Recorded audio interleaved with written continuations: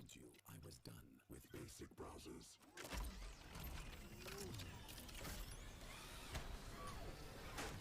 Your setup wants Opera GX, and you're holding it back.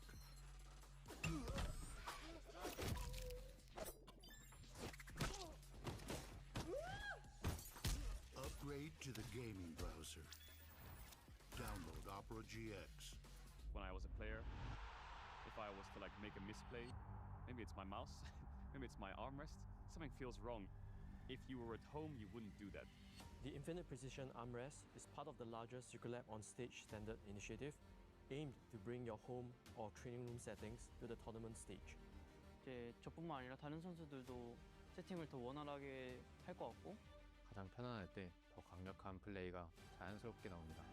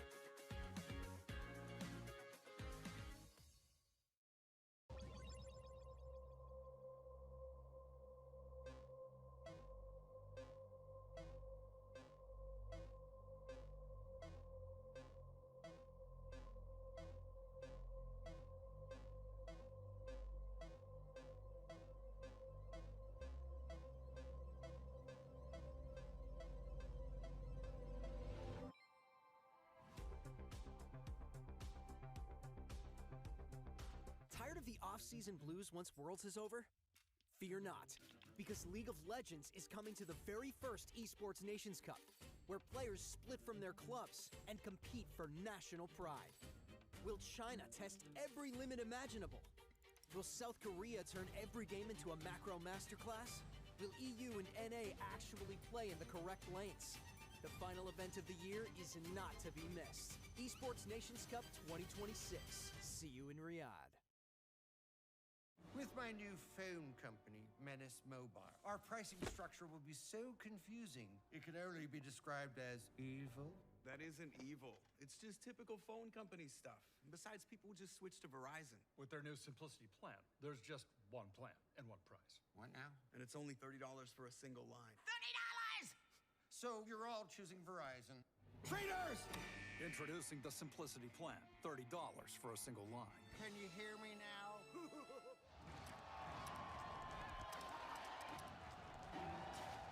Red Bull gives you wings.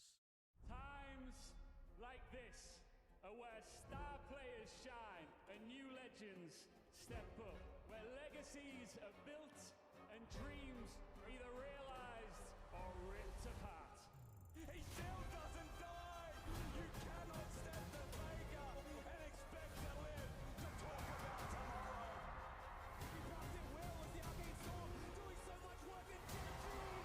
They are just going to ace them!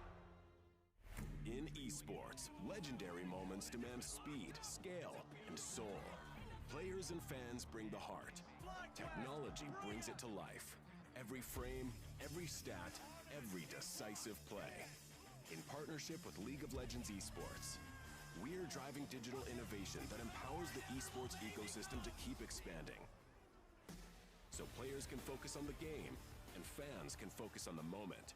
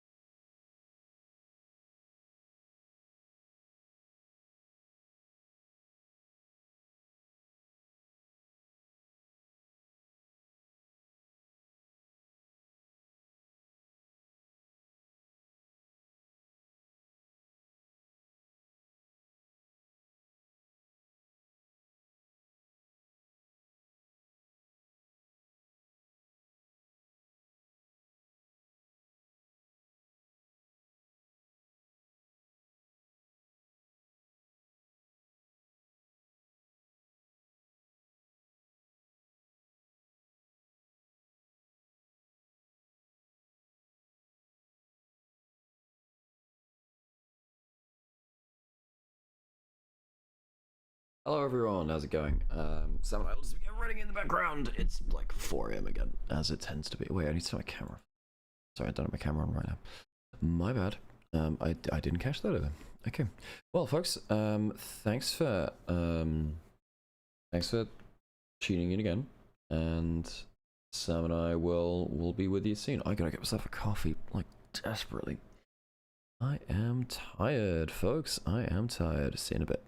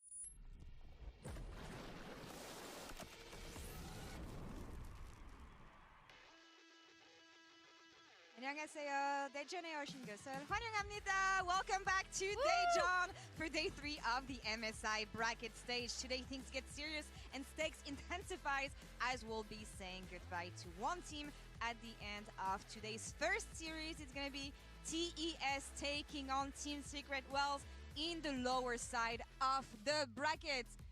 They're happy, waving. We'll see what happens at the end of that series. I'm Laure. I'll be your host for this first one with these beautiful people. How are you guys doing? How are you guys doing, especially?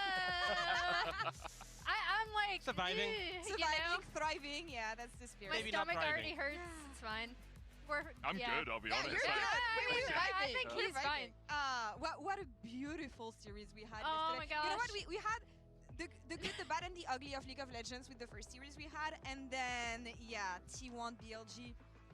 Lovely. I just love when we have these inter-regional rivalries. These two orgs have met so many times with some pieces changing, some of the cores staying the same. It's always a banger.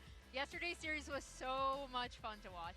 It was a really interesting one as well, because game 1 was super back and forth, but then the rest of the games kind of went the way you'd expect them to after the early game, and that stylistic mismatch between the two teams actually made it really exciting. And we've had a lot of 3-0s in the tournament so far, but that one, I think everyone was going into it like this is gonna be a 5-gamer, and it delivered. Yeah, it delivered. Yeah, we've been lucky with the second series we had usually during the main stage so far. Let's see if it continues today, as again we'll be hitting the lower part of the bracket with the first series. We have Team Secret Wells taking on TS, followed by Hanwha Life Esports versus G2. How do we feel about today's schedule?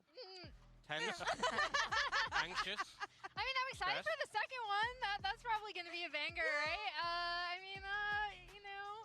I feel like I have a lot to lose in both series. You know, Actually, G2, G2, that team who took down 2 LCK teams first stand, and then Top Esports.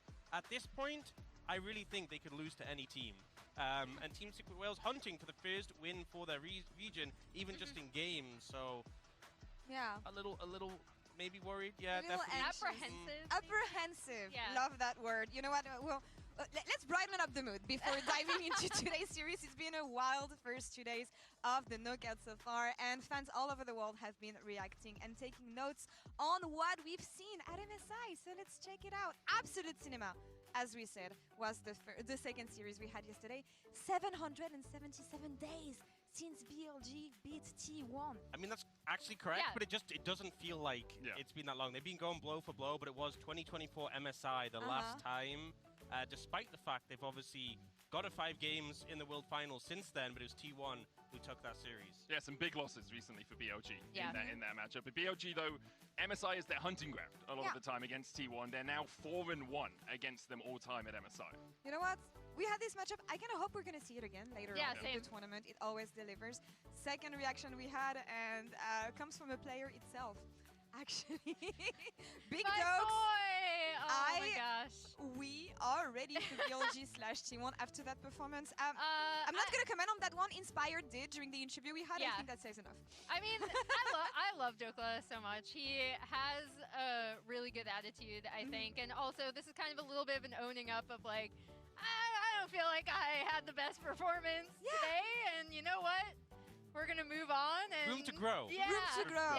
Yeah. They're learning a lot in scrims. That's what they said. And sometimes it's nice to be honest about your performance. Next one we have comes from traditional sports. Actually, I'm going to let you take this one.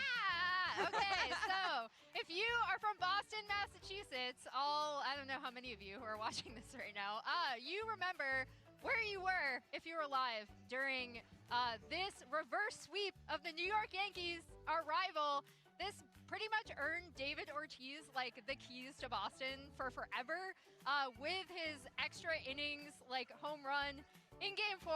I'm like shaking remembering it. It was like honestly just that had never happened in baseball. I believe it has not happened again. Oh, wow. That kind of reverse sweep has only happened in major North American sports 4 times, and it's all been in hockey, NHL. So yeah, one of them was against my Bruins. Thanks, Philadelphia. But yeah.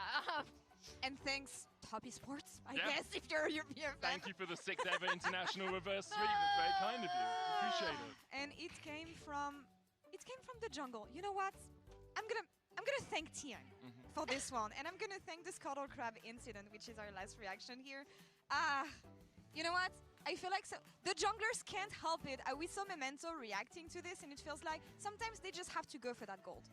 Yeah, we've seen junglers inting for Scuttle Crab for a long time. Blabber, obviously the most famous Scuttle Crab int. It used to be a little bit more important. I'll say Tian was already level 6 before he went for that Scuttle Crab. Yes, good to know. Hello everyone. Hey, Pieface. Hey, good to see you again. Thanks for the sub. I appreciate you. Hey, how's it going? I can't blame him. I get it. I really understand. Almost fell off my chair. Yeah.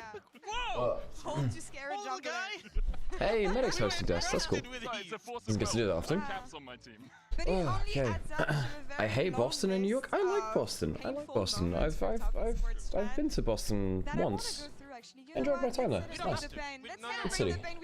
Like it. I've already done this with KT. Yeah, actually, Emily, what is wrong with you? I don't know. KT and Oh, Top right, Esports. hang on, sports stuff. Oh, wait, sports stuff, right, okay. Alright, so Here's to a quick Top Esports 3-0 on a 5-game mega hype GT vs HLE games. I really hope GT HLE is a good series too. I think it can be. Oh, what is this? Are you in pain? Yeah, I'm not sure I'm gonna What? need Wait. Yeah, I don't think so. What is I'm this? gonna hold on to the very happy no pain because I feel like, yeah, as a European fan, got that one usually, too. yeah, it goes our way. First one we have, well, there you go. What? That's what I'm talking about. G2 Top Esports. Not the one we saw 2 days ago, though. Yeah, no. What do you think about this? How painful was this moment? Is Emily being like the top esports fan for this segment? It's a rough one. MSI in Chengdu. Yeah. Losing in front of your home crowd. Oh, and Orcs as well. Yeah. In fairness, of the people on the cast, these two are pretty good for that. I heard you say Danny is Knight's first coach who actually uses Champion Ocean. Do you think there's a chance we see a vintage Zoe Echo pick this year? Zoe seems more likely. There's a chance, yeah, because you know the leaked pick ban stuff? Zoe was on there. So this is one of the things which worries me about the pick ban thing, although I know that some of the other coaches also had this stuff like zoomed into during champion slides and stuff. Yeah, Zoe was on there, Morgana was on there, Vex was on there, Malzahar was on there, and he hasn't played them in a while. So there is actually a chance we do see a lot of different champions coming out at night. He's on incredible form, so yeah. We had such a sick playoffs. JDG and Top Esports got to 5 games 2 times. Oh, this is an insane year. This is 22, right? 90k damage Jackie Love Zeri game, which was insane. I was so excited to see them play. And then the bug for the Hex Drinker ended up losing them the game. They never even made it. They didn't have a chance. They didn't even get a chance to get 3-0'd. I was so upset. Yeah, that was bad. Particularly because Orcs was like the top esports guy at the time. So it was him and Munchables, the mojo. Yeah, great moment for them. Next one we have. How my pick'em's doing? I think they're doing like okay.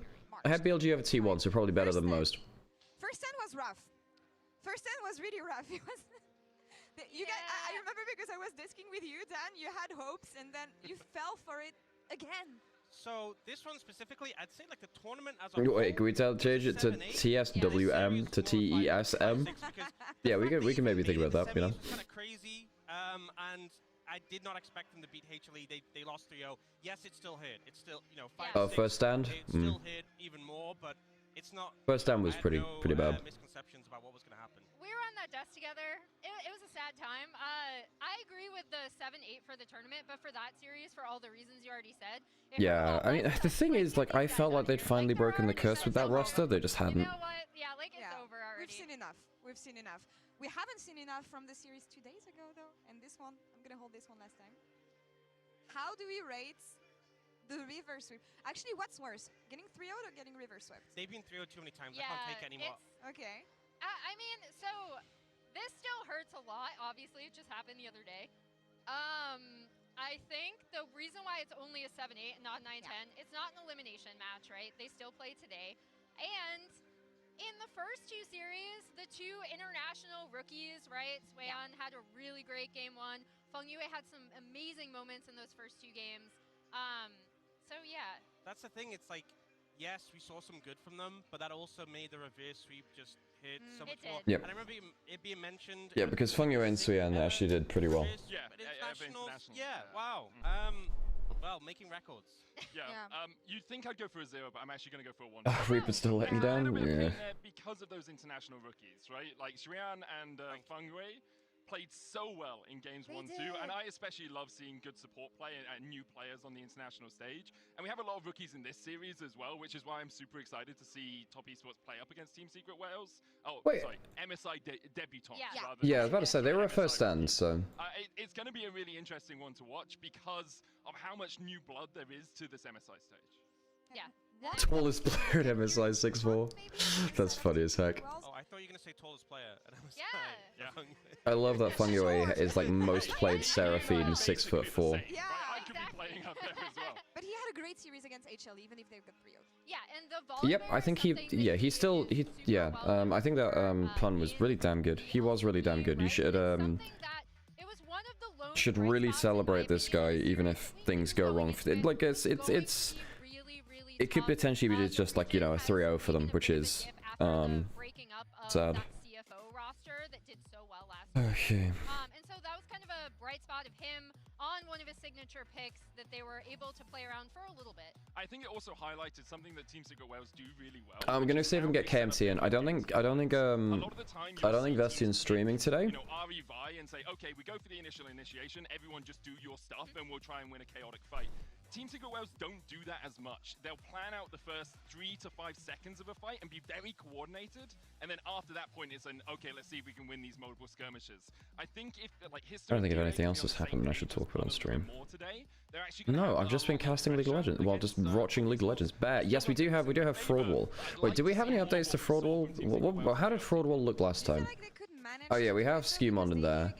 We have Perks and Gromp Steeler Team. We have like 2 random F1 drivers. We have Kindred on there. Shun's on there. Oh, hang on. I do need to change this stuff because we're starting to cover up some players. I genuinely trust Top Esports to have the capability to lose to any team. So yeah, Orcs knows it. We don't know which Orcs knows it. is going to show up. Yeah, we don't know what Top Esports is going to show up. Okay. I'm sorry to say that I hope G2 gets 3-0 so I can go to bed at a reasonable time. My friend. Even 6th time. Listen, one constant for Top Esports during their last series against G2 was Cream. I'm looking at that mid lane. I'm looking at the... Yeah, Cream had a really good series. I think that Cream has been on like career best form. He is really, really good, Cream. He was probably the best player on the Rift the entire series against G2. I think that over the average of 5 games, he was the best player between both teams. Such a better player in his Can Team Secret Worlds even win one game? If Top Esports mentally collapse, yes, but they will need to punish Top Esports well enough to actually lose that first game. Oh, you want to, wait, you both want a fraud wall? Okay. Who would you like on the fraud wall? Who would you like on the fraud wall? We can fix that for you. Oh, I gotta put on an ad break soon, by the way. So let me just, yeah. Who the fuck is X Kirby? X Kirby is a wonderful and honorable chatter here. Kirby, pie face. Let's who do you want on the wall? I'll note it down. Hello, League of Legends caster Nymaera. Please place Cream in hero tip. We can do that, Kirby. We can do that. But if Cream plays to the caliber that we see from him, I actually think having a really good split in the LPL as well. Overshadowed by Knight because everyone is overshadowed by Knight, but Cream is still medic. Yes, I agree. well generally, not just at this tournament. I worry for Team Secret Wales that they are just going to be a few thousand gold behind as soon as they get out of the lanes. Yep, I think that on the whole, broadcast has been pretty locked in with the narratives they want to tell. Even though I know you guys are gonna be very pessimistic. The OG highlights content creator. Yeah, so I'm not Onivia, but and Pieface. I can. Oh, you want Swain in here? We can do that. We can do that. Yes, I'll add that now. I feel like it should be a 3-0. I mean, Swain was so good in that game too. Great draft. So much. I would have gone 3-0, but because of the collapse they had against G2, it's really hard for me to imagine them just coming in and stomping. Yeah, I'm hoping honestly that Team Secret Wales can get a game because it would be the first for their region at this tournament. But I think Top Esports should be favored. Hopefully. You guys have said enough negative things around me. I don't trust Top Esports to win. I think their floor is higher than Team Secret Wales' ceiling, but I still think it's going to be super close. You know what? Teams can happen. Upsets can happen. Let's see what happens between Team Secret Wales. Yeah, I'll show you. I'll show you where I put Swain. Swain's on there too. There you go. Swain's in there. Okay, cool. All right, let's get into game. Yeah, I think that Top Esports is still favored on paper, but like the thing is, if the collapse starts happening, I think it will continue to happen. That tends to be the way with it, really. So the mental collapse needs to be stopped. Okay, I need to put on an ad break before we get some ads. I'm gonna put on an ad break now, so we don't get them during game. Yeah, I'm glad that pun wasn't intimidated still. That guy looks really confident in the way that he wants to play.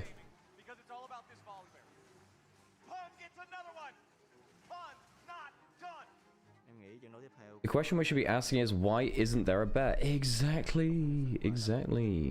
Gotta get your bear on, folks.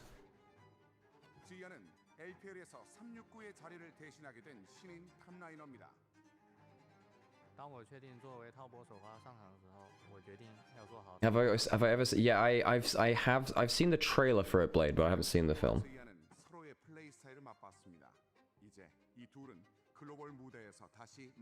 The choice between man or bear, I always choose bear.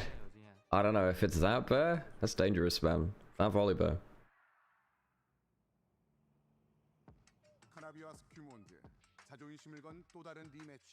Yeah, Kanavi v Skimon is so fun. Very much looking forward to that matchup later.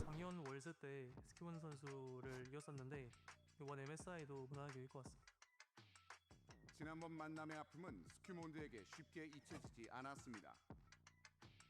Playing Scanabi is really important because I want to take my revenge. I expect this matchup to be pretty bloody. Ulti still going, connecting onto Jackie Love.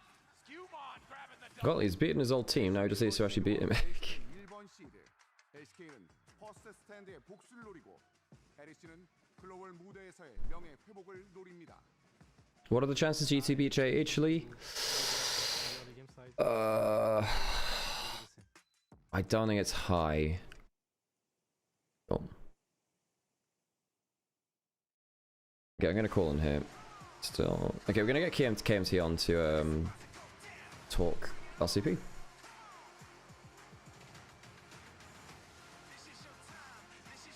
Hey, how's it going, Kevin? Hello. How's it going? Ni hao. How are you looking forward to the the battle? I think today is the day Dyer stops choking. He can eat solid foods. No more baby food, Dyer. You gotta eat solid foods, and he's gonna pop off. And he's gonna be the cream of the crop. Oh, that's crazy, man. That's so crazy. What do you mean? It's true, though. No, it's just the phrasing, he's man. like That's 19 funny as years heck. old. Like, everyone's like mad at him for being like a choking rookie. I'm like, dude, come on, man. He's like 19. He's young. Yeah. It's the second year of ever playing. Oh my god. Give Yeah. him some time. My problem is, like, he's against the one guy I actually think will turn up from top esports. I think even if top esports will start playing badly, I think Cream's been good and will continue to be good. Kevin's really loud. Well, I Okay, don't need I'll him to turn be down. better. I just need him to be not shit. So that's my expectations. Yeah, fair play, fair play. Okay, is volume okay now, folks? Sorry, I gotta figure out Discord volumes on my end. Am I really loud? My bad. No. It's my Discord. It's not you at all. It's not you at all. Yep. No, my voice is all fucked up. I'm going through second puberty. Oh, what? Okay. Congratulations on your new metamorphosis. Hell yeah, let's go. So how you feeling? You think Dira's gonna be good? What about everyone else? I mean, Pun, good series versus HLE. I mean, I think Pun and Hip have been playing really well. Yeah. Bot lane though, Jacula Fungway. Yeah, that could be that. Sometimes that bot lane doesn't really explode because they're against other really good bot lanes. But I think that Jacula Fungway is a really good bot TV2, and particularly as BLG don't really play to pressure TV2. You kind of forget that Chinese AD carries are really good in lane. Yeah, from what I've seen, like Jacula, I don't know. I thought you played really well this split. Yeah, like same. him and Tien, I thought were really good. Yeah. Even though they took a break. Yeah, I think Jacula was maybe he was best LPL AD carry across the average of this split, I think. Damn, best. Okay. Yeah. I think that's true because Viper was a bit off. Gala was throwing a lot of Viper's games. so overrated, dude. Like you can tell people don't watch the LPL when they're like, "Oh, Viper's the best AD carry." I'm like, yeah, he did not watch. There's no way, dude. Because I think last year Viper was the best AD carry in the world. I think he was. I think he was. So like, but I think people are just kind of floating him off reputation, and I just don't think that's true for this year. Where I think that yes, he's playing weak side, but he's also just misplaying a lot. So, it's a bit of a mixed bag. I love you so much, dude. I can tell you watch the LPL. Well, it's like music to my ears. Wow. Jeez. Oh, it's not like there's like hundreds of hours of video evidence. Yeah, thousands. Yeah, thousands. Yeah, LPL, yeah, thousands. My bad. I was thinking of a normal region where we only play like 2 games a week. Yeah. Oh man. Okay, what gets through in this dress? We still have Rumble. What else is available?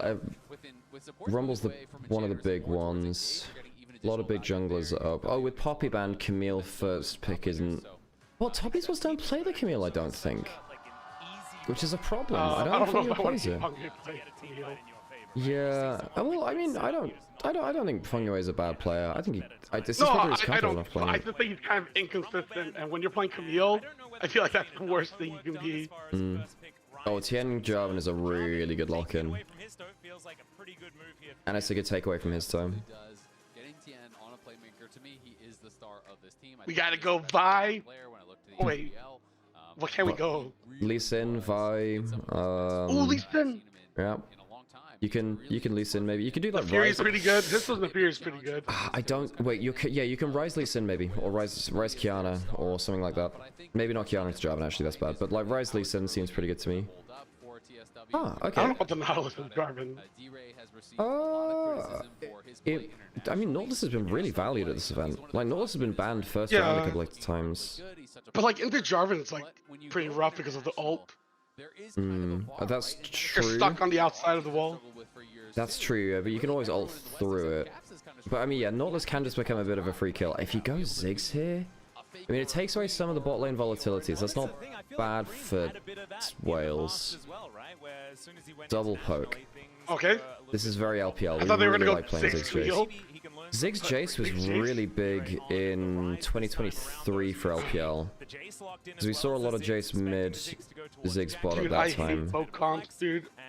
Yeah? I think I feel like it's the hardest comp to play in League. I agree. Yeah, I agree. Maybe like some of the classic split pushing comps were harder, because of just how hard split pushing was. But yeah, I think that poke comps tradition. That's why I really value down one in like. These days, but like poke comps are the modern split pushing comps that suck. Yeah, because I think down one of 2020-21 were probably the best poke team of all time. They were really, really good at poke comps with like Zoe, Nidalee Jungle and stuff with Canyon. Canyon Showmaker. They were, and then like Noguri Jace as well. They were very good at poke comps back then. And they do have maybe get Eddie Mel. Or Vel'Koz, you know, the way, the truth, and the life. The whole Squid Jesus. Dude, I didn't think AP bot lanes would be so popular. Yeah, I didn't know it would be this crazy, and I didn't think it would be the stuff like the Vel'Koz as well. Oh, they're leaking Stream Peepers again. GG! Yeah. The thing is, like, I don't know what Riot are gonna do to step in and change mage bot lanes, because they're clearly very strong. Yeah. Oh wait, hang on. Did the thing where they... Yeah, the camera operators need to be really careful about showing stuff on stream again today, actually, with the whole papers that they're holding. Because again, like, dude, the coaches should know about this. I didn't know it was that big a deal. The thing is, though, like, because it was...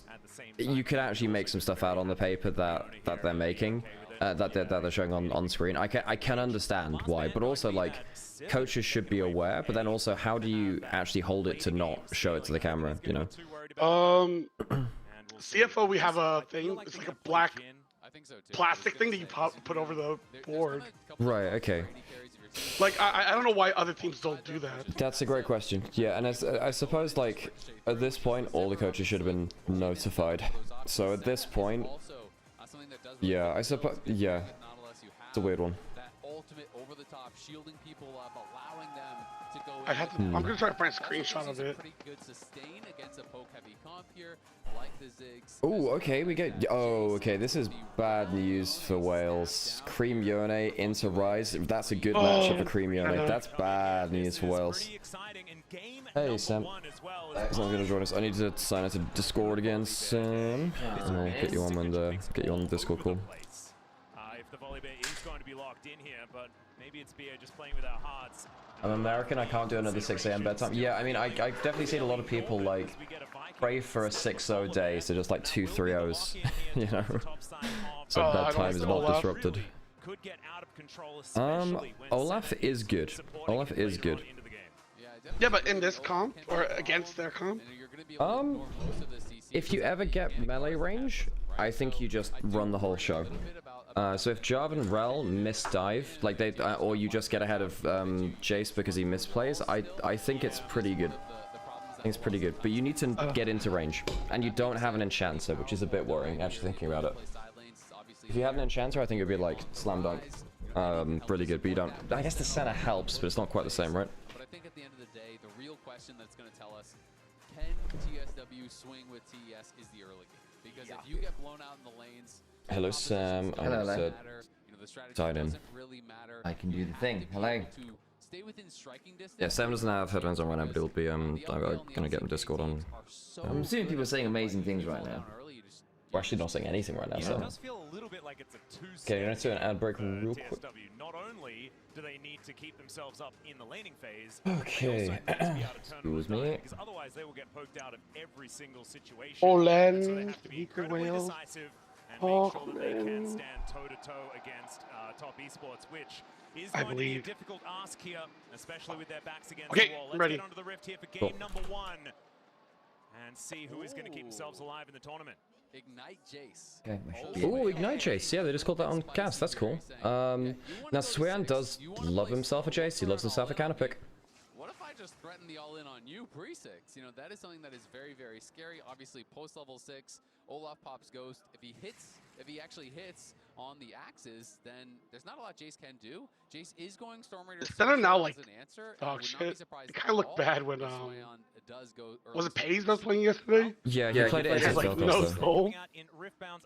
He had 30 souls in, like, 20 minutes. It felt like way worse. So you can be like, Ooh.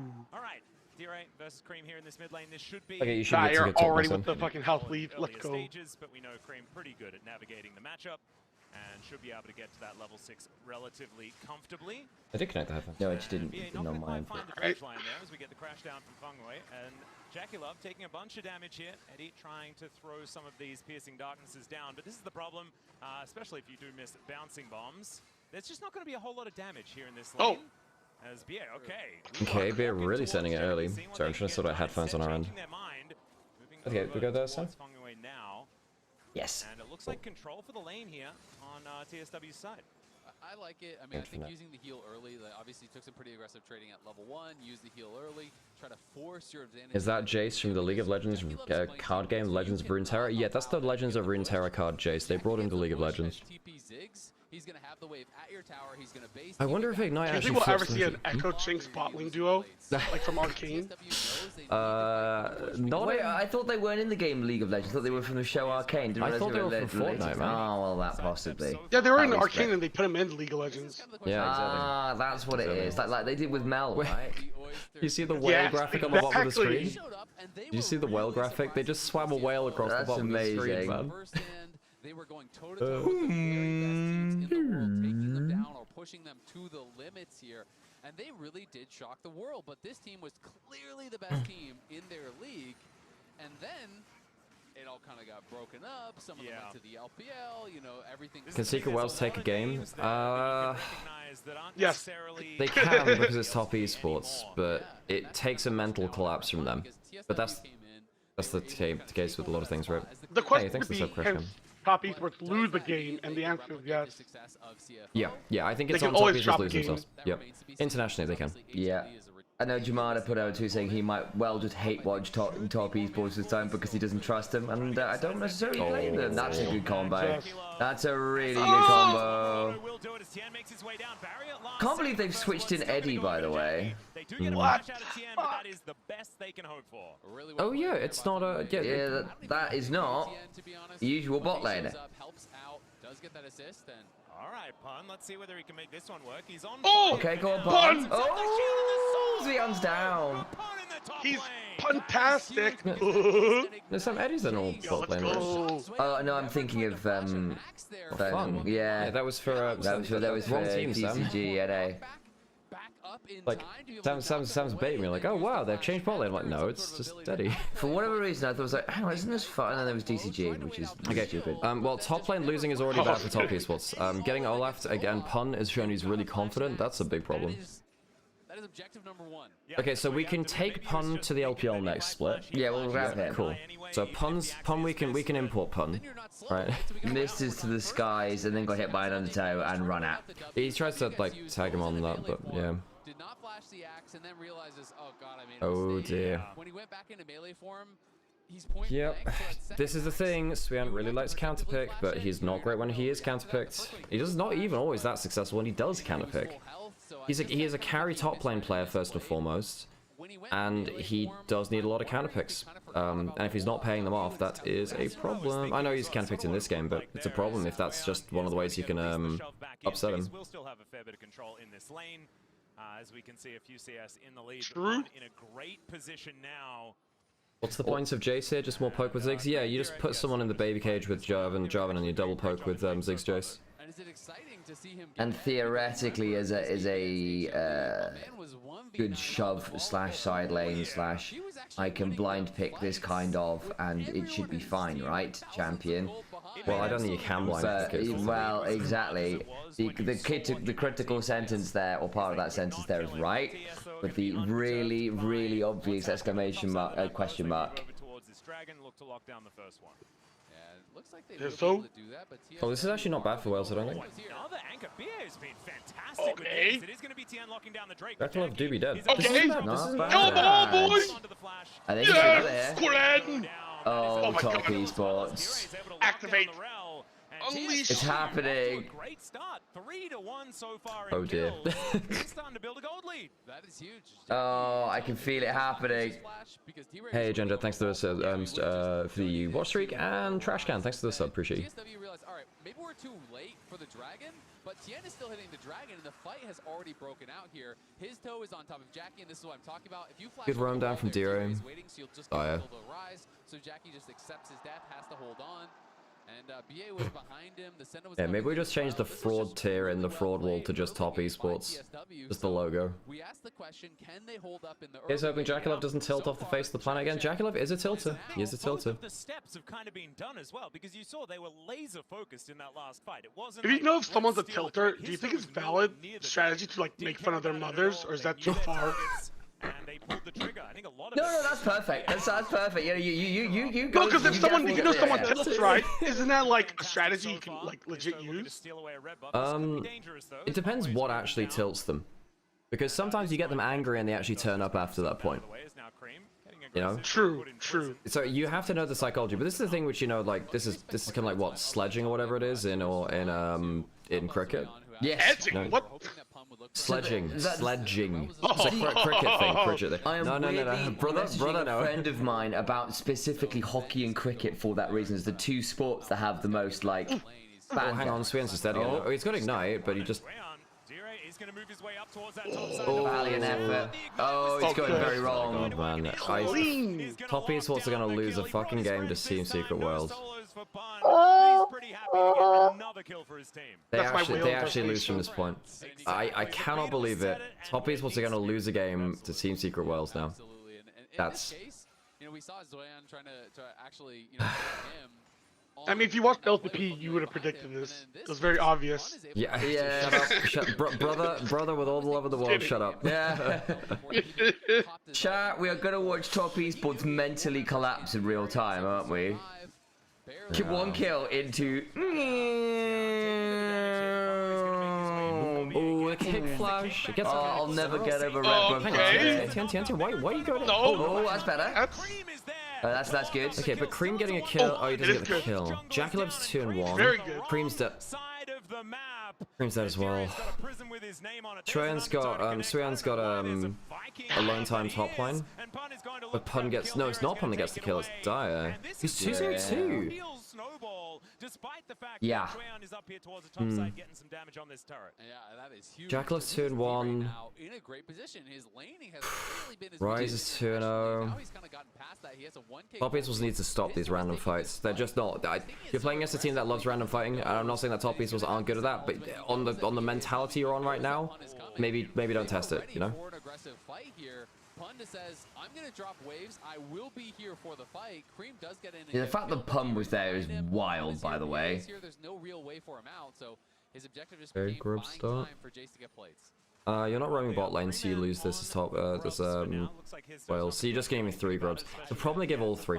Yone's really good at hitting towers. Jace in the right position is not bad at it either. I don't know whether I'll already get the opportunity this game versus Olaf though. How is Yone versus Olaf later on? My impression is the Olaf's probably not awful into the Yone, who won't be able to get his CC chains down in a way that is particularly comfortable. Yone jumps in, tries to bait, the ult jumps out. Much like Lee Sin and other stuff, you just try and be mobile enough that Olaf can't consistently hit you. If he ever actually gets between you and your shadow though, and you don't have a dash, bad time. Because now, as a result, they do drop a wave or 2 bot. They lose a place. Poppies was not the best team at random fighting in LPL, to be fair. There are scrappier teams for sure. They aren't bad at it, though. I mean, Tien's really good at early fighting. No, they're definitely a bit more organized than the other LPL teams at the top, but yeah. Yeah. I mean, it's also worth remembering Tien is currently 7-0 on Jarvan this year. Yeah. This is precisely what they need as well. Specifically, he's only played one split. Yeah, he's only played in spring, so there's no winter numbers in there. He's undefeated on Jarvan so far this year. Oh, the axe. Okay, at least ult's down. He actually might win the trade now. Is at least able to wait out the Ragnarok, and will be able to at least get some control here. But Pun is okay, how much can a Ziggs do in this comp? Ziggs is good in this comp, in fairness. I wonder whether you have to Serpent's Fang first into Olaf. No, I don't think so. I think you need Ghostblade, don't you, for the movement speed? Oh yeah, true. Sturmsfang's not. I know he has a shield in his kit, but it's not like. Tough it out shield is fairly important. Should be okay because he does spot these guys coming in, but he is going to have to. Oh, they don't spot the ward though. Give up a plate or two. Yeah, he's just leaving. Tien is Might be able to. No, he's getting under in the turret at this point. Alright, they're safe. They're safe. Yeah. Okay, Dragons to Secret Wales. No flag and drag ulti or anything like that from Tien. Nice. Objective stacking. I feel like the Secret I think it's Wales important. That's are nice. in the heads of top esports right now. I think. Well, because they're okay. up 2k gold, but they had like no objectives until that point. Yeah. I was saying that Secret Wales are in the heads of top esports, and this may be true, but my bigger issue is I think top esports are in the heads of top esports. Yeah. No, that's very true. I think there are certain members that once they are inside the heads of top esports become very different players. Yeah. His tier is stacking up. Things are looking really, really good for TSW, and like you said, their composition is not complicated. You're going to go in, you're going to press Nautilus R on one of the carries. Olaf presses R, runs in, send it ult over the If they win, of course, we bring back our brethren from Europe, Team Secret Wales. It's just west of England. Oh, I have never. From down the valleys. Where's Andy? Get Vedius on the cast. Certainly options for the TS composition, and I think Not very secret about being from Wales, though, is he? have a lot of damage. Their damage profile is very nice. Llanfairpwrdd Llantysilio go go go. Llanfairpwrdd Gingit go gerich Chwindrobwyll Llantysilio go go go. Yes, I missed a syllable or two in there. Distracted by a controller. Neithwaith wen. Be smacking that one with his anchor, but it looks like Jackie Love will just push this wave out. And then I do actually want to learn some Welsh at some point, you know, heritage and all that. having a look at where the next objective is going to be, probably around this Herald in 2.5 minutes. An option for TSW to break open the map here a little bit more as well, because I think that will really help them out. I agree completely, and Herald is just always scary against the Ziggs team because they have 3 grubs. Wait, someone want to annoy me? Wait, where's the Protobelt? And then you basically can just satchel and execute that thing. Yeah. So it On the Ari? Yeah, Protobelt's on on the fraud wall, but like in the good tier, which annoys me. Both teams, right? TSW are going to want to stop that. TES are going to really want to. Yeah, when they said give them the belt, I didn't mean like that, you know. One of my favorite gifs of all time is Jamada. Oh, the one where he's falling out of the the sea. camera. Oh, that I didn't. Basically, after his top lane that lost the match that we shouldn't have done in that 2020. So it's just Jamada taking off the belt and then beating the camera. It's a generational gift.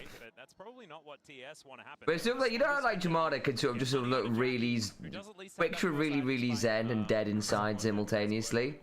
Like, it's that face. The first item Ludens is big strong. Okay, Cream taking some damage. It's Histo over the wall. Does have BA there as well. Flash ulti could have actually been an option there, but not going for it. And Histo actually going to go back. You good, mate? Fungo there as Cream over this side. That's a nice sonic wave that's going to connect. Histo just going to bait Did BA just click your Histo? What was that? He is definitely Tabasco. the vibes that Oh, I actually didn't. I'm not gonna lie. I was looking at chat. I didn't see that. Dude, Secret Wars. I mean, like the fact that the game is now starting to not. It's starting to slow down. I do get a bit worried for Secret Wales. In between him and where that would be to block any chance of that, and we can see in the I mean, I feel like Secret Wales scale's fine. It's just more about top esports settling down and actually getting to play their comp, because if they get like a good Ziggs combo and make plays off their own like big combos, I think they're fine. Other side. Yeah, because Cream has been having a great year, just not having a great game. I mean, Dyer's up. That's pretty good. I'm happy about that. I actually don't agree that Cream hasn't been having a good game. I think that he's been, like, I know he's behind. I think it's more just that Dire is just really strong right now. I don't think it's actually on Cream. It's just that Dire's got, he's gotten a lot of kills from early skirmishes. I think Cream's been He's up fine. 20 CS as well, which kind of sucks. But hey, we're going to bring melee into range, but still, that's not fantastic. Rise gets that 3-4 items, it becomes tough, I think, for TS to take him down. Well, BA is dealing Oh, that's not bad from BA. So messy. Oh, he's so love. Oh, Does it anyone worked, to though. Fungi? Does it matter? Oh, Olaf. Olaf's onto Jackie. Olaf's onto Jackie. Oh my Why god. did Sweet just flash melee range of him now? Oh my god, this is an ace. Ace angle. It's an ace angle. Cream just missed his ult. I feel it. Yeah. Oh, fucking hell, man. Oh, Colin, my boys. Oh, God. It's going to be a 3-0, guys, for Secret Wales. Dude, I thought this was a humiliation ritual for me. Oh my god, it's not. It's opposite It's top day. esports. Until I see them change who they are as people, as an organization, I refuse to believe in them. Yeah, and look at Funguo's been getting, he's now getting caught out a lot. That's a shame, because actually Funguo was pretty good in the first series. He flashed to try and one-shot the Olaf and didn't from Zuyam.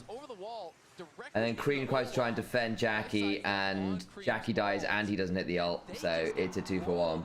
And look at them, they are pumped up about it. TSW here to play today. Yeah, they are. Coaching staff, though, not counting any chickens. I didn't see any counting there. And in fact, everyone is still feeling very... And now I think you can say Cream's not having a great game. First fight was okay. This one he just gets caught out in melee again. We're just practicing. Pun's Olaf's doing some mad work, and Histo's a really good Lee Sin, man. Would you rather have his toes Lee Sin or his Nautilus really has just been so ECG jungler who is Lee Sin's bad? Pop 9. Lee Sin. And you can do with that what you Probably Histo, no? He's just a better jungler overall. He's just a better jungler. Yeah, that was kind of my impression. It's like, I know the Pop 9's Lee Sin is like his thing too. It's like, would you want Jose Dio Lee Sin or just like Kanavi, the best jungler in the world Lee Sin? It's like, I don't know, probably Kanavi. Kanavi's probably just better. I'm gonna repeat that. Hey, thanks for the follow, Omega Rose. Appreciate you. He doesn't even have a rock. Hey, we talk about this all the time, though. The one-item spike of the Yone, the Blade of the Ruin King. Exactly. Just don't look on the other side of the screen where Rise hits one of the most famous two-item spikes already. Without getting his okay, not bad. Eddie, they can get flash out of him. That's a bit far from Funway. That's a bit far. Wait, yeah, 1 for 1. Oh, the Herald, no way. They killed the Herald. They killed the Herald. Okay, that's a bit far from Fungo. I think if you hadn't used the Zigzalt by that point, maybe, but then you had to use it to force the flash out of Eddie anyway. I'm gonna say it goes the other way because they kill the mid lane tower. He's taking plates and denying CS top. Shelly was there on Secret World. Shelly was there. Yeah. We'll give you a solid half. So that's a 5 versus a 4.5. Yeah, 4.5. Shelly was doing not her bad. best. But yeah, with Pun in the top lane. I'm sorry, Shelly. I didn't mean to slander you. You know what? All she does gets headaches bumping into turrets, so I can understand. Shueyan realizing that he just cannot be in the top lane. Remember when we were meant to not hate? Oh god, that's a bit scary. Yeah, I mean, hang on. They were wondering about. Why Ziggs doesn't have ults? Why are you roaming the Ziggs towards that side of the map? And B8 down towards his bottom side, getting some vision in, and spots out the fact that Fengwei is able to get that ward in there. There's my first he does not spot someone in the bush. Creep's dead. That will continue, I assume, as that is a great anchor once again. Sonic Shadow not quite doing too much, but does. I feel like that's killing. He's able to get himself out of there. I feel like they're playing a little bit too safe. Secret Whales. Although I mean, I think Secret Whales can probably just rely on top esports making a misplay at this point. That's not what I was saying. D-Ray also. Top esports started the. Hang on, did Cleanfield start for you too? Because Cleanfield just died for us. No, Cleanfield's still going for me. Ah, okay. I wonder why it's not good for us then. Let me just. Yeah. All right, I won't spoil the game then. Right. Oh, Secret Whales has got 8. Yeah, team very much their Wales. As Histo, he is very much there as well. He's going to find okay, well, it's back now. Oh, Jackie. Oh, I swear to God. Okay, well, wow. It's not an ace, but yeah. He knows that he wanted to kind of that'll do. That one was more secret. He was around the corner. Dude, his does 7-1-2. Oh my God. Yeah, he's having a really good game. Yeah. This guy's popping off. Oh my God, man. How does this team mental boom so hard every single time? The thing is, I somewhat expect this, right? Which is why I put 0 expectations on them. But like, but even then, like, there's a difference between, you know, losing to G2, who I actually think are like a top team in the world, and Secret Whales, who like, I don't think they're bad, but I didn't think they should be competing this year like CFO did, right? Yeah. Like, if it was against CFO last year, yeah, sure. Like, no shit, top east was like, just get destroyed, I think. This ain't CFO. You aren't Honky, your teammate isn't Junja. And that's, again, not like a knock against Secret Whales, it's just, you're not CFO because no one's CFO. Without flying voices for one. That's a very unique experience. Here we go. Oh man. There is no even attempt. Oh, it's gone, I think. Is that free? Unless you flash coming, but yeah, maybe Tien can If flash. Tien steals it, I'm gonna fucking lose my shit. He should be able to lock this one up. There is the kick. Oh, Ziggs gets it! Oh, what the fuck? Jackie! I'm realizing it's 5 AM. Oh my God, they fucking shield burn. Ziggs. Oh, Jackie might have saved our lives. Oh my god. Ooh, Cream pulls back. Oh, fucking hell. Round what? Okay. Holy shit. Yeah, we need to be careful. It's 5 AM, but oh my god, Baron's still there. Oh my god, this is doing so much damage. What the fuck did I just Jackie, block, I take dude? everything back. You're so clutch, brother. You're so clutch. Holy shit, man. Hey, Al, Yeah. because of the clean freestyle, I think I'm in a weird time. Quick. Thank you. Here because they're just burning it down. It looked like this was just brilliantly set up. So there's the Nautilus ult over onto TN, kicks him away. It is at 1300. Beautiful. Oh, he early smited. He way early smited. Oh, he early smites. 500 HP. That's not fantastic. Yeah, it's pretty much on time. Wait, now, so. how did it go from 1300 to 500? Early smite from his toe.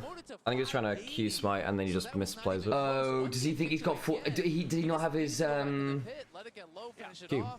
No, I was saying he surely had his smite upgrade, didn't he? Yeah. Not, yeah, that wasn't even close, I don't think. So I wasn't sure it was like a 900 smite type thing versus think he had a 1400. Yeah, that's the world champ difference, okay. Okay, so does that actually mean that top esports can get like gold back to even? I swear to god if this is actually how they like recover their mantle. Jackie, you hero. Not even close, baby. Oh, that's fucking huge. Jackie with the satchel will be able to execute it. And there is still an outer in mid, which is kind of crazy given the fact that they've taken 2 turrets in the top lane. There's an outer in bottom lane as well. But evening things out so far. And TS sort of feeling like they are getting back into the groove. Yeah, I mean, that Baron steal was game-saving. Yeah. Absolutely game-saving. TSW are still in a good spot. They're still up a couple thousand gold, but their lead is way smaller than it would have been. They are on Ocean Soul point, which I do think Ocean Soul is going to be difficult for TES to deal with when you're pretty reliant on... Yeah, Ocean Soul on Lee Sin, Olaf, Rise with a Senna behind you sounds just awful. Yeah, for sure. And I mean, you know, Senna sustain plus the additional sustain from the Ocean Soul. Lee Sin is very fed, so Lee Sin's not easy to kill off. So they are going to get good value from it for sure. Ken's 2k behind us because his has been murdering people, man. Yeah, he is 7 kills 2-0.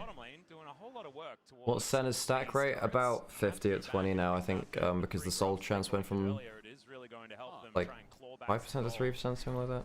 I do not love the... Depends what kind of lane you're in. If you're against if you're against low range bot lane, then you can get a lot of souls. Oh no, I've been watching too many Chovy videos, you know, he just loves The rocket belt, Al. Yeah. You understand it. Again, I think Rise is actually not bad with it. Again, he's a 0-dash champion, he's actually okay with it. And what, does he now build an arm guard as well? Like, do you have to... skipping Zonias? Oh, no, you can't skip... your 4th.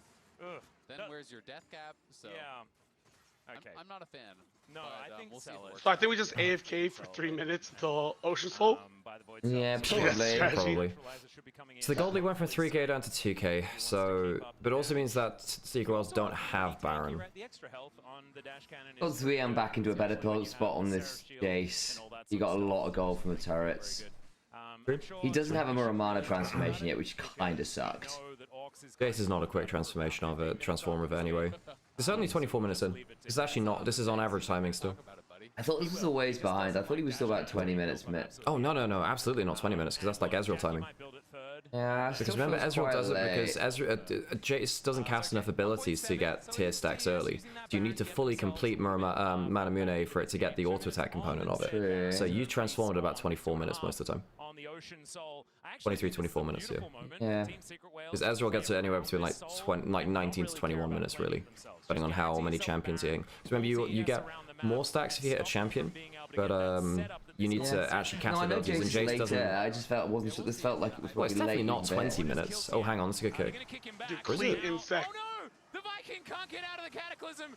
It's okay because the blind one can still able to flag. No flash Tien Dragon now. But they get his flash, so it's really no eye there. No flash for the next objective, and I agree. I mean, I think you can pressure Baron if you don't feel like you can get a setup at the dragon, but I feel like exactly, Pillar. Like Ezreal gets like earliest Manamune in the game because he actually can stack tier before it transforms into Manamune. His cooldowns are so low. Even Corki's like late on it, right? Because he again needs to like complete Trifles and then into Manamune. that's pretty high, apparently. Yeah. Based on our one attempt, he's 1 for 1. So 1 out of 1, 100% that's of pretty Barons good. have been stolen by Jackie Love so far today, which I think is a very, very large number. Imagine if we'd sent Top Esports and WE instead of BLG to... I mean, WE actually might have been okay. I mean, Monkey's the GOAT. There's a world where they also collapse, or there's someone like basically finds a way to shut down Monkey, and then WWE don't have a game plan. And they have too many first-time like international players. But then again, I'd like to see them go international, see if they can level up. Huge damage potential. You're exactly right. From the Ziggs. All right. Are they ready for a team fight? Okay, 2K down. A lot of this in... Well, mid jungle is not looking great for Top Esports. Quick kickback maybe? Oh, I sensed it. They are sensing it. Oh, they misuse Olaf ult. Oh, shit, that's fucked up. Doesn't have ult. Does rebind the soul, and it looks like Team Secret Whale's not going to be able to And now maybe you He can just doesn't double have poke a from... W. Maybe you can double poke from Top Esports now? Very preemptive Olaf ult. You know, generally you want to be pressing that when Yeah. so you have Watch his toe. They spot and go over the far side alteration. And now Pun without that ult for the big potential soul fight is a really Baron's big up, deal. Dragon's up. I mean, you can just start Baron for Secret Wells, right? You can't give it up as Top Esports. Top over to them, but they think better of that as well. Yeah. Hold it. Cooldown on the Ragnarok. It's coming. Coming up very quickly. Please. We'll see whether they can wait that out before they actually do Good start poke. a fight. BA taking so much damage. This is what we were The scared minefields about. are really important from Jackie. Just after the draft, this is what this Top Esports composition is capable of, right? If you are indecisive, they will just poke you down, and you won't be able to do anything even if you do find an angle. Wait, Top Esports have a control ward in the pit, so they do see this going down. Yeah. That dragon, BA has base, he's coming back out, and Eddie can keep them pretty healthy. Jarvan can just put... You can get vision with either Jace Q or the standard. Yeah, it's also red side Okay, we're poke. flipping again. Good poke onto Pun. He has Yeah, ult so back red now. side poke is not So fun. well. Get the hook onto Jace. Oh, Cream. That's not bad. Zion's just gone. Okay. Dude.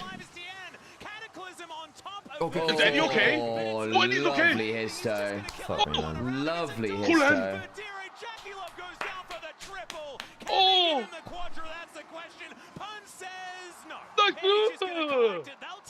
I swear to God, man. This team is just so hard to support.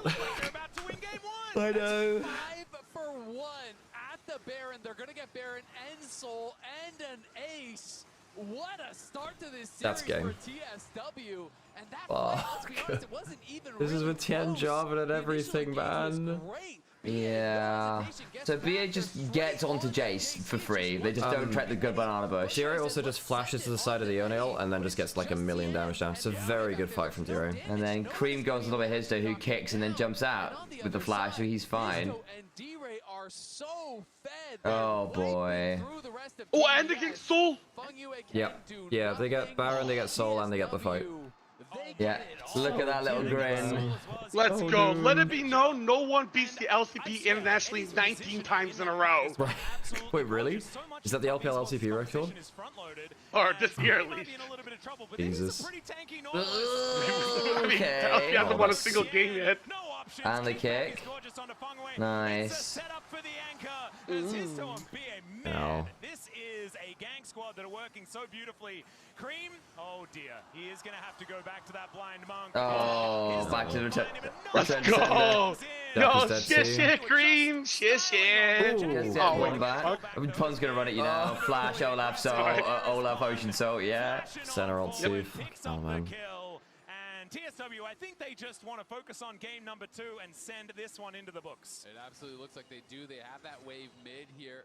Swayan's got to try to clear out the wave as much as he possibly can because Jackie and Cream are dead for a very long time.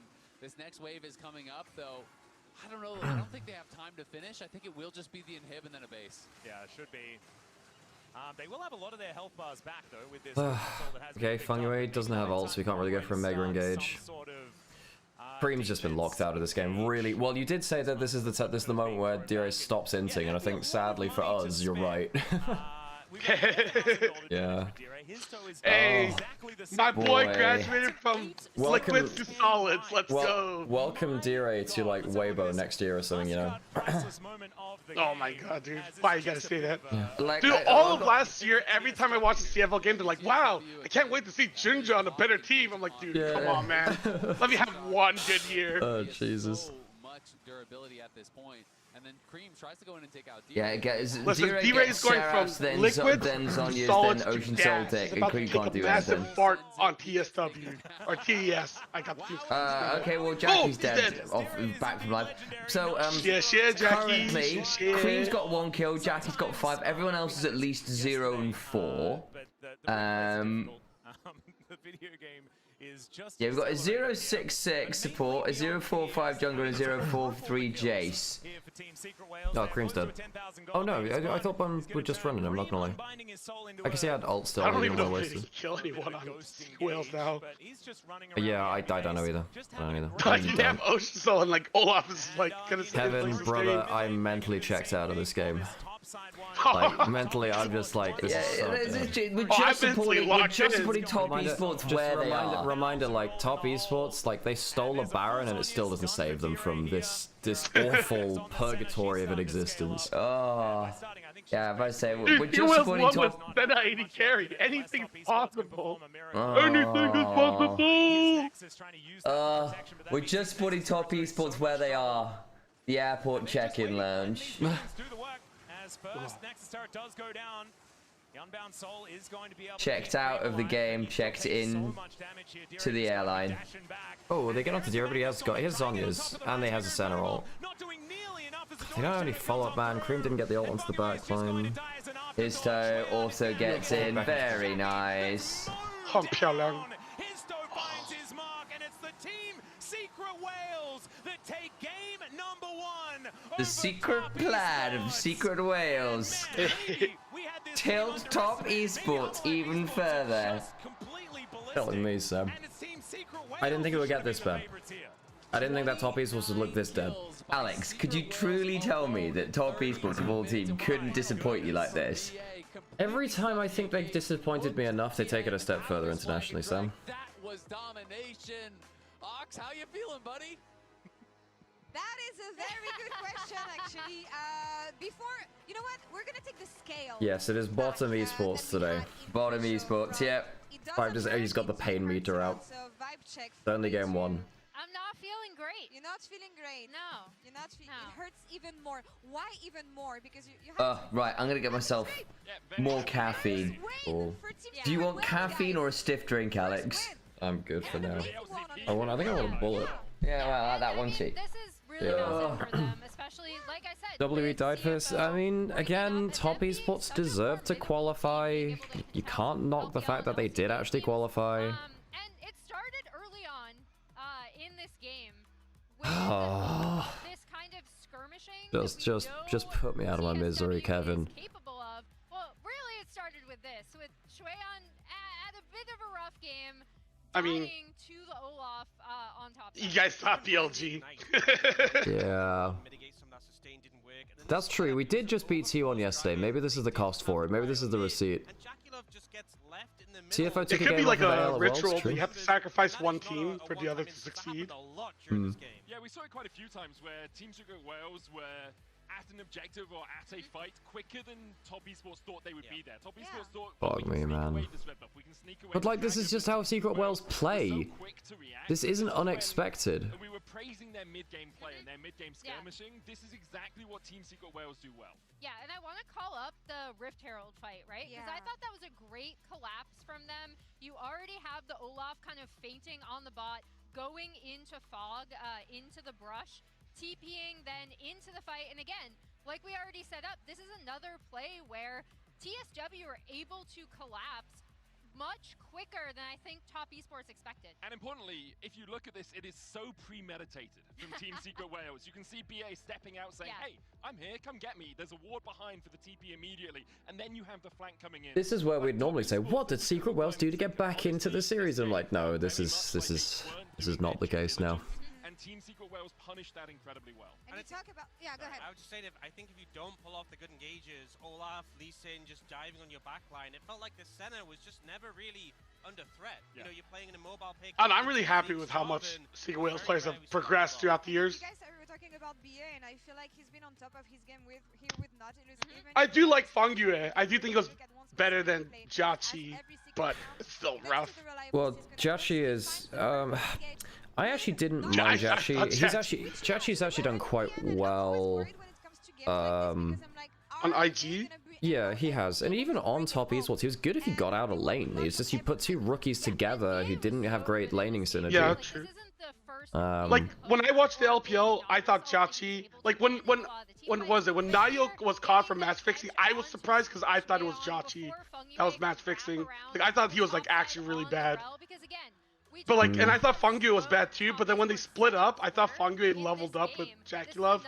It's like I feel like Jachi's still like inconsistent. He's not as bad as he was before, but I actually don't think Jachi is that inconsistent anymile. I think actually he's been pretty solid. And he's laning with Mako and stuff. But that team had more issues. They had like an awful mid laner. Because they were playing with like two different mid laners who just didn't check out. Who do you want on the fraud wall, Kirby? I've already changed like top esports logo to take up the majority of the fraud tier.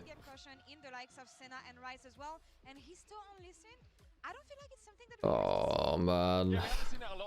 Dude, who do we just see is even fraudulent on TES this game?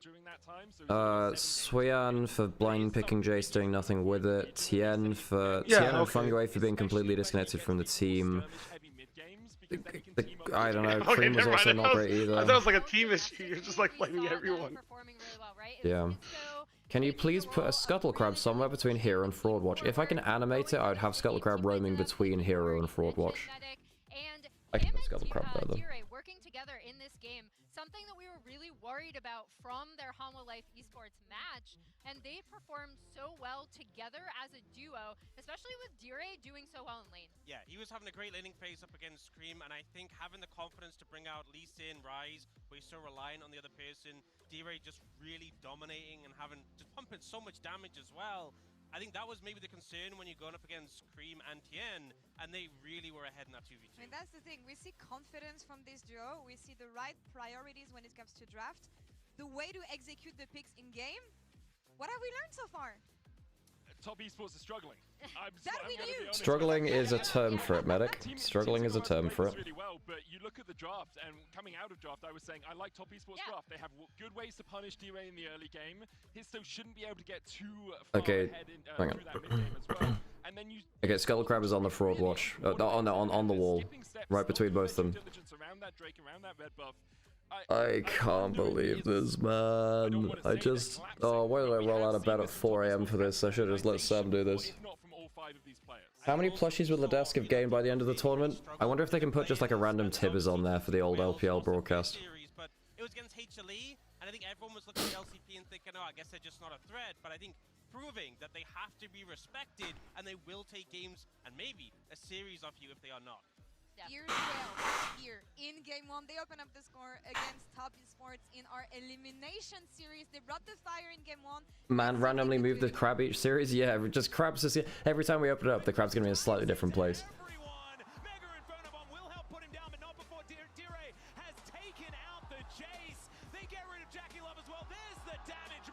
This one up, there's the kickback, flashes back into the stolen by Jackie Love of all people!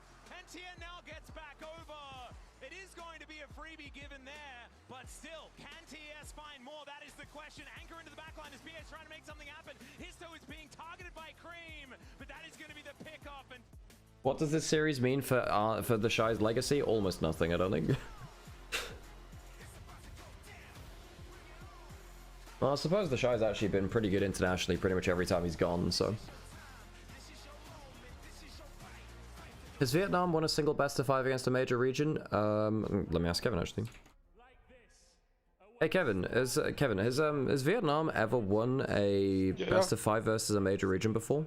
I don't think they have, right? I don't think so. Like a tier 1 region.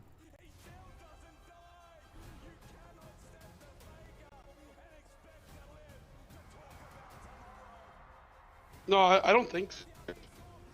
Okay. I'm gonna put on one ad deal break once, first. I believe. When I was a player, if I was to like make a misplay, okay. Maybe it's my mouse. Yes. Maybe it's my armrest. Something feels wrong. If you were at home, you wouldn't do that. The Infinite Precision Armrest is part of the largest collab on stage standard initiative, aimed to bring your home or... I think Top Esports might be going to Bangladesh. What does that mean, Sim? Well, they could also be roasting sausages. But they've never done that. So. Well, I think maybe they could though. Now that's the thing. They could. The reason they'd never taken us to Bangladesh before was because they were playing League of Legends, and clearly they aren't doing that anymore. Yeah. Maybe they need to poison the mojitos of their enemies. It's very incomprehensible to people who aren't logged in on TikTok. Yeah, yeah, exactly. Well, yeah, it's true. And if you don't get this reference, then you're missing out on a key cultural touchstone. How tilted are you right now, Alex? I just didn't want to get out of bed for this, you know. It's like... Yes, I do. Yes, I do understand that. Oh, not again. I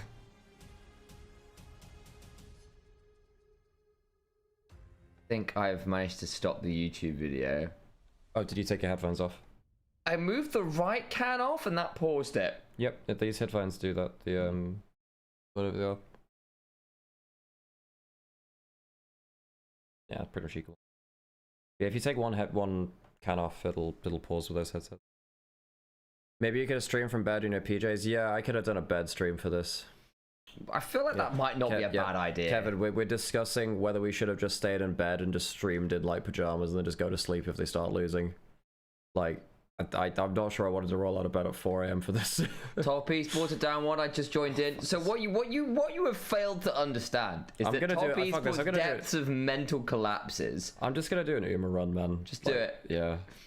It's like chat. What you're witnessing is Nymaera tilt in real time. Thing is, I knew this was potentially dangerous. I didn't think it'd be like quite this bad. It's like that's crazy. The thing is, if BLG had lost yesterday, genuinely Alex would have been grumpy for a solid week, like minimum 7 days. Yep.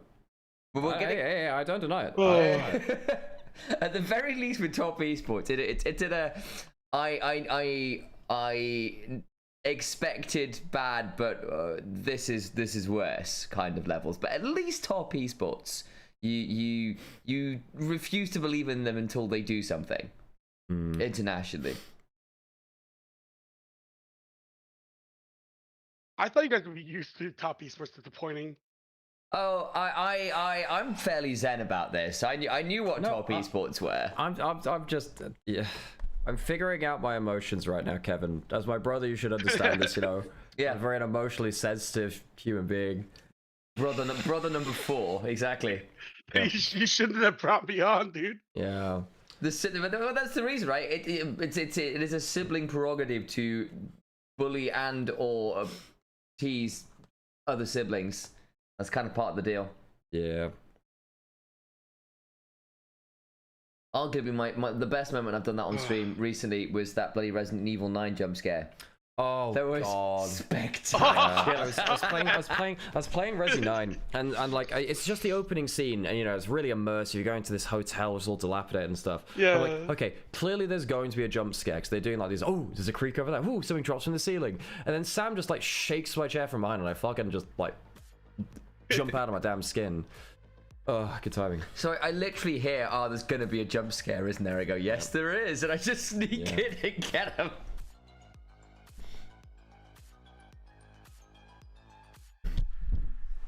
Oh, there we go. You keep. Well, it's because I'm trying to unfold my leg. Oh. And I can't do that. I think we're going straight into draft, are we? MSI 2026. We are up to game number 2, and if you Okay, surely it doesn't get worse from here, right? A little bit of an upset, a little bit of maybe not what you were I think it might get worse from here. into a match where Team I think it might get worse from here. moving into this second game, and Top Esports looks like I genuinely, if Top Esports have a bad early game here, if the first 10 minutes go poorly in this game, it is genuinely over. To me, like he was blowing me away in the LPL with how consistent he was, how he was able to go toe-to-toe with, and sometimes just actually smack the very best top laners in the league. Yeah, but this is first time international stuff for Zale. Yeah, like he's calling it out, you know, well in terms of Sweet. I'm being like good regionally, but against HLE, you know, his volleyball game obviously standing out, but Swayon, the way in which he's dying, he's looking uncomfortable, and I feel like TES, you could see some panic moments where we were just talking about this, but where, you know, when Pun made that roam down towards that fight in the jungle, and they weren't ready for it, and it felt like after that they were so afraid of the fact that anyone could be anywhere. That then they overcompensated, and they sent 5 members to Herald without answering any of the 3 waves. And when you go for a play like that, you're just losing gold. And so it was very strange to see the team with the extra. I'm allergic to this gameplay. Kind of getting ran around the map a little bit. Yeah, exactly. And I mean, they were missing a teleport from the top side of the map, but that was because the Jace picked. That's true. It was the Ignite Jace, which then didn't have TP and lost lane. Solo killed. You know, man.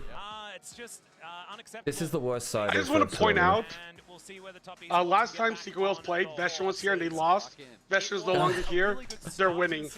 I blame Vestian for everything. Skill He's a vampire. curse. That's it. Yeah, I mean, yeah, I can agree with that. Vestian, be gone from this place. Actually, no, return. Return to this place. We need your services. No. Summon him. By our powers combined, the last brother shall join us. Oh. Do you reckon if I leave, top people You start guys are winning like again? the Powerpuff Girls. When you guys are like 3 of them together, you guys are OP. Yeah. But it's only 2. Without Sugar Buttercup, Spice guys trapped can't everything win. nice. And Aurora together, pretty powerful. So taking that one away from Cream. I know what Green Vestian is not. He's not anything nice. He's mean and horrible. Yeah, there absolutely are, and I'm just always a little bit. Rumble Vi I is a don't know good about combo. the crap from Secret Whales though. Yeah, I think that giving over Vi Rumble for like Aurora, but I mean, Bard's good. That is kind of the big advantage. Well, it is because Fungway doesn't play Camille. Cream is really, really good on it. It's his most. As far as we're aware. Can make sense, but Cream can play a lot. Yeah, if you don't have to ban Camille in the top esports, that's going to be a problem. So it is going to be Rumble. Dude, TS, that's like such an Omega 1, 2, 3 no. High prio champions these days for these It's players. a very good early skirmish comp, right? Cream's a good Ari. Like, our top esports, we've got 2 T teams, dude. I'm getting them confused. Yeah. But you know, there is a Neferi's good into the Top Vi and here. Wales, I was I feel like, yeah, If they top want has that. a really good first 3. I think I'd go Neferi here. It's better into the Vi. Okay, so basically, Vi has a really weird time into Neferi. Because basically, you lose the neutral fight with your Q versus Neferi Q is really bad. And it's very easy to dodge away from your Q with E or W. And the ult from Vi, assuming Neferi has W, is really, really annoying. So you just don't win any duel at any point in the game, which is tough. Also, basically, you have got follow-up for the Neferi with a very high mobility, high agency Bard Aurora, who will be able to join you in some capacity on your journeys to the backline. Yeah. We'll have one more to come on through. A lot of AD carries being taken away now. Maybe we'll have a look at some of the majors towards the bottom side of the map, but I don't think that is where top esports want to go. And it is just going to be the Camille taken off the board. Not wanting to go. Where is Vestian today? Why has he abandoned us? Oh, he said in the chat. I wasn't. Sam just hasn't read messages. No, I haven't. Sam's just assuming that he can get his information from us rather than It's using true. freely available messaging app to be used for this. 3 of the most common are Kate, Jin, and Ezreal. And all 3 are banned. I can go look then, so I didn't realize there was a message. Yeah. Okay. But it is not necessarily like yes. as it is with those. Yeah, messages are right there, Sam. See what they are going to lock in, because they're going to have to make a decision now. As Misfortune... This is, yeah, I think with Misfortune, promise you them playing MF into Vi Rumble, which is, it's good for the lane, but you've now just blind picked bot lane versus Jackie Fungway, and there's this is a pretty good Ashe Seraphine angle. It's a little risky versus the Bard, but if you get like Ashe Seraphine CC with the Rumble all over the top, that's fucking crazy. It also means Fungway gets to go on comfort, which is really nice. Angie, why are you awake at 6 AM? But hey, how's it going, Angie? The potential of Neferi diving in, Aurora flanking. I don't think Unarlu is the answer. I would think have Ashe Seraphine preferred was Ashe way Seraphine. Yeah, I agree. Although Jackie is, in fairness, Jackie is a very good Yunara. And Jackie actually played Yeah, well but I was last thinking game, with like comparative. PN playing Vi, you'd probably want like other forms of CC to help him out. Are we back to the volley? Into Rumble? I don't think that's a thing. Nas better, maybe? I don't think... Nah doesn't feel like crazy good. Not necessarily helping, but this is what we were talking Right. about before. Now, if they'd gone for Ashe Seraphine, Ornn would have been much better, actually. So the Jack, actually, in fairness, the Yunara Lulu's better into Ornn because they can hop out of the ultimate better. Composition like you're asking for. Yeah. I Yeah. think that makes a lot of sense. Now you have Okay, we're gonna go to a quick ad break and make sure we get to the other of the draft without adverts. I'm trying to mute more on Discord so it doesn't go to KMT's stream as much. So I'll just do that when we like talking to chat a bit more. Be advised. That being said, Ari Okay, this is a comfortable LPL draft. The Bardol is less good into Nymaera Ari. You don't have any frontline from top esports though. You're not bad in terms of damage. You got good mixed damage. You can kill an Ornn. You know, between like Rumble, Nymaera, and then just the extra damage, you can kill an Ornn. Vi is okay eventually at cycling through tanks, basically because she actually does a fair amount of like extended damage with her passive and stuff. But why are you awake? I'm awake because I can't wait. Alex is awake because he can't wait to watch his favorite team, Top Esports. Top Esports. Oh, I'm really enjoying the gameplay. They always right bring now. me such joy, guys. Yeah. This draft out of the Secret Whales, and whether that is going to be a hindrance or a help, we'll have to... I'm loving Top Esports too. I would completely agree, and it's not a comp that I would really want to play MF against because I mean, first then last year, now MSI this year. Lock down like a Nautilus and a Rel to guarantee your ult's I'm gonna very go happy. out. And then you're also standing still to ult. If I watch and a rumble. Top Esports mentally collapse on stage in the first 10 minutes, it's genuinely over. Like a bad first 10 minutes and Top Esports will never recover. Eddie, be very careful about how he actually enters the fight because if he goes in too early, uses the ult too early, it's going to be really easy to shut him down, at the very least make him cancel that ult. And we'll have to see how Pun's going to be able to play as well, because he's definitely going to be on a little bit more of that weak side on this towards the top side of the map. We've said that this is a champion picked into Rumble quite often, but it doesn't get, you know, super easy very quickly. You do need to grab that first item before you're really comfortable. At least the Spectre's Cowl, that's kind of when it feels much, much better. Okay. Top Esports with so much control of the top side of the map, which is where they want to play through. Yeah, absolutely. And when I think about it, it is... Oh. Wait a second, some action here as the Cosmic... Yeah, level 1's not bad actually if you know. There are some heals being thrown down, and that's already a barrier here for Jackie. No, 2v2's looking so rough. And that is why they're able to win. This is why they pick the Nymaera Lily. Yeah. They're really confident on Nymaera Lily in 2v2. Fungi is also just a very good enchanter player. I know, his last Lulu game wasn't fantastic, but yeah, that's true. yeah. Also, this just allows Jackie Love to be just, you know, main character, which is good, I think. He was the best player for Top Esports last game. Like, he was the only one who felt like he was actually managing to get some minor outplay moments. And the heal has been used.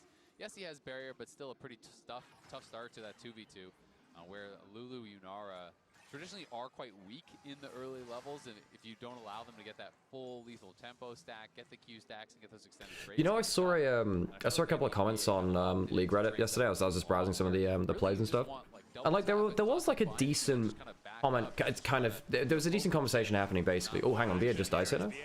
We're not close. Tower shot. Oh my god. King hell, that's close. Jesus Christ, that's close. But basically, it was like, you know, there were like 5 T1 plays on Reddit and like 1 BLG one, and that was because basically it was posted 3 hours later because no one had posted any BLG clips, basically. Yeah. And it's like, okay, obviously it's like, yo, come on guys, post the BLG clips, but also like, you know, be the person posting the clips. If you're actually annoyed at it, post the clips. You know, like if you want to support your team, T1 is a huge, popular team with a very active fan base. If you want those clips, clip them out yourself and post them onto your socials. And like one of the things that we when we're doing LPL and stuff, one of the things we ask viewers to do if they've got the time and space for it is to, you know, clip out a big moment and post it themselves. We do it for ourselves for really big moments, but you know, if you want to actually help your team have social presence on Reddit or wherever, actually clip it yourself, you know? Yeah, it's a big one, especially because, you know, T1's fandom is very engaged. They post the cool clips, and in fairness, they've got a lot of very clippable moments, which also helps. But they've also just got people who are very engaged in getting the clips. Same with like Caedrel's community. See, Caedrel's got a very active community, which is why like there's so many more, and he's obviously got a huge amount of viewers. But yeah, I think this also applies to like LCP and elsewhere too. Oh, like, Charm doesn't kill here, but like hilariously, one of the better. Well, maybe it does now actually. One of the better places to discuss esports in general is Caedrel subreddit in general. Taken down, but yeah, I think that right now good laning from Top Esports. Secret Whales era of the LCP. You need to be an aquatic creature to do well in the LCP. Yeah, you gotta be an oyster or a whale. Yeah, or a wolf.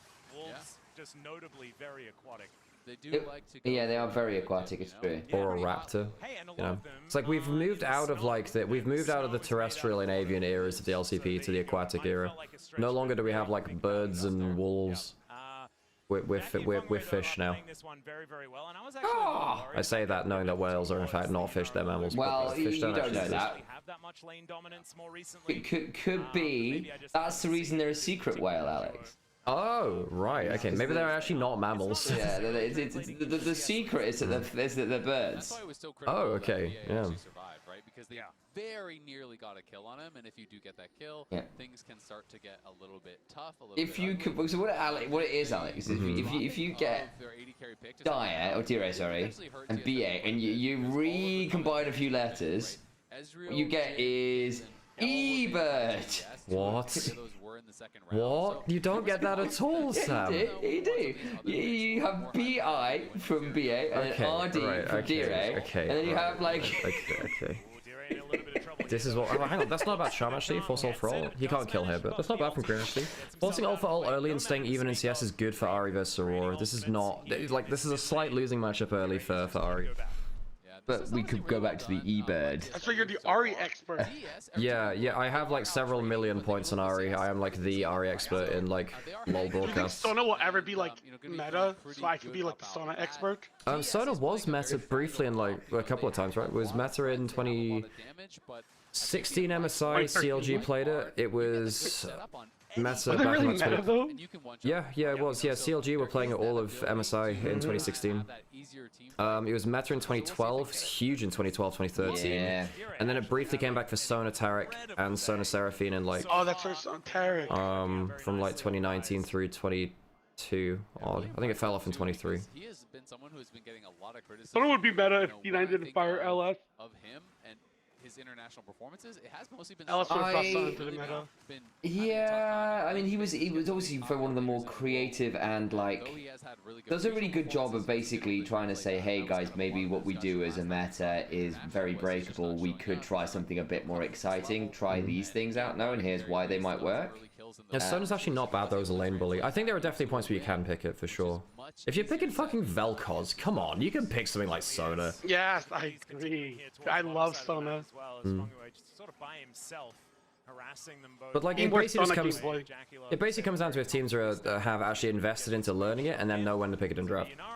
So when would you pick Sona in a draft? Or do you like, into other enchanters? Right, because of lane bully slash. Like if Lulu and like Yumi and stuff are all so popular, I feel like Sona's up there. Like she scales better. She's so good in AoE deathball comps as well. Like she doesn't have the same engage potential as the Seraphine Encore because of the past three potential, so she can stay at a safer range. Yeah. But like her actual enchanting value is nuts. I think really he's not in danger of dying anymore at all, and it is double AP soul laner, so he's at the point where he's gonna get to his Caning Hooker and very. I'm surprised Ryan didn't go towards the first strike. You're into AWP.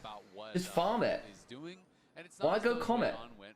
First strike and was farming Dream? off him or anything like that. Friend? Are we a delicious dessert today? We might be. Fungo's behind. Creme de la creme! Trying to find what he can do as Fengwei's moving up. Oh, okay, not so great, BA. No. What? It was a bonus flash. And I went, no. Oh, yeah. I was sending a message. Next time I won't miss. Sending a message, yeah. Okay, so slight laning lead for top esports across the map, but nothing crazy. Although, I mean, like, again, Cream's not unhappy with how his lane's going. But I think that's top. I think Secret Wells have a really strong, like, ability to engage from range with Bard and Ornn. If Histo gets gold on the Fury, he can shred everyone in the enemy team because there's no tank. Kick the ball whenever we want and pass it to each other. There's basically no rules in our football. Okay, Histo, can he actually get one of these? It looks like the answer is yes. Okay, just force him off. It's a bit cheap from Pun, but it just secures them that. Yeah, 2 for 1. Will that matter? Looks like the answer is going to be no for now. Yep, pretty calm early game. Top esports can still throw this. Well, I don't think it's in a position where it'd be a throw, right? I think it's even game, so I don't think it's even a throw at this point. I'm just gonna repeat that statement as many times as this game goes on, Alex. gun. More gun Yeah, okay, fair play. I just don't think it counts as a throw right now. Like, right now, it's just they could still lose this game. It's not a throw. They don't have to be. Top Esports could throw this. Yeah, and they've been the proactive team so far this series. God. Do you think Ivern Rengar bot lane with a gank can beat Ash Seraphine? I think Ivern, because of the changes to side lane brushes, it's really hard to play Rengar in solo lanes anymore. Much like Alawi, Rengar got nerfed by lanes getting wider. Yeah. Although they buffed up Alawi's Qs for that gun. Or like they did not buff Rengar on that front. Nope. Like we said, he's getting the advantages in that 1v1, and now it's starting to actually show itself in a gold lead. He is up about 300 gold. But I will say, good night, Angie. Have both been level 6 for a while. I want to see them link up. They are the bridge to the late game for JackeyLove and Fengyue. You want to see them looking for plays, go in with the Vi ultimate, sets up that guaranteed RE charm, trying to burst people down, because these are two champions that are about that upfront damage, and you need to have the gold to kind of back that up. Make it rain, having to come down here as a good alliance is Slight XP lead for Eddie, but that's because there's more XP on Fengyue, so they've shared XP between AD carry support more as top esports. And can Cream find his way in? That's going to be the question. Remember, this is an Afiri, can go untargetable, so it can be a little bit annoying. Oh, not bad from TN. It's pretty good. Oh my god. Nice. And it's okay, okay. We're going through. Jackie, we thought about it, didn't we? That's not. You wanted to go so We bad. thought about that. Hey, Alex. Top Esports, they can throw this. That is actually the slowest first blood so far. Okay, now they're in a slight lead, so now it's like, now it's virulent. But like, so if they were 10k behind, it's like, oh, they can throw it. Like, okay, but that's not a throw, that's just losing. That's No, they're like, so you say they have thrown this. Oh, right, Come on, past tense. yeah. Right, yeah, okay. I'm starting to see your logic then. In that 1v1, and we can see how it happened. His toe wanting to be the one that was starting this toss aggressively, but So Neferi is technically pretty, just 3-man roam top. Yeah, top esports can throw this. And he lost his flash, so it sucks for him. Yeah. You're killing me, Sam. You're killing me, Smalls. To interrupt you there, Isaac, but sometimes the video game, it just kind of takes over. As we got to teleport towards this bottom side. Looks like there's not going to be too much of a dive angle, as the Drake is what Tien has on his mind, looking to try and pick up doubles. As Cloud into Chemtech means that the likelihood of some pretty fun dragons Get out the wave, yeah. through for the soul. We'll see what is going to be locked in as Cream just throws an Orb of Deception, says I'm helping. And we're going to see how it all started here, picture in picture. He did, just a minimal amount. A little bit of a shame, and That's not a a bad great flash. Really bad flash, and that was an easy kill. I mean, they just kind of barred, tunneled through the wall. I don't know, Swayan is not doing it for me right now, Sam. Flashed in a straight line, and Swayan, a little bit of a tough time so far this tournament. You know, he had such a great start. His game 1 on the Ambessa against G2, he was just smurfing on them. But it feels like he is a very confidence-based player so far at this event, and he has looked very different in wins than in losses. Yeah, exactly. Swayan does not lose gracefully, as we can see. At 14, and then the losses, he's kind of getting blown out, so it has really been very swingy games for him, and we need to see him get that consistency. And I think as he gets more games on stage, as he gets more games in an international environment, you will get more used to it and be able to kind of calm down a little bit more. But he is. This is Rian's first split as pro, right? No, he was a pro in 24 summer and then went back down to LDL. It wasn't a good split, but yeah. He was on Invictus Gaming. Invictus Gaming bombed out of summer 24. Like catastrophically. So this was on a roster where this was like the 24. This was when Vampire was bad. Although Arn was out, the AD carry Arn was really good at that point, but he was the only person on that team really performing. That team was a disaster in general, but basically, yeah, he wasn't good. He would play like Cassante and like Skarner top, and it just wasn't great. Oh god. Okay, did you just... He just BA, thank you. Christ, what was Dude, I that, hate man? Mark.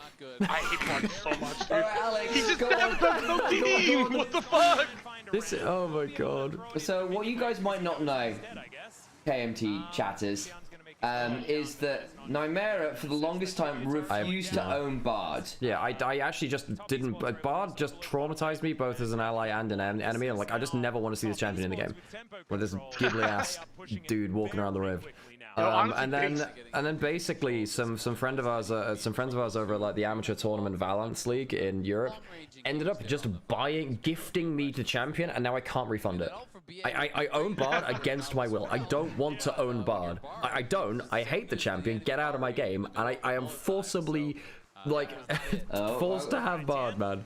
Secret Wales in the top lane. Secret. They can still throw this, Sam. Is it still throw top esports? They can still throw this. Hang on, Eddie's out of mana. 3k gold up. I don't know if. They can still throw KMT. Trust me, they can still throw this. Oh, I hope you're right. Yep.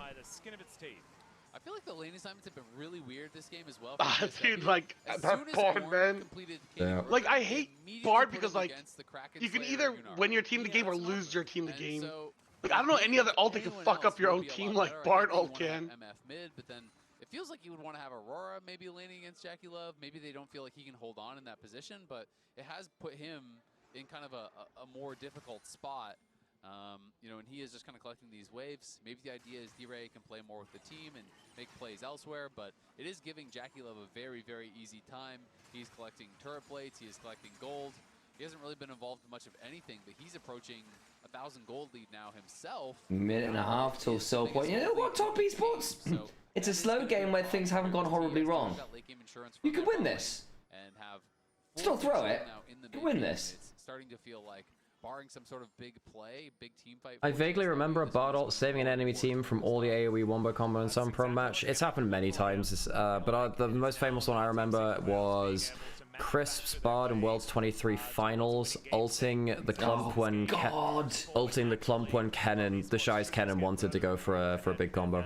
Yeah, so that happened in like game 3 of Worlds Finals 23. The OG ult that can screw over your own team. Yep, him and Tom Kench, who is also Tom Kench has been a balance. Like, oh, he does maybe just kill Bia though. Is so. You're Zuyan, what are we doing, boss? Jackie just popped his ult for this. He's also down his flash for the record. Jackie, we good? Okay, that's not bad. Bullet time. Jackie, oh, he doesn't get his dash over the wall. Doesn't get his dash over the wall. Every time I see Jackie pop off, I keep the vocal stim I get in my head is from the Jackie Chan Adventures where the uncle goes Jackie. Jackie. Yeah, basically that's what I have in my head. That's great, Sam. Yeah, I'm happy for you.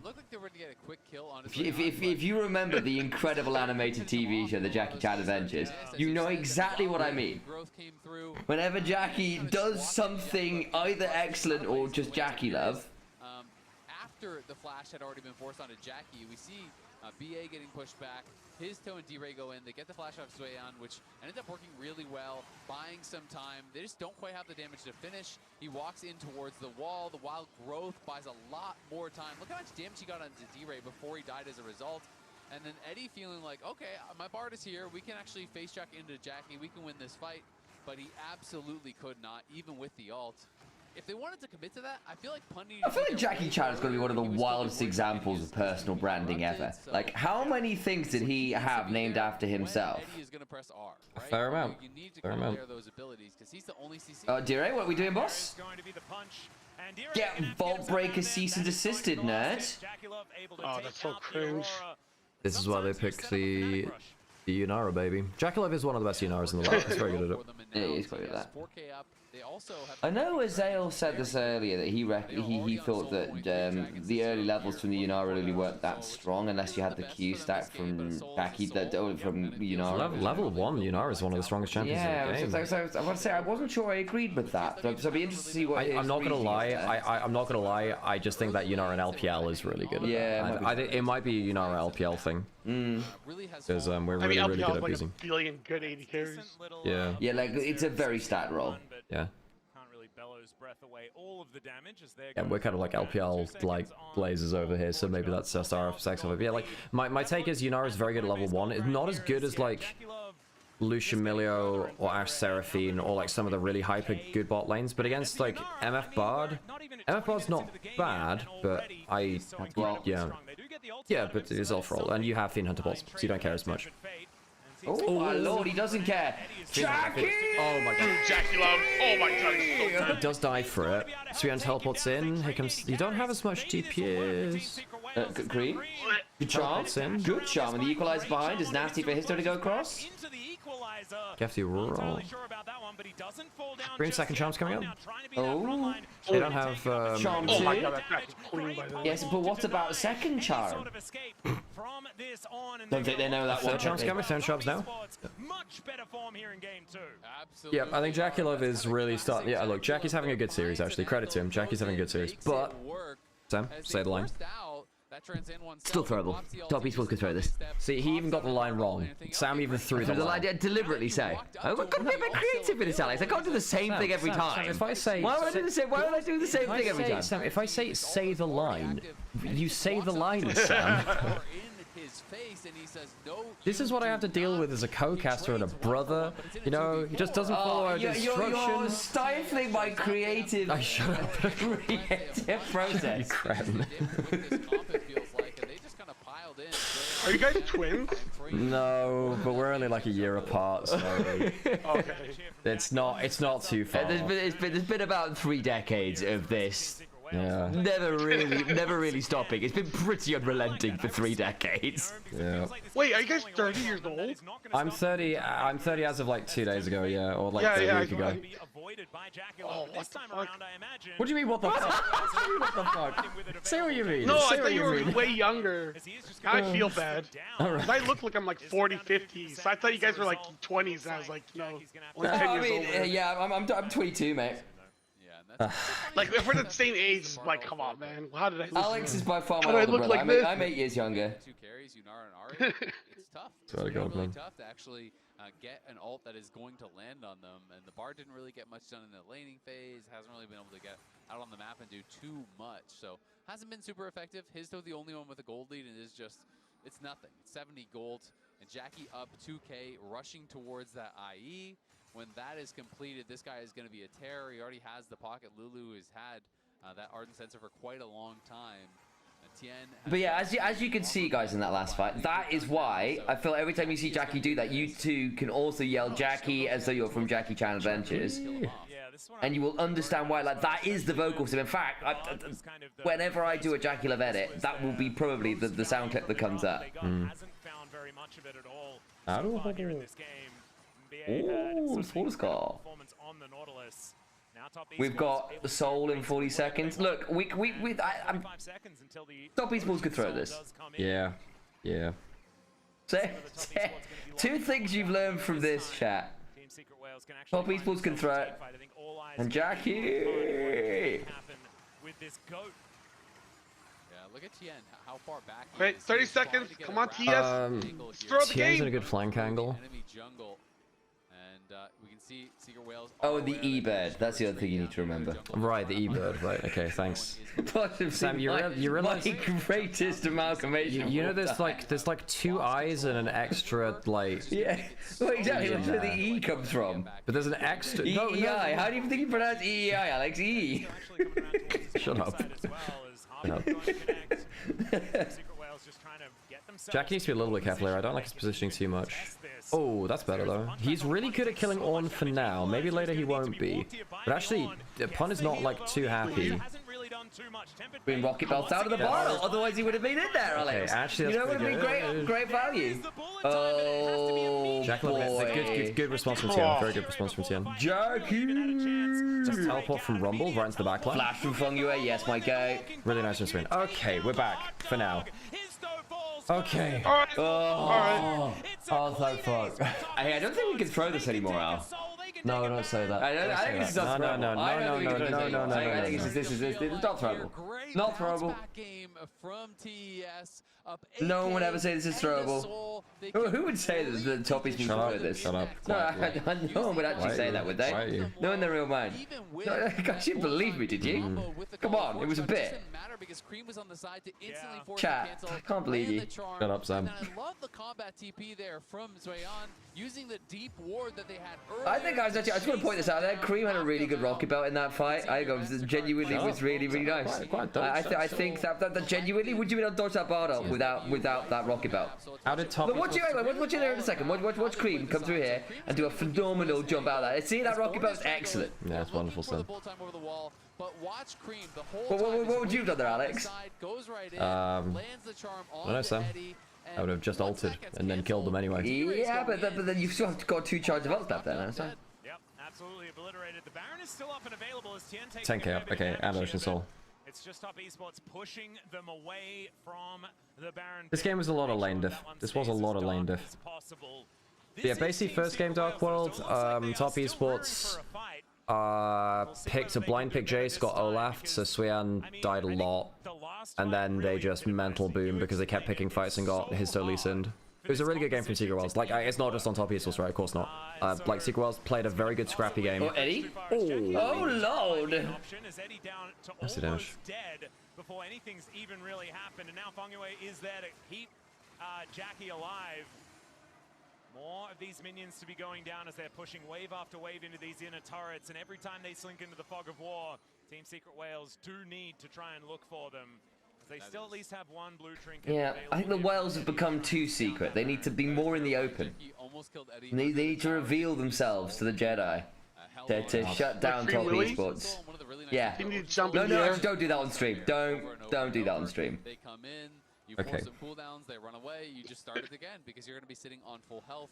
Jackie traded a lot of his HP, but he has Ocean Soul, so he's right back to full off of that next wave, and he is looking for more. Oh my goodness. Okay. Eddie at least does have a Bloodthirster, so when his health bar does go down low, if he's got a wave to hit, then he will get a fair bit of that. Well, the bad thing is Hitho can't play Neferi anymore, and it's like his best champion. Oh, really? Bloodthirster doesn't help as much with that. Yeah, that is actually kind of fucked then. Add almost 26 minutes into this game. Magi's for Cream, he's happy with that. This time, and it looks like Top Esports have woken up after that game 1 humble. Second only to the Rocket Belt, obviously. Yeah, of course. Right. Actually, it's third only. Came out for the Rocket Belt second. I think they came into this game, they got super comfortable champions to play. They are so used to this style, and they are showing. Well, they've turned the Baron golden briefly. It's so difficult to play against them on these playmakers. Tien, his Vi is nasty. Cream is so comfortable on the Ahri. Jackie, obviously famous as being one of the best team fighters of all time. And so it really did feel like they got comfort across the board, and they are utilizing it. Oh, Jackie, we good? Okay, Jackie! With it as well. He'll dash himself out of the way. Oh my god, Jackie loves speaking Chinese. Yeah. Yeah. The fact that the Yanara can melt through the orb like that's kind of crazy. All, dude. Exactly. Lila. So far forward, and you're wondering, Lila. Well, they're all running from Cream because Cream was again Lila. running behind the Ornn and threatening the Okay, this was, I'm not gonna lie, this is a lot more simple draft from Top East where it's just play lane and then just brawl. Just play lane. Think of that? Just play lane. Just give them good matchups, something that's just like easy front to back. As a result, they kill the It has been a lot easier that way. I think Top East was just, they can't afford to overcomplicate things. Don't pick like random. Top East was drafts regionally were really bad for a while. Yes, they were, weren't they? Actually, yeah. Actually, yeah. Yeah. Now with so much pushing power, going to be absolutely deadly. I need to post to my Discord that we're live. Actually, I forgot to do that. And I did that on mine at least. Good. On this squad, but I just don't know whether it's going to be enough. As that's a good charm onto Pun. Dire looking for. Hang on, Pun doesn't get the knockup. Was Jackie mid? But this Ocean Soul, man, it is doing so much work here for Top Esports. Yeah, and I love how much they're actually intentionally utilizing it. They're forcing trades constantly. Oh, Jackie maybe just kills me. Oh, hops into the ult. It's okay for now, a bit scary. Tien onto Eddie. Oh, good charm. Okay, much cleaner. Okay, okay. Is this just the end, though? That's the question. Is Wayon gonna get himself a shield as they look to make their way in? Down goes Dire to start this one out. The ram is there, but it's not really blessed be. We aren't entirely awful. Going to be the first Nexus turret falling down. Top Esports get the knock up onto Pun. He'll be taking out some revenge for what he did in the top lane in game 1. Nice. As the Nexuses are evened in this Yatta. series. And we've got a best of 3. Hey, Alex. Yeah. I don't think it's throwable anymore. Oh, I'm not sure, Sam. One going the way of TSW. This one was all. I've been caught out with that kind of logic before. From very early on. Okay. Right, I'm gonna go take a quick break. So leave Sam with you. I'm still not quite sure who's gonna take it. All I know is that And it's for you a in chat, we're much going to put an better ad break on as face, well. from Appreciate you Esports here in all. Game Thank you, 2. thank you. Dan, Back in I a see minute. that you're holding the scales. How are we feeling now? Very happy, yeah. Very happy, no pain. That was good. Yeah, that was good. Clean game, controlled. And, you know, there was a couple of moments when Jackie Love was getting a bit hypey, but that's what we know him for. This felt much more like the team we'd hope to see. Not always expect, but Yes. definitely hope. Yay, Medic's there as well. Nice to see you, Medic. Looking at what Top Esports is able to do domestically, this was a much better representation of that with how patient they were playing, with how they were playing for objectives, with their responses to what Team Secret Wales did want to do on the map. So much better game out of them, a lot more respect shown. Yeah, I think all of the skipping of steps that we saw in game 1 didn't happen, right? And Top Esports, it seemed very deliberate that they come in saying we're going to slow the game down and we're going to make sure that we're in a position to actually mechanically outplay our opponents in a lot of places. Right? They put Team Secret Wales in tricky situations and then force them to make errors in fights. Top Esports reminds me of that TSN that played it in Rainbow Six, except the team oddly struggled domestically but could challenge the best in majors, so flipped. Yeah, I see what you mean. Yeah, I feel like a composition like this where you have the Hey, thanks for following, Tindra. you have the Rumble to go over the top, and then you have Jackie Love on the Nymaera. Fungyue played really well in the Lulu as well. Is that the T1 Penguin? Quite possibly, actually, from Orcs. TSW composition. You know, you have the Ornal obviously as a form of engage, but I feel like the MF just never really defined a good position to ult because the Ornal ult isn't enough when you're playing into an Ari Yunara. Yeah, I mean, to be fair, the MF ult is always going to be a little bit tricky to find good angles. I mean, the Aurora and the Fury have got good follow-up there. Which is tough. Yeah, like the fact that the Bard ult happened and ruined that was a bit sad for them. But yeah, I mean, I agree. I just It's think okay. this MF Fearless, we can no longer pick Bard. Let's go. We can only draft But you can no longer pick once. in the Fury either. Isn't that like how's Histo feeling about that? Okay, we don't talk about that. Focus on the positives. MF Bard is such an awkward pairing. I mean, you can be really, really annoying for the first like 4 levels of the game, where basically every backline minion is a death sentence, where you can like cosmic binding into double up off a single minion and make someone really, really cry. But your ults are just well, okay. So if Bard ults first and then you MF ult as the Bard comes out, or as Bard ults times out, then it's fine. But the anti-synergy is so possible.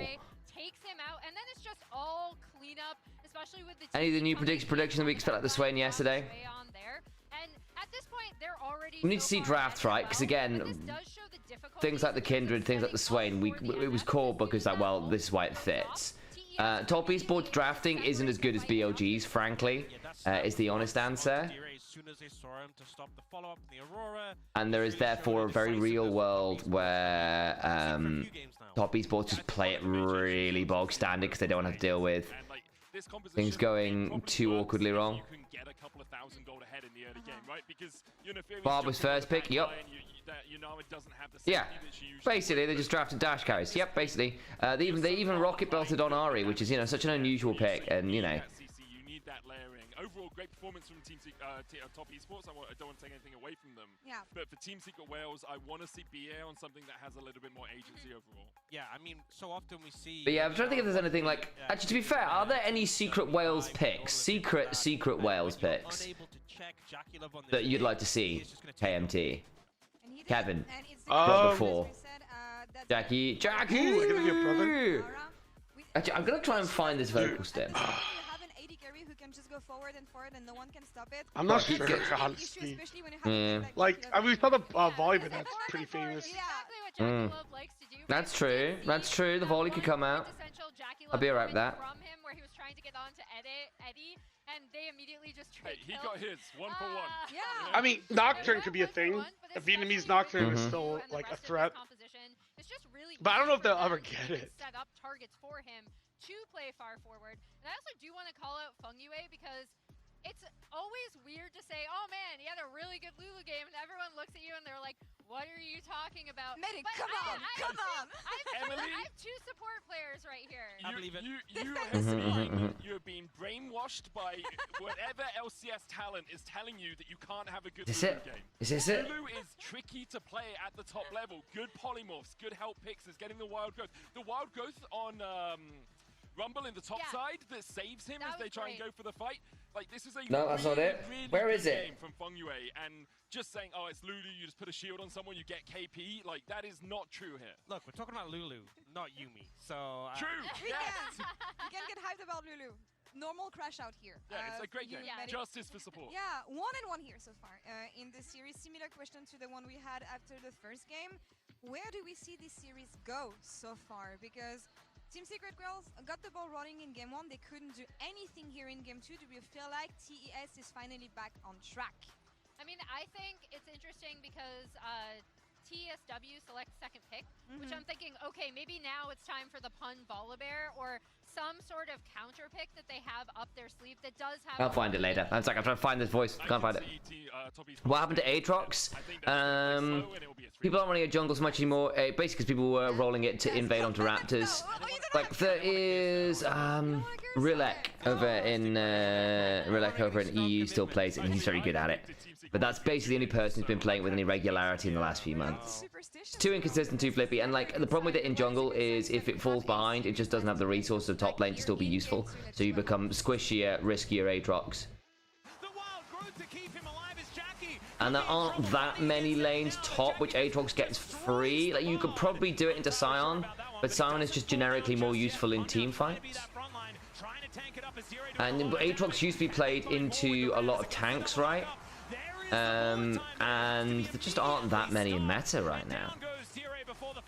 You have a horrible time into things like Vayne and Varus. Nars also not that much fun.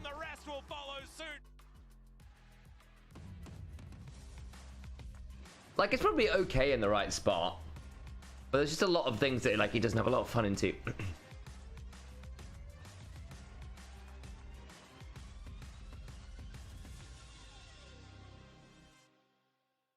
Tired of the off-season blues once Worlds is over? Fear not, because League of Legends is coming to the very first Esports Nations Cup, where players split from their clubs. I'm Jarvan, I'm helping the OG ult that can screw over your team. Yeah, Jarvan ult can definitely be a bit interesting on that front. I still think Bard ult is on another level on that front, to be fair. To be fair. I think it'd be really hard to fuck over your team with Jarvan compared to Bard. Yeah, like, but exactly, but Bard does it on another level. Like what Bard can do to a team is just unbelievable. I'm trying to think if there's any other champion that does anything resembling what Bard can do. The closest I can think of is like a Nivea wall. Like if you can, you can like troll your teammates by walling them off. Yeah, like, that's true. I Terrain feel like creation that's still, you can have do to be it. kind of intentional. Tom Kench. Because Bard can be accidental. Tom Kench Devour. Yeah, that too. Realm Warp, if you do it wrong. Realm Warp into the sun. But you kind of have, you're kind of obligated to do that. You're kind of obligated to buy into that, you know? I mean, there's also ways to get out of the Rise Realm Warp. Like, it made it so easy to, like, not get trolled. Aries, thank you for the sub, by the way. Oh, sorry, yeah, I should be another one. But yes,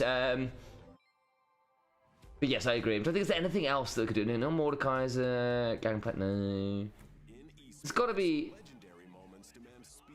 No, because the only like involuntary Callista maybe, but even then you get to choose where you re-ult to. So yeah, even then that's not the same. In partnership with League of Legends Esports, we're driving digital innovation that empowers the esports ecosystem. Aries, yes, you probably do get an addition to the fraud wall. I will let Alex sort that when they come back. You also get to choose where you pop out. It's true. True, it's true. That's the thing with Callista. I'm struggling to think of other... Bard is still top of the list fairly heavily here, isn't he?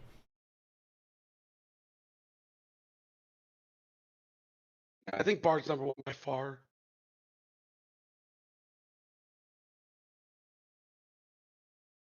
So you mean Tom Kench? Sorry, yes.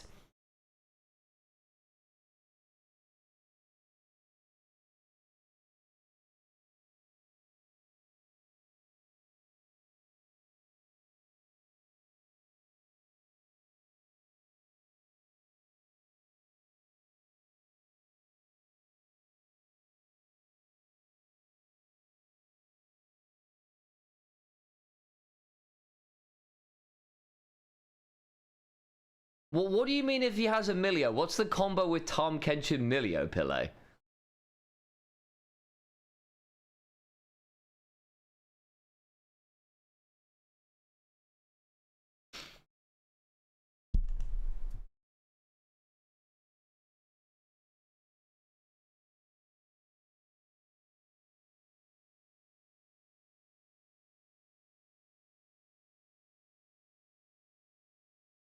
He gets slow cleansed. So you no longer slow and just run away at Mach 5. I see.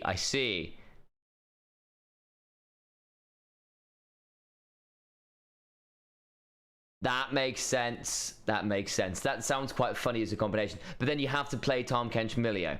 Though, to be fair, I know Watley was spamming Tahm Kench as a carry and doing very well with it, and it's allegedly Tahm Kench's highest win rate role as a bot lane carry. So I could see Tahm Milio as a bot lane pairing to be just like very, very obnoxious.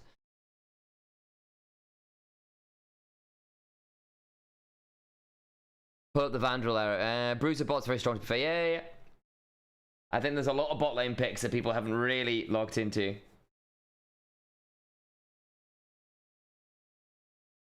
What other non-consensual league ults are there? But yeah, Yumi, yeah, that's true. But I mean, as a champion, it's not consensual. I don't want that shit. Okay, I want to say, I have very limited... So I'm an Evelyn main, right? So Yumi Evelyn is very entertaining. It used to be better, right? Because you used to have this invisible cat ult that was absolutely disgusting. Talia wall. Yeah, it's not as good though, but you're right. But you don't have to lane with Yumi, I guess. I guess that's why you would enjoy ladies it. And gentlemen, MSI 2026. It is time to get into game number 3. Oh, thanks, Alice. I do feel welcomed back. Everyone is evened out.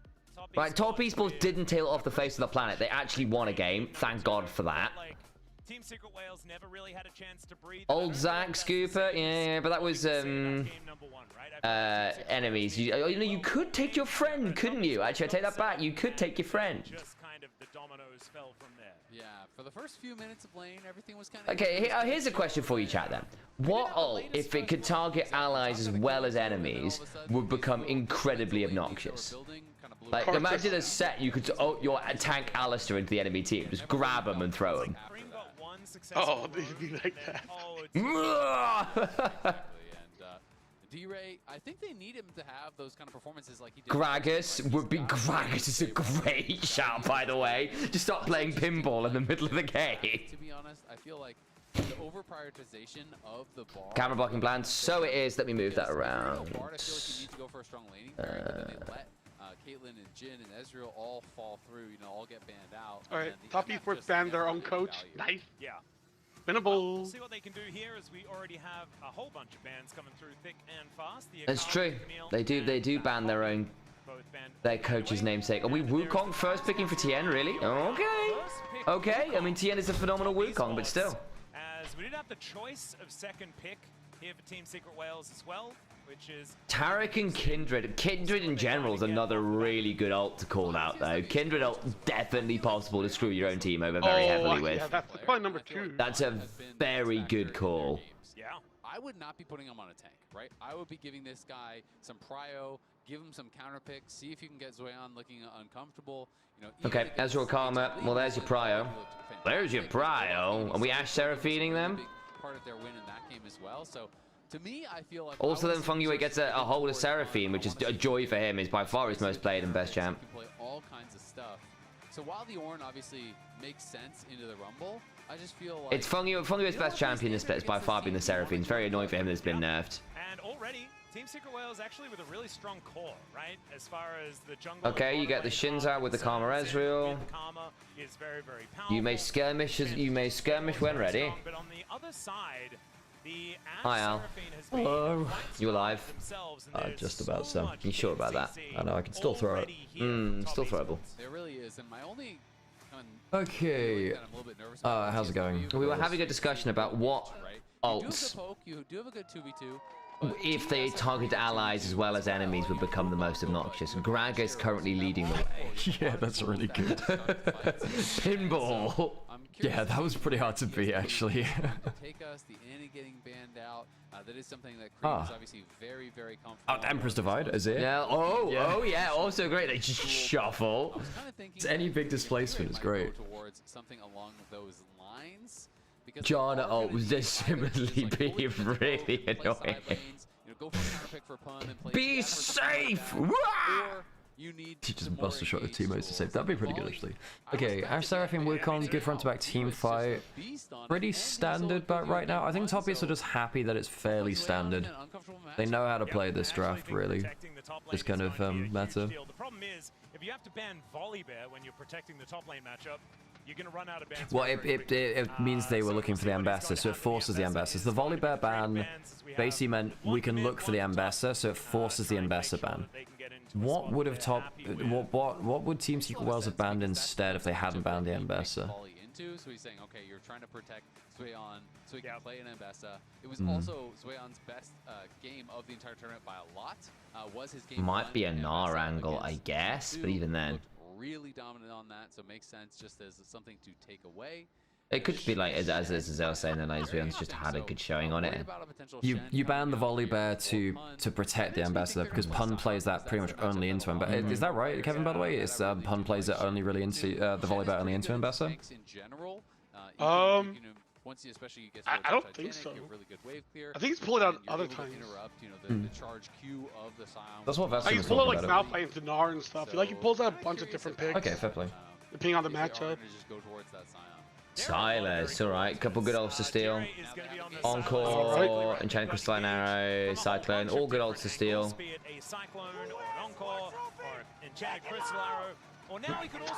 Let's go! Exactly what you were saying. Just wanting to lock this one away for just a pretty comfortable blind pick. If they go Sion, oh, that's why they banned Shen, because Shen is getting to Sion. Yeah, basically. Titanic Hydra problems. Can I go Gwen top into Sion? Or is that too much AP? You can. Most of the other picks are going to be things he's seen 1,000 times. Interesting that Sion is 0-6 so far at MSI. Okay, so he's played the Volibear into the Renekton as well, but he mainly plays it into the Ambassador. I mean, Renekton Ambassador used to be a thing back in like 2019, 2020, right? They're all over the place. Queen back on its way. Titanic Hydrogen. Oh yeah, have you seen the triple tap or like the double tap Jhin build where you go for Titanic Hydra for like the instant fourth shot? Very funny. What was you used to do like 3 Titanic 4? Yeah. Oh, Set's also getting Sion. I forgot about that. Well, you were talking about pulling the random shit out. Didn't expect that. Someone was in chat the other day saying, "Oh, I really wish that Set could come back in pro again." Well, there you go. I was joking about potential ults that would be genuine. And what champions would be great if they could target allies as well, just to match up Set do it on your own team. Would you like grab an Alistair and throw him into your team? Unironically, Silas, get a double ult from your own team. Imagine if you get like double Hecarim ults. Yes. So one of the another game, but one of the big deals, one of the big. So the Vocaloid over in Onivia's chat was talking about play Set the other day. I was like, oh, when's that gonna come back? It was me. Well, you're so welcome. There you go, Vocaloid.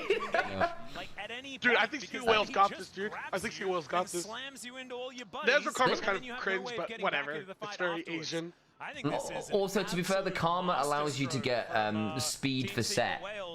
So Set now will be incredibly fast running at Sion menacingly. Well, Karma's good for the comp, but I just don't like Ezreal Karma for like bot lanes that aren't that strong. I mean, it is okay. If you're a good Karma player, Karma's a pick champion because you use W well. Like the best Karmas in the world are good at using W.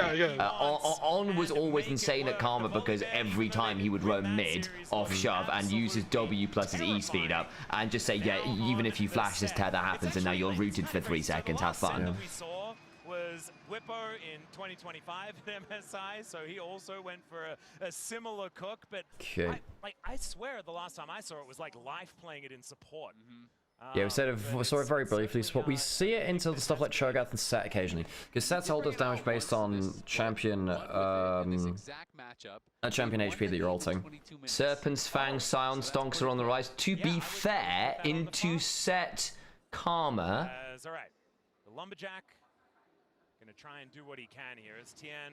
I could see it. The problem of running. Okay. The problem of running on the way. Once again, I feel like the set really did kind of a squishy Scion build into set is, sure, you lose that, you drop the HP for the showstopper, but you are very much in danger of being one shot by a W from set. Pretty good on this champion so far this season. So we'll see whether this Very low range comp on top side from Secret Worlds though into Hui. Yeah, I think there is an issue of like the backline from TS being very obnoxious to get onto. So basically, if Set ults and gets the slow onto Hui plus Ashe, I think it's a one team fight for Secret Wales. If Set doesn't get the slow from his ult onto the backline, I don't see how you survive the Ashe Hui rundown after. Yeah, I agree. Like, you need that first moment of a team fight to go well, because otherwise I think the artillery backline gets very obnoxious. At the very least, I think Silas got a few ults to potentially allow you to break open the front to back a little. They are Seraphim, the big ones. Yeah, I mean, Cyclone's been awful, but not great. You can't auto-attack while you're doing it, you can't W or auto-attack, so Cyclone's not great for Silas, weirdly. But weirdly, Scion ult is probably not bad for some backline access. Actually, could be quite annoying with a bit of scaling to it. You use that for the map movement more than anything, actually. Yeah, but it's quite a good flanking option too if you manage to steal it. Wait, but he seems to punch them and then he gets his mana back. That's looking really good. Stance. Yeah, Dream is very comfortable in Hui as well. He's now like, so he was 17-2, now he's 17-3 after losing his last game against Jolly Man on the again. But I think he's 17-3 all time now. But, that's like the 5th Jolly Man comment I've seen on here. He does get a lot of comments on broadcast. The Silas at bay. Maybe he's a friend at Riot. And, at least for now. Maybe he's one of the producers. This is how he's building the social. Friends everywhere. The social media, but he's the son of the producer. All this goddamn nepotism. son of a producer, man. Comments. So the wave is not really coming back to pun in the yes, my power over the Twitch comments will bring me to fame and fortune. Yes. Do you know your Kappa from your Ain't No Way? No, I thought not. Really ugly. So it's so much about your matchup like this, and Zweon showing he understands that. See, he's just never gonna let those range minions crash. He's just gonna stand here over and over. Yep. And I think the face breaker is going to be necessary in interrupting a lot of these queues. And Pun, we just saw a demonstration of that just now. Basbraka. Reasons why this matchup can be so devastating. I think Secret Worlds need this game to go fast. They want this game to go fast. They want to start like getting like Set and Silas into unlosable leads. Gotta go fast. Yeah. If you get good fights like in game 1, you just manage to speed the tempo of the game. I think it's really good. I got distracted about this, but there was a, imagine if Silas could steal allied ults. Yeah. One of the, very different game. One of the reasons why Loki is incredibly strong in Marvel Rivals is because their ult is one where you copy someone else's ult. Oh. But you can copy your own ally ults as well. But that can be a huge deal because it means that you can double up on massive teamfight winning support ults potentially. It's just like, I'm going to do like double Invisible Woman ults. Oh, cool. And so particularly the big ticket support ults are huge, right? Because they're often like, you just don't die for 30 seconds, which is largely quite strong. Wow, okay. I can understand that being really broken, actually. So from other games where that ability to copy ally ults is in, yes, it's really strong. Or another one is like the Gambit ult, which basically says, we're all going to move, the entire team is going to have Sivir ult, but with a damage amp. Oh, okay. So it's just like Sivir ult plus damage plus Vlad ult. So it's just like, okay, so yeah, now to run at you. What are you going to do? And you just all die. Probably. Yeah, exactly. Once you have enough points in your queue and so if you can do that and then do it again, it's a bad time. And then Set can have a hard job in a team fight. Magol also saying, yeah, not bad. To be fair, Magol is also good. Though I tend to think strat ults are your best options. Nearly invariably. I have no idea about this game. Magol throws a big meteor at people. And it yells, "Fear Magneto," and you do. You get really scared. Oh, okay. You get really. He basically has a Mac cannon. But he's just going back, not really too bothered about where the Drake is at the moment. Yeah, both junglers. Well, because Magol one shot through support. Yeah, I'm not sure it does. It's actually potential kill here. He needs to flash the W. It's hard to though. Oh, okay, done. If he'd flashed forward, he kills there. If he flashed forward, Pun kills there. I think you can actually predict that. He does get the flash advantage, so at least he can probably do it again, right? Yeah, maybe. He's going the Stride Breaker build probably rather than the Blade of the Ruin King, so he'll have a little bit more HP. Holding on to the flash advantage, yeah, like you were saying.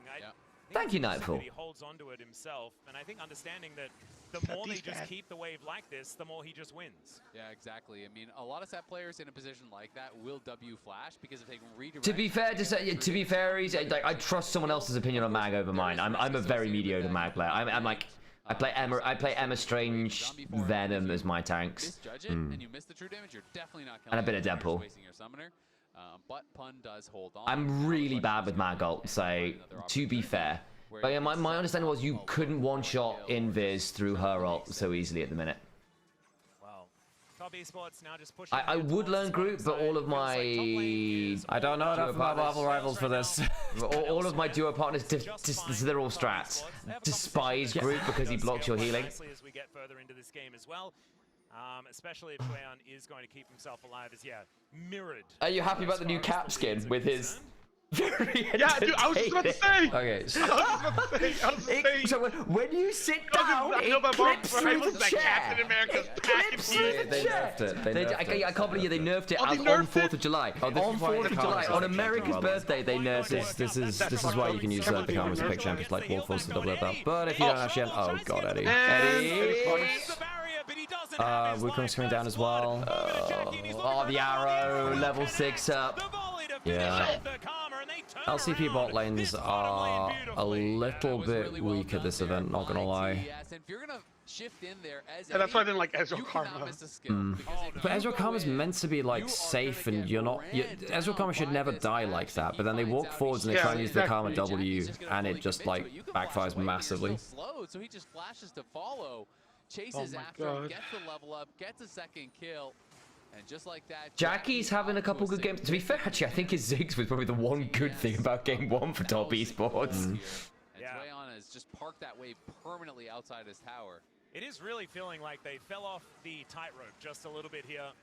As you were mentioning it earlier on, it was the advantage towards the top side for Pun. And Jackie, Fongwei are going to move their way up. Zone the flashes it. Does it matter? Yes. Oh, is it on call? Oh, fancy feet! Still got W2. Needs it to be good. Not gonna die though. It's not. It's pretty first item. Man, that is good flash. Good flash. Move there from Pun. That was really well done by You see how he just like stopped? He pressed S a couple of times there too on the way back. It's like, yep, I'm out. Yeah. Set has to walk out towards top now, and he's going to be in a 1v2 where he can't really do anything, and he has no flash, so he can't threaten an all-in. Yeah, Set is not great in 1v2s versus like you're fine in the 1v1s, but one of the reasons Set fell off is he's actually just not that tanky, and unlike something like the Renekton, your ability to find mobility is very tied to flash in R. Zero there, or it's just not going to work because you have no consistent damage after you go in. Clearly their whole idea was, I commit to the tether, everything hits thereafter, then we get the kill. But if you don't get him low enough, if you miss a single skill shot, you're out of damage, and Ashe is never going to run out of damage. She's going to chase you down. Yeah, and I also think you don't have to do that, right? Like, take just the chunk. Yeah, and also This is not a bad angle from his turn. Bye, Jackie. Nice. Okay, Pun's getting a huge lead here. Goes the Ashe, so immediate revenge. Eddie's like, thanks, brother. And they are able the moment we start praising Jackie, they find a really good angle on him. To be fair, that was very nice from Secret Wales. Slams Jackie in. I think Jackie thought, no, I've got the Seraphine, I can kite this out from a setup. Not from there, though. But he finds it anyway. All right, well, let's see whether they can translate that into more, as at least there is a crash here. So Pun going to have that wave moving back towards him eventually. Still holding on to that 20 CS advantage, but now 800. I'm trying to think of things that I can say to be entertaining. I don't think I'm that funny, guys. I'm out of entertainment. What do I do? Well, you've used up like like your Marvel Rivals ult. Like oh yeah, the bulge was nerfed. That was your planned bit. I avoided saying that. I just left it more euphemistic than that. But yeah, that's exactly what it was. On the 4th of July as well, which I find very amusing since Captain America. This game, or whether he's going to be able to get an improved performance. Bunger is very comfortable on the Seraphine too. Like obviously top lane's not great, but like I mean this is the thing about international debuts, right? It's very hard to look good on your international debut. If you look good at your first time international, that's a rarity. So Swean kind of getting a bit bodied and not really being able to play the carries, it does hurt a lot, and it really will, you know, I don't see Top Esports winning anything beyond this, pretty much, you know.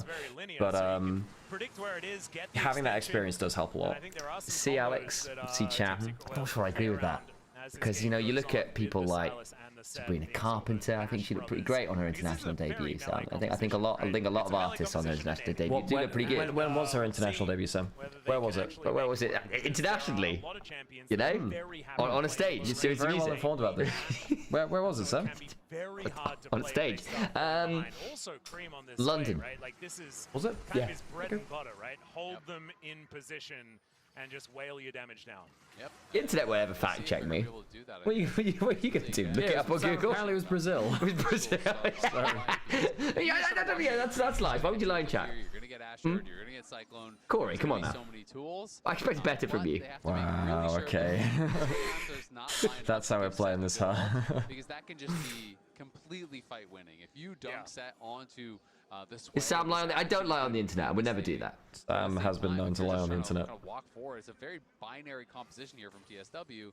It's 3 melee guys getting sped up by a Karma, but you have to get through all of these disengage tools that are going to be really tough, I think, for TSW to deal with if they're just running straight at them. Yeah, I think there's more steps to the team fight process here for Team Secret Wales, but I trust them after that game number 1. Certainly showed that they are here to play.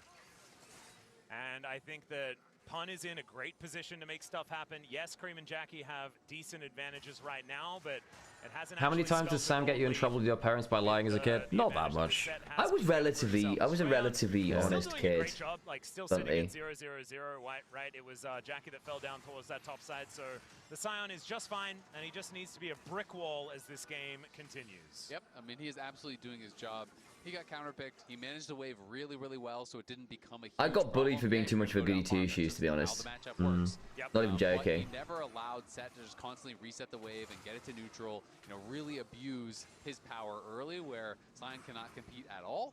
And now Sion is at the point of the game where he has. I think Garen Yumi was one of the most funny combos when you were busted. Garen Yumi was so anti-fun. I remember Reckless just being so upset that that was what they had to play. Yeah, it was 2018 Worlds, right? Yeah. Has the difficult choice. Okay, it's probably because Reckless hated playing anything that wasn't 80 carries, and like Cannon probably doing those, but no, but that was AD Cannon. Yeah. Well, yes, and even then, but it was a non-traditional AD Cannon. Yeah, but he was still playing it as an ADC, so you know, he never really adapted to mages or bruisers or anything like that. Double Lift had a similar issue, right? Finding out what the soul is after this. Double Dragon on the table for TSW, but it looks like Top Esports. Okay, this is the moment where like Pun's not in yet. Or Fung Yue. Oh wait, that worked? He comes set, he comes set. Oh my god, Dyer's just running around. Yeah. Oh, good setup. Cream's in a 1v1 with Duro, which gets a bit spicy. Flash for the spiraling. There's a lot of despair in mid lane. There's a lot of despair in mid lane. Oh fuck, they couldn't afford to lose that, man. Hang on, face checked a full charge Scion Q, by the way, Eddie. She's got flash. Just gets the wall. Eddie's gonna be in a horrible spot. He has to flash. Okay. Soul with a set in the game. That sounds ridiculous. Now, oh, Pistol's here to save the day. He just flashed as well, man. Fuck me, man. They're actually gonna lose this game too. They're actually gonna lose this game as well. Reminder against G2 in game 3, there was this like a horrendous overforce in mid game, and then they just collapsed. Yep. Well, this wasn't overforce. I think this was a bad dragon setup. I don't think this is an overforce because like they're just on the dragon, right? They have teleports coming in from top lane, and it's Histo that makes the play. This isn't overforce from top esports. It's just a bad dragon setup, you know. So for me, it's like a different. This is a different scenario. It's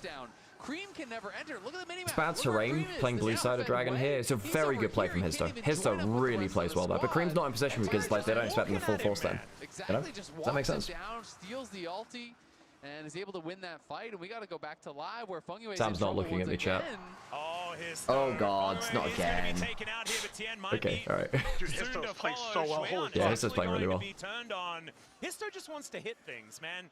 His spear is angry. And Team Secret Wales. Didn't we just see Scion horribly? This is what people thought Toppy would play like yesterday. With a support now down. Best they can hope for on the side of Top I think Esports he's is still a so 4 good. versus I think he 5. might be better than they're Inspired. taking I'm that gonna because say it. even That's when my hot they take. Whoa, okay, that's a did not statement. look very good. This is They just the picked up Secret this wave in Wales mid lane, and speaking of fight things not building looking up very once good, I mean, more. you're about to hit Yes. the 2-item spike for the Ezreal, and let's have a look at this top lane in our Coinbase gold grind. And also in the game itself, as we were talking about how he was holding the wave so nicely, blah, blah, blah, but now it's a 1.2k lead. Yep, every time he has gone for those actual fights, he has been the one cashing out. Zweon not able to Top Esports don't look like a team, more like five randoms. I think they're just, they just sleepwalk their way into objectives, you know? That's something that Top, generally in the LPL, are really good at, I feel like, is their objective setups. And this Oh, I disagree, Azale. Top Esports are good at their objective setups. Oh, I don't agree with that. I think they sleepwalk into objectives pretty badly. Earlier in the year, but not for a little while. Oh, I disagree with that. I think their objective setups can be quite poor, actually. I think that LPL in general aren't great at objective setups, so it depends on a sliding scale. For LPL, they're like not. Top Esports love a recontest, but they're also really poor at the vision setup. Like they are very bad at defending their own wards and let very dodgy wards slip through their sweeping patterns, like a lot. And it means that they just end up in this position where it's like, we're going to have to face check, and it goes wrong 60% of the time against good teams. That gold lead is dissipating. Yeah, I think that in general, LPL's not good at objective setups. I think JDG probably have the best objective setups in the league. I think that BLG and Annual's Legend are both quite poor at that. Top Esports, I don't think are like mega bad. They've not been good at that this tournament. But I don't think a Top Esports a great objective setup team. Eddie tried his best to clear out the wave, but couldn't quite do it. And Pun knows he has no vision on this side of the map. We haven't seen some of the top members, so it has been. So if you remember when that last Dragon fight reminded me of Game 1 versus G2, which I know Top Esports won, but like that was when remember when they were walking through like into River with Jack Love and no flash, and they just walk into the AoE team fight from G2, the Varus game. But, like Varus doesn't have flash, and they just walk through the choke point and they just die to the Olaf, Skew-Mon's Olaf running at them. Like they just kind of sleepwalk in and they just lose. That fight reminded me of that, where they just think they're safe and they just have. It was very bold of them. Yeah, it's kind of what I mean by just like overforcing out of overconfident, bit of like what's the word? So the Scion should be able to continue doing Complacency. Double Swifties Basically for both what I these mean. top laners as well. I really do like Swifty gamers. As the knockup is going to come on through here from the Scion. Pun doesn't look too worried about it, although is worried About to get 2-item potentially spike from having some Eddie. friends move up here and wants Pun to is play so respectfully. scary, man. 35 Pun and seconds Histo on the are both next so dragon, scary. And that is Soul Point available for Team Secret Wales to see whether they can actually get a setup for it. I'm going to be really interested to see where Pun goes from here. You know, if he goes Sterak's, the more defensive option, or if he goes for Overlord's Bloodmail. Because if you go that route, you really can get the W flash with a full bar of True Grit, and you can pretty much one-shot someone. It is ridiculous how much. I feel like Set's the only champion that uses Overlord's Bloodmail particularly. Saw it last in Korea. I think it might have been Kobe that played it. Yeah, he's the one that uses it the most. I barely see it on anyone else. I think there technically are some, but Bruiser builds are weird, man. Yeah, I imagine Mundo could probably abuse it if he wanted. I think Alawi can use it. Yeah, I think Alawi can use it. We had seen Alawi recently, didn't we? A Shiro that played it, maybe? Okay, Dire's on the flank. Oh, that's a really good settle! Oh, please! That's a really good settle! Good encore back. It's a really good encore back. Oh my god! Oh, I don't know about this! Wait, this is good! Rip through! Oh, that's a really good. Yeah, Pun's too good, man. Cream up. I didn't get to the cream. Oh, Zweon's trying. Oh, my lord, son. What a great sat angle, man. What a great sat angle. Walking over to say, look, you didn't kill me. That's the ace for Team Secret Wales. Holy, look at Pun. I think I'm not miles off, He is but taking matters into his own hands, and it's going to be a 20-minute Baron off the back of this. Don't worry about it. It's fine. I'll deal. I think I've actually just made it worse by trying to do I was that. talking about, gets that full bar of his passive, W flash onto Jackie Love, deletes the Ashe, wins the fight, survives the damage from Zweon and Fungyue, gets them the Baron, and they have a stranglehold on this game. In this fight, it is all He's done this before, by the way. the set. I did not know he played set before, but this is really good. I mean, he cancels the Q. And then Fucking hell, man.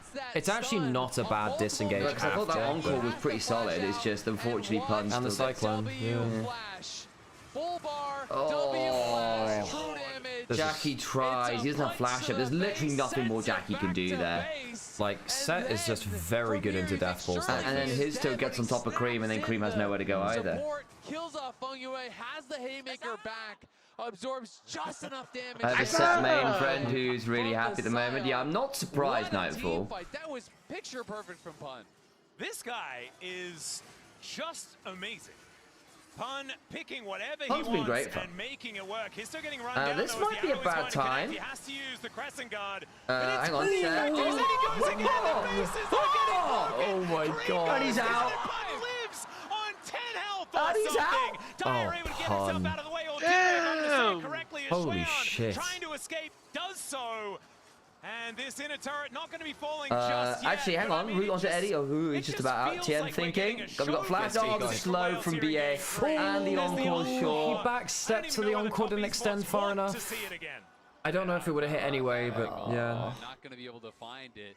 As again, Pun just finds the perfect angle, and he has gone Overlord's blood mail, and it is. He does have Overlord's blood mail. Oh my god.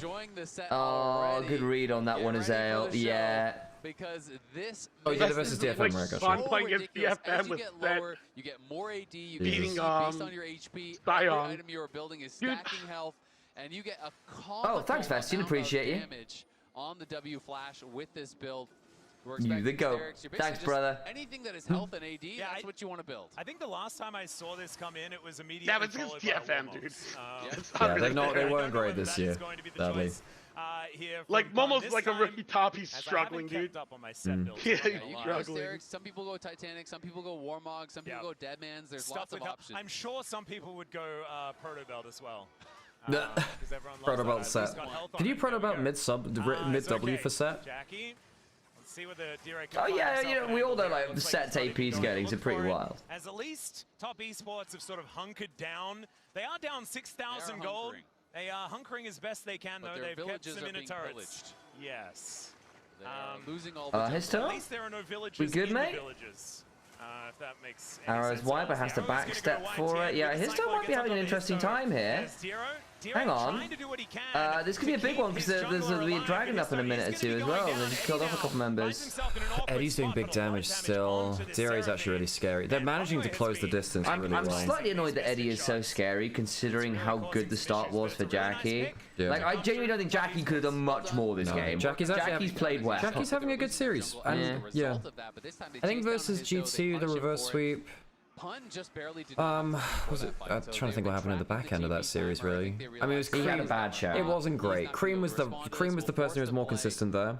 This time, Cream's actually been a little bit mediocre. To be fair, like I think Cream is like I'm not sure what more the play gets to do aside from like dodge wind becomes lightning nerd, so you don't have an extended audacious charge. Audacity is key on it. I also think Swean's just had a bad time in general, unfortunately. I always think Tien's been a little bit off, not been a massive fan of his play so far. Yeah, Tien's not been fantastic. The Jarvan was not good. Well, that's his first loss on Jarvan all year, you know? Expect better. Especially considering how good Tien is, or can be at least. This ain't it so far. And whether they can play around it at all is going to be a big question, but they're going to have to if they want to get back into this game. 5,000 gold is not a meager amount of a lead that Team Secret If top esports win just one game in order to give us false hope, I might go to that Vietnamese restaurant. Yeah. Yeah. There's a really good Vietnamese restaurant. I'd actually never seen it go. It's nearby, and it's really good because of specifically because of his name, which is Hang Me. Yeah. And Dragons weighted very heavily in the objective bounty calculations, but TSW maintaining that making reservations now. Looking to get into that soul, and you said it. Hemtech Soul with a set, kind of ideal. Lord. Yeah. This is a champion that wants to get low health with the Overlord. Do not go proto belt on set. You just don't see the angle of the set proto belt. The psychological damage. The thing is Alex is doing this just because they're jealous that they are incapable of playing Rocket Belt and Ari, and so they go, oh, you can't get any value from it. But you can. It's just that Alex, you know, now that they're 30, can no longer add an extra button to the rotation in order to get value from it. And therefore, you know, it looks to cast the eyes of the Rocket Belt Sauron elsewhere. And we'll see whether Top Esports have an answer for him. Right now, they're not responding to my rage belting, which I think is problematic. But the thing is, I can see the eyebrows slowly raising. So the blood pressure is clearly on the rise, and therefore we're in a good position. He does try to interrupt, but still, this is an option. The inner turret is just one overgrowth proc away from falling down. I feel like if I am a TES coach right now, I'm looking through all of Pun's solo queue accounts, all of his match history, and I am prepping 5 bans for this man. I am saying, no, you must play meta. Also, the fact that Sion hasn't worked is a really big issue, because Sion is supposed to be a bit of an X factor, and it hasn't been. And I think Zweon's not team fought well on it. It's tried to make it, but he's pulled a bit of a bin, where it's like, I'm gonna overforce to look for this big hero player. Watch me flash on Ezreal, and then die, and then make Jackie die after because I died, and Histo gets to go on it. It's not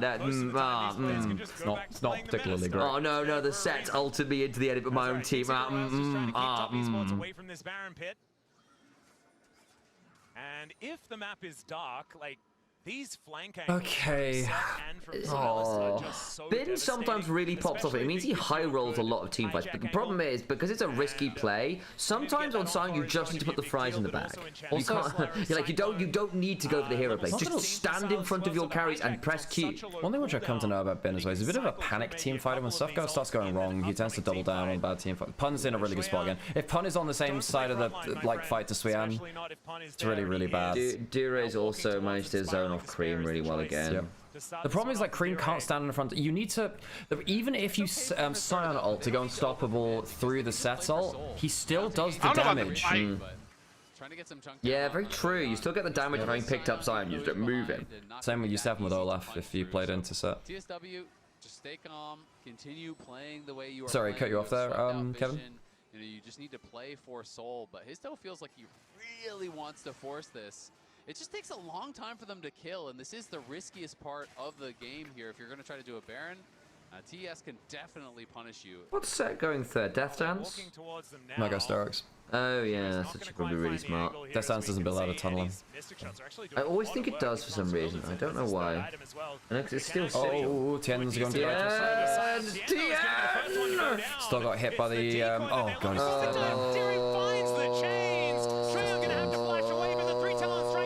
They ran out of hawk shots, man.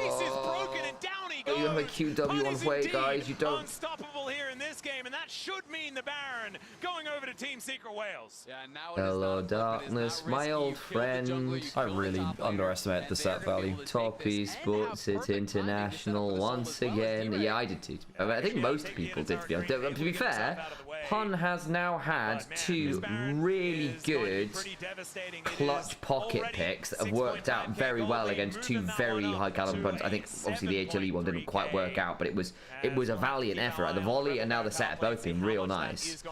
We see this one yet again. And it's D-Ray on the flank. He has been positioned so well in these fights. Yeah. He just the LCP teams that I watch with Estian and Carrix and a couple of other people across like prep for this tournament. Like, big thing that I picked up about LCP is that they love flank fights. They love flank fights. Stuff like the Sars on the flank, the set coming from another angle. Like, they're very practiced at this style. And Zweon, when he flashes over the wall, he quickly realized, wait, I can't actually follow my teammates out, because if I do, I'm giving Set an ult onto my team. Thank you for this up. He kind of had to just accept his death. And Pun just held on to that. Pun has flash, Appreciate Pun ya. has ult, and Pun has Asterix, and they're trying to walk through him. King attend. Right, Facebreaker is going to miss as now Tien Okay, it was a fleeting current. That's on the clone. Yeah. Jesus Christ, clone wars now. Haymaker doing a whole lot of work. Just a clone? Yeah, that's what Plo Koon thinks, is it, Atlas? Clones matter. Himself out of it as maybe an overextension here, as now Histo and Eddie. Alright, this might be messy, but if we get Chemtech flash, Secret Wales is going to get the flash? Oh, no flash set out anymore. This is Chemtech Dragon solo. might just go down that's a bit though. big. Oh, you can't afford to give Chemtech Salt to Set. Set, stolen Ash out into Set. Oh, You're giving Set Chem Salt. It's all over. Wait. Oh, Jesus. He's made him. Oh, that's huge. Lights out for Oh, Green. Colin. Shit, man. Eddie will be able to kill the Seraphine once again. It's a triple for the Ezreal. That's Oh my an god, my ace for pants Team are so Secret wet. Wales. Oh my god, dude. And it's clean to boot, returning the favor. That's too good, man. What a play here from TSW. Yeah, I was worried about the rookies from Top Esports. I was worried about the mental. I said the debutants, right? Because technically Swean's not a rookie in the same way. He kind of is, right? But Swean's really struggling now. I don't know how you deal with Pun. I don't know how you deal with Pun. Because they tried to be like, oh, let's get him off carries because he just does not working on the carries. They put him onto a tank and Pun just counters the tank. You clearly know if we to go for a deadpan because puns are too strong. Right, okay. That's what it should be. Oh my goodness, I'm getting acronyms all messed up in my brain because I was not prepared for this team I to be need this good. more caffeine. Oh, absolutely incredible. Let's Make throw me it some over more to the caffeine, desk to take us through that game. I was gonna say Good. That was quicker than I expected. What's in it for me? It's not Oh, a little whale plushie. It's not secret It's anymore. just a whale. The comeback, the match points. I love that you're the only one with the correct prediction so far. So let's far, see where it takes us. honestly, I hope it's not a correct Oh. prediction. I think Team Secret Wales have played so well today. I'm really impressed by them generally. This is what we saw from them domestically. Like, I think a 3-1 would be deserved on current form. They came prepared, and that's what I love for them. Yeah, and even obviously as someone who likes Can't believe we're losing the fucking I Secret can. Wales, man. Not that they're a bad team, it's just that, like, right? we, And especially for we just the won teams first that stand. We had so much hopium, and then Toppy's going to that shit. We're like, well, it could happen again. Let's talk shit about Secret Wales. No, for sure you can't. No, But, but like, dude, I don't think it's cringe to be delusional and just cheer for your region and just shit on other regions. I think it's fine. yeah, fair play. Like, yeah.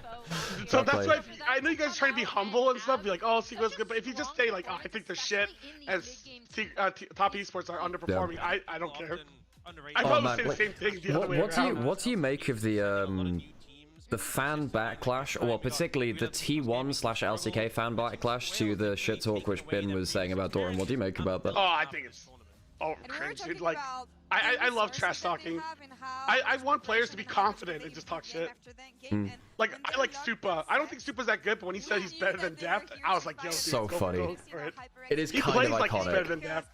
He plays like he thinks he's better than Death. Let's put it that way. And I respect that. I think that's way more interesting than, oh, you know, T1's good. Oh, Faker's the GOAT. I'd rather have players just be like, nah, I think I'm better than Faker. And then just play. Like, you know, just go for it. That's I funny mean, as like, heck, Ben actually. didn't play well yesterday, but it was fun. It made the match more exciting. Yeah, I actually think that. Well, look, Doran didn't play well. That's definitely worth saying. Yeah, Doran didn't play well either, Did you but, see like, the both clip where top players he? kinda Did you see the ass. clip in Game 4 where Ben has level 6? Doran needs to kill 2 minions. He misses a Q on a minion, gets slowed by Gwen, misses another Q on a minion, flashes and dies. Yeah. My set main saw the angle for the set in that game. Okay, fair play. That's great. I mean, yeah, I think that when you see if you see a blind pick tank in topside and you have another flanking option, great. Because this set doesn't work if you don't have a mid lane and jungler that can't follow up. Yeah, that can follow up. You need them to follow up. But Histo, Dire, and Pun did it. They're very practiced at this. You know, Vestian and Kevin and Carrix have taught me all about that when watching the LCP.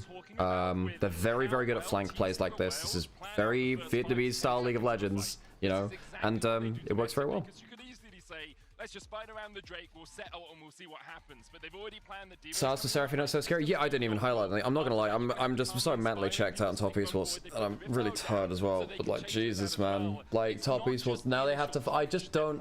Top Esports cannot afford to fall behind in the series. Like they just mentally are not there for this. Okay, what do TSW need in this game 3 to kind of come back Yeah. after a really I mean, strong I agree. game out of TES?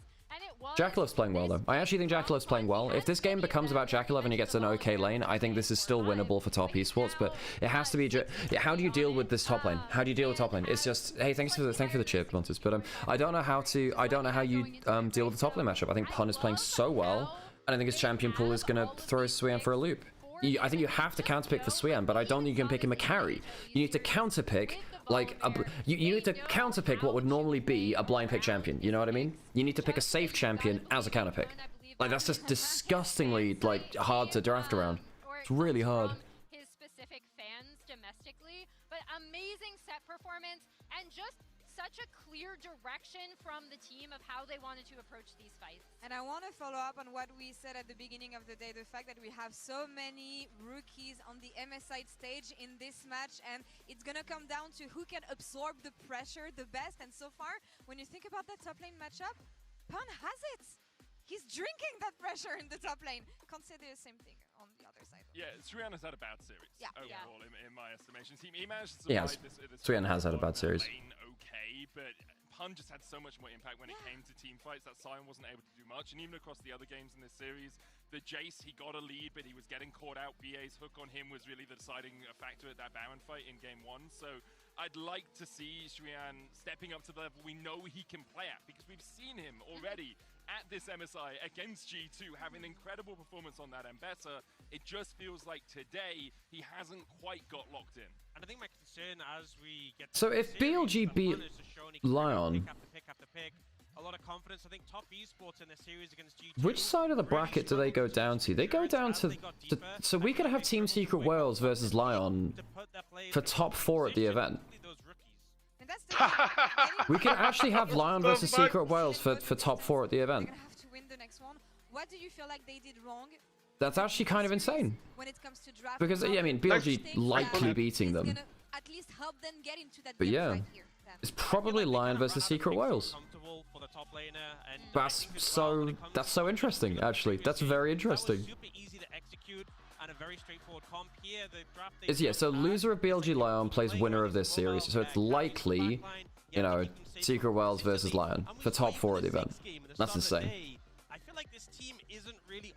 Unfortunately, Lion beats BLG. I actually think that Lion have some threat versus BLG, yeah. I don't think that's a free win for BLG. I think it'd be unwise for them to overlook Lion. Sometimes that's down to the team. I think, honestly, if they play a composition that's more, we just go forward, we see target, kill target, they'd probably have an easier time. I feel like it's the same question for Team Secret Wales, because up until today, they hadn't won a single game at MSI. They managed to grab 2 now. Do they have what it takes? I think on today's form, I have to say they do. Like, they have looked like the better team in 2 of the 3 games. Top Esports looked really good in the game they won, but Top Esports are not... But they don't have another Rumble pick. So Medic's talking about, you know, Top Esports looking good in the game that they won, and I agree. I think Jackalov, you can give him winning lane in different drafts. That's fine. I don't know how you deal with top lane. You don't have another Rumble pick. As soon as I saw the complete TS comp, I thought this is an insane angle. That's a great call then. Thanks for the follow as well. We said the same with the Swain angle yesterday. Sam also called the Kindred in game 5. It's like, I'm glad that it feels like teams are starting to see these draft angles. I don't know about you, Kevin, but I feel like it feels like teams are starting to, well, the best drafting teams anyway. I think that Team Liquid, BLG, Secret Wales, they're finding like really powerful drafts late on into the draft because like someone's practiced a random champion. That's the silver bullet to the draft. This set is absurd! The first one to go down, it's the decoy that they're looking for, but Tyrion finds the chains! Treyon gonna have to flash away, but the 3-talon strike catches him, even over the wall. His face is broken, and down he goes!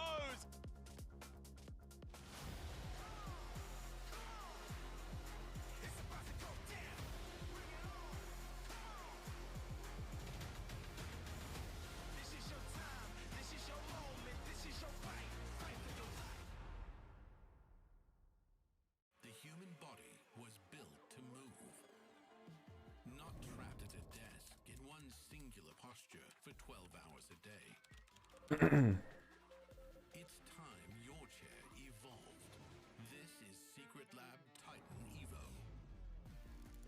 Ergonomically engineered for you, gamers, hybrid workers, artists, backing your every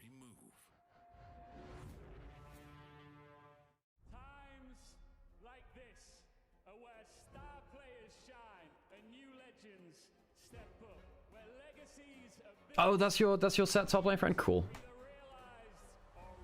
Yeah, Kevin, I was just saying that it feels like a lot of people are finally adapting to Fearless, and it feels like they've got like 5th pick game-winning drafts.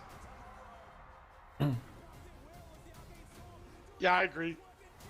Dude, like when I was coaching, dude, Fearless is so difficult though. Like I understand why coaches fuck up Game 5 Fearless, because I've fucked that up many times. It's really, really difficult to like have a good team comp when there's so many champions gone.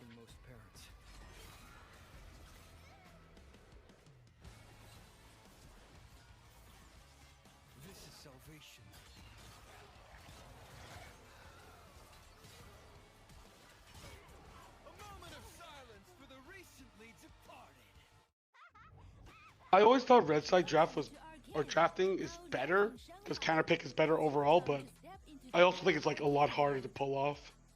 Because I feel like so many teams, it's like their 5th pick is always some like lame shit that sucks. Yeah. Yeah, I think that counter pick, the later the series goes, the better it is. It really depends on how powerful the must picks are. You know, like when Varus was really strong, couldn't really let that go through. Orianna just instant wins mid. What other champions were super strong on like first pick?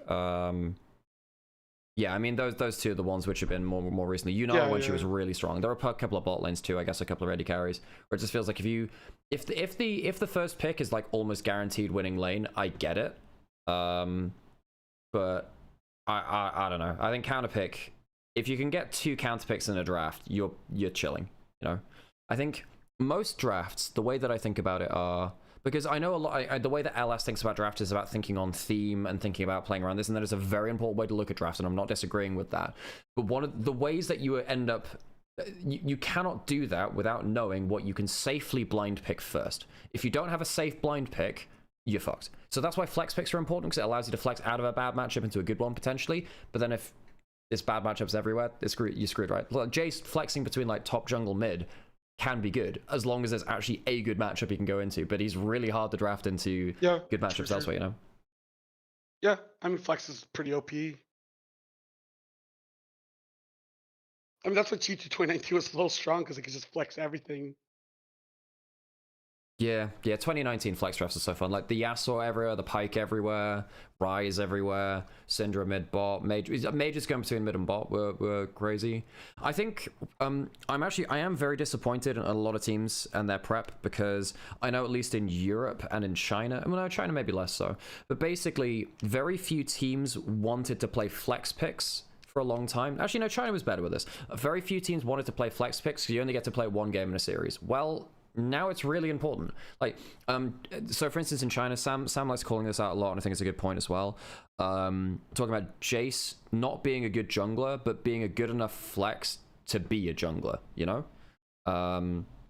So if you can get Jace mid, if you can get Jace jungle, Jace top, if you can flex mages between mid and bot, if you can flex, I don't know, Sion mid, like you do give yourself a winning angle. You know, there was a game in LPL. I don't know if you caught this, Kevin. There was a game between LGD and Weibo. Game 5 to determine who was going into playoffs. Okay, this was insane though, because we had a Vayne picked to try. So basically, there was a Zarhen that was meant to be picked to counter like whoever it was in top lane. So then they picked Vayne to counter the Zarhen, and then we had a Malphite picked to counter the Vayne, and the Zarhen was going to go mid instead. So then what we had is the Vayne go, oh shit, I don't want to play into a Malphite because it's a really bad matchup. So they put the Vayne mid, and then the Malphite went mid anyway. So we had Vayne mid versus Malphite mid. Game 5 of a like a playoffs determining series. Insane. Just completely dominate a game, and that is kind of cool. And the Malphite lost somehow, even though Xiaohu played it really well. They could, but I think they've... But it was a super fun draft. I did think declaring your role before the game starts kind of hurts that kind of strategy. Yes, I agree. Yeah, you have to have both players play it, because you can't change the role quest. Yeah, if those of you that don't know, on Tournament Realm, you basically have like your role quest locked to your account, so you can't choose the role in draft basically. Yeah, you have to select it before you go into draft, which is like makes it so that kind of strategy is really hard to pull off. Then Nari this early, dude doesn't put what? Oh, top Esports, they're really. Oh, Punk can play Malphite. Yeah, they can. This is the thing. Like, His Malphite's really good into Gnar. Gnar is such a known champion. Everyone, look, if you give the top laner, like, okay, put it this way: if you're a top laner and you want to just develop counter picks to champions, what are the top laners you want to counter? I mean, Gnar is like, you know, everyone plays Gnar. You will always have a Gnar counter. Like, if you're trying to do some weird stuff. Yeah, why don't you just play a real AD carry? Yeah, exactly. TF is just cosplaying as an AD carry. But you can just Caitlyn Elise is going to protect bot lane. Yeah, just play I'm not sure it will. Actually, that one could be an option as well. Varus. Yeah. I'm down for Varus not going to be played. That one has been banned away. But the Caitlyn Elise, this is kind of fun. This is a lane that has. Oh, you can Mel Pike. You can Mel Pike. As there is a Mel picked up, could be for Jackie. I think Mel does really well into Caitlyn. We've seen this a lot over the tournament. Because You Mel Pike? Funny is a Pike player. Funny is a Pike player. Better. Caitlyn Elise is better into Mel, because if you get your light binding reflected onto Lux, it's instant kill, and you don't have repel. Okay, true. That's a good point. Yeah. Yeah, they're perm banning volley, but they're not giving him that chance. But they don't lock Pike, so now you're gonna get Pike banned from you. Is Mel good enough on her own, or does it have to be Mel Pike? You could do it, so it's gonna be hard to convince your team to let you do it. Yeah, we used to have rules where you just don't play solo queue after No. the player has like a game, like especially when he was playing support. It's good into Kiana, I think. Well, actually, it's. Is this top lane? Alright. I don't love Mundo into Gnar. Gnar can It kite can you be a quite flex, well. but Yeah, it can be. It's I think it's fine into Kiana, but not great. I think it's fine into Gnar, but not great. It's pretty hard to actually win the extended trades. If you want to play heavy for side lanes and scaling, that's fine. You can do that on Mundo, and you can actually rush Warmogs and then kind of take over the side lane. But Vestian calling out that, you know, banning the volley bear, then picking one of the best anti-volley champions in Gnar anyway. So, you know, what's going on there?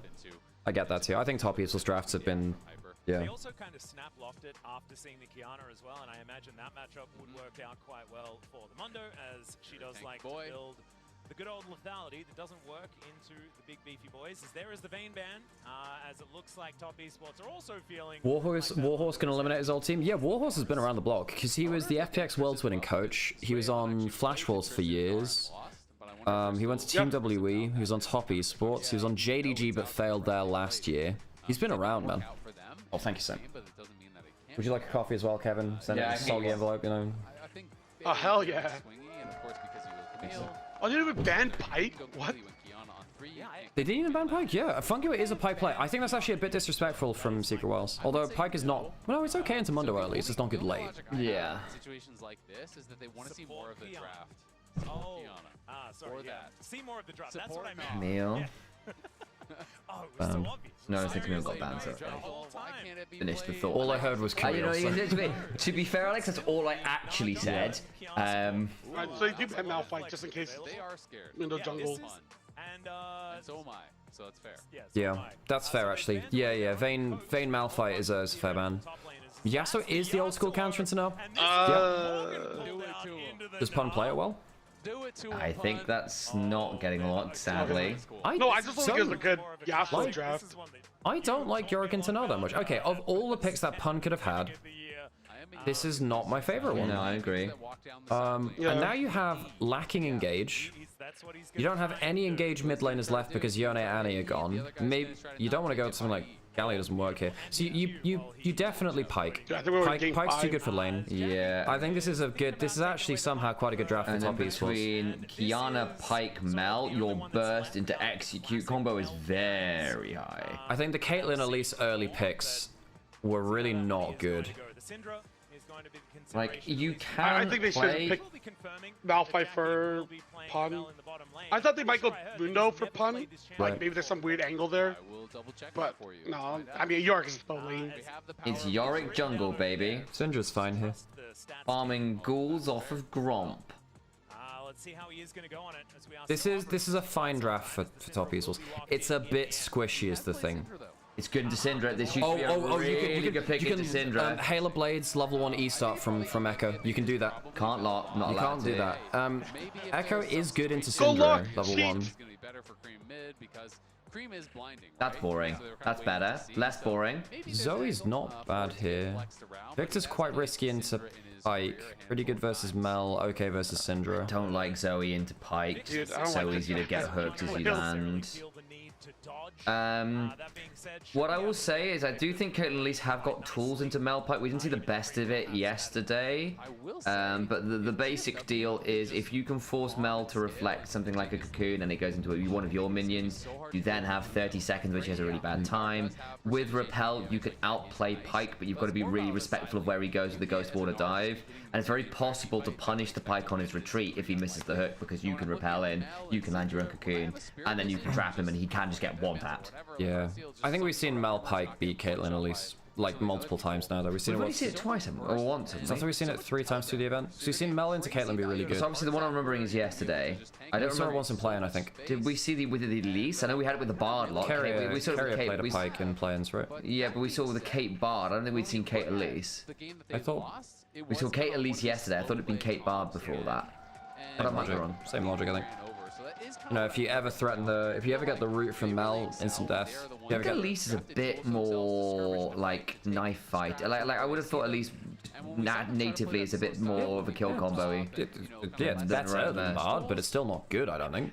Yeah, I thought you had better tools into the Pike personally, but again, I wouldn't, you know, go out to die for it. You know what I mean? Like I feel like if you were going to fight the Mel Pike with a Caitlyn lane, I'd rather do it with an Elise than a Bard. I think this draft is fine from top esports. It's just a little squishy. That's my one thing. Not a whole lot of frontline either, so this composition is going to take a lot of finesse to make sure that they have all of their ducks in a row, lining up all of these ultimates. If it does work, if it is indeed a supreme display of talent here from top esports, everyone on Secret Whales. How does reflecting a blitz hook work? You would hook them into you. Nautilus hook's the bad one because you actually still get dragged into the enemy team. Yeah, there are certain reflects that really suck. Because like again, it is very true. Well, they didn't get bush control here. It's a bit worrying. These comps, you know, for TSW, where to be honest, sometimes Mel hooking Blitzcrank into melee range can suck, because then he just gets a free punch on you, which can also suck. They didn't get bush control. Swadlings blocked the hook back. At their engage tools, and beyond Elise Flash Cocoon, which is not impressive in a 5v5, you really 2v2 from Jackalope Fungo has been okay this series. Not like great, but it's been fine. Yeah. Q buffs to Syndra help a lot. Oh, there we go. That's better. Turn around. Turn around, yeah. There we go. Never mind. What the fuck? Cocooned early on. But this is because they didn't get bush control. They didn't get push control, which means that Pike can't ever hook for the poke. Yeah. Again, like, so the matchup isn't. It's good for Mel Pike. It is. Yeah, I mean, like as I said, I would run if you were going to run a Caitlyn lane into it. This would be the one I'd run into it. But this is blind pick from them, so. Yeah, well, yeah, but you had to have aware that this was a possibility and can maybe look at Dire here. This is good. He's dead. So dead. Doesn't flash. Good that he doesn't flash, but yeah, I think that's so time efficient for Tien. Also, Tien is one of the best Kianas in the world. He is a very good Kiana. Yeah. Yeah, you lost. Look, top esports are a very different team domestically. Like, we just can't talk about them internationally in the same way. It's sad, but yeah. Please don't judge their international performances by what they do regionally and vice versa. He knew it as well. He didn't flash. He didn't use anything. He was just like, yeah, of course, I'm dead from this position. So some good news there for TES, and we'll help you to good Eddie. Feelings that you're going to be having about how that started. And this is LPL versus APAC. You can see LCP 8-4. It is going, of course, in the favor of the LPL. And all-time LMS, PCS, VCS is 57-11. If 57-11 in game score, holy moly! This will be the first time in Vietnamese teams' histories that they've ever won a best-of-5 against the LPL at an official Riot event, which would be really, really momentous for the region, for the players, especially after this year where CFO leave and I get more nervous about a Mel and a Pike who don't snowball as well. We'll see what that looks like again. We'll see again. It's still very early on. It can still get turned around yet. Moving on, right? That we weren't going to be able to see these teams that were able to try and stand up against a lot of the top regions, but right now, Team Secret Wales, after what was a devastating series against Life Esports, are looking great. However, Oh, he jumped forwards. Oh, he maybe kills him anyway here. Maybe. Oh, Q healing. Oh, nice last rights heal. Didn't get the hurricane. No, he didn't get the boomerang. Didn't get the boomerang. He missed the boomerang and flashes and dies. Might be able to kill Pun. He's gonna. Swean, man. And like I saw a couple of people saying that, you know, this isn't Feng Yue. He's alive. He's alive. Bloody hell. Just about. Just about. There's no AD behind Eddie's autos just yet, so just about okay. Later on, when you level up your trap, your headshots do more damage, and that's the point where it's like instant one shot. I was playing it close though. This is one of the reasons why Pyke's okay into these kind of lanes too, on the whole, is that you can regen a lot of the HP through Grey Health. Which is why he was always a good Jace counter in top lane. Because he just regen the poke. Same against Caitlyn bot lane, you just like regen the poke. You can one-shot him, but if you don't, then he kind of gets away with it more than most. Ooh. Yeah. What did you think of Top Esports execute? What did you think of Top Esports execution this series? Personally, I'm in favor of it. Wasn't that one coach interview? Oh fuck, man. Swean actually had a chance for a 1v2 there, and he misses the boomerang. If he gets that boomerang, instant kill. Feels like it might. Remember when Italy had that Australian rugby coach? Feels like it might have been him. Oh, really good repel out of the Phantom Undertow. Feng Yue's dead. Feng Yue's dead. Yeah. He's a level down. Why are you fighting a level down? Also, like, you know he's gonna trade Cocoon for Hook. You know it's gonna happen. Now, it's okay if you do that even, like, very, Pun? Maybe it's now. Flash out. At least we all get a new experience here. Ooh, back into the ball toss. His toes bar. Tien doesn't enjoy this. He's fine. He's okay. W's coming back up. No camps are up, so he's just recalling. Now we have to see how Mel Pyke looks when they're against a lane that snowballed into them. And again, like, it's gonna be something, isn't it? Because I actually think at least now with the actuator does actually quite a lot of damage. Like, yes, he at least picked up 2 kills, but Elise is one of the better supports with gold because she actually does some damage early on. Later scaling, relatively poor as a champion goes.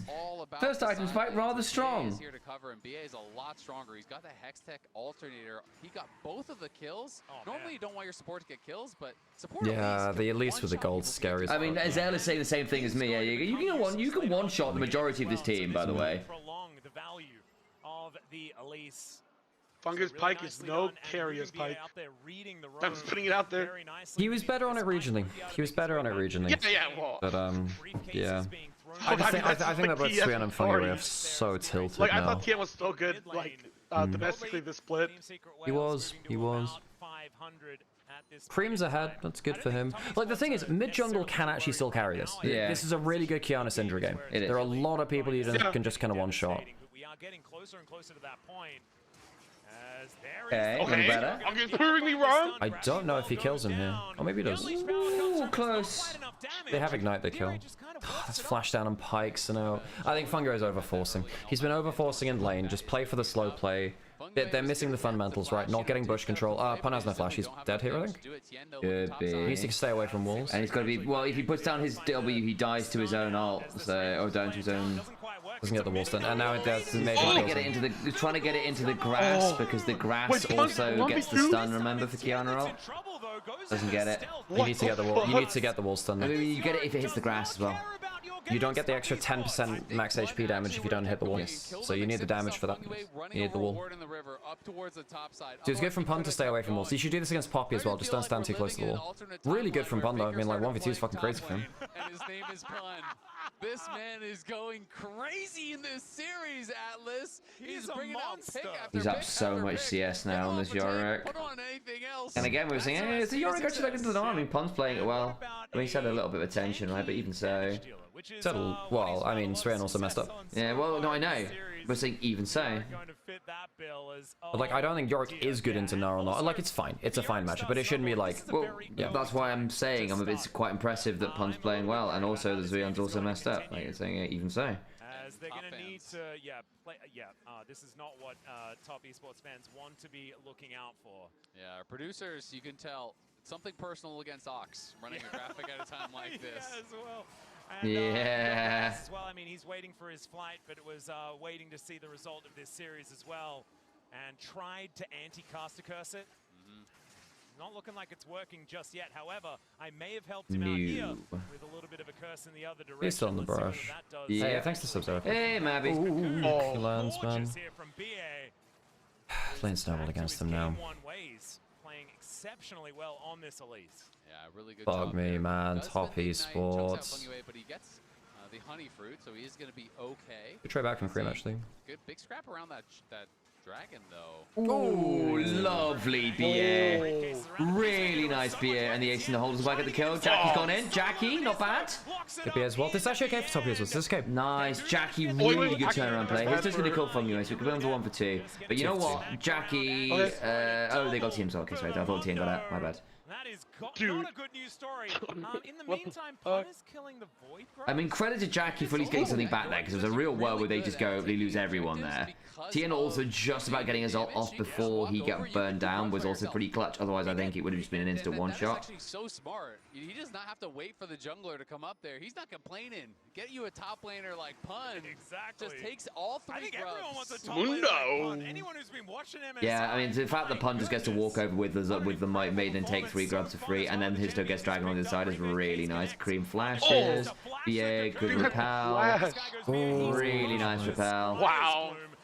Okay, Surprise play him save his life, man. Yeah. On him at this point. I mean, he sets up the previous play with the cocoon flash onto Tien, and then Tien and Cream both had the flash there, by the way, and they get nothing at all because he has the repel. Yeah, the fact that you lose both mid-jungle flashes there and don't get the Elise, who just uses E to get out, is really sad. Is Swing gonna die? He's gonna see he is.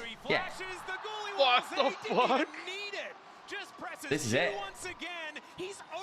Dude, reminder, you just picked up 3 grubs, and Syndra can't get top, so this is going to be at least like 2 plates top.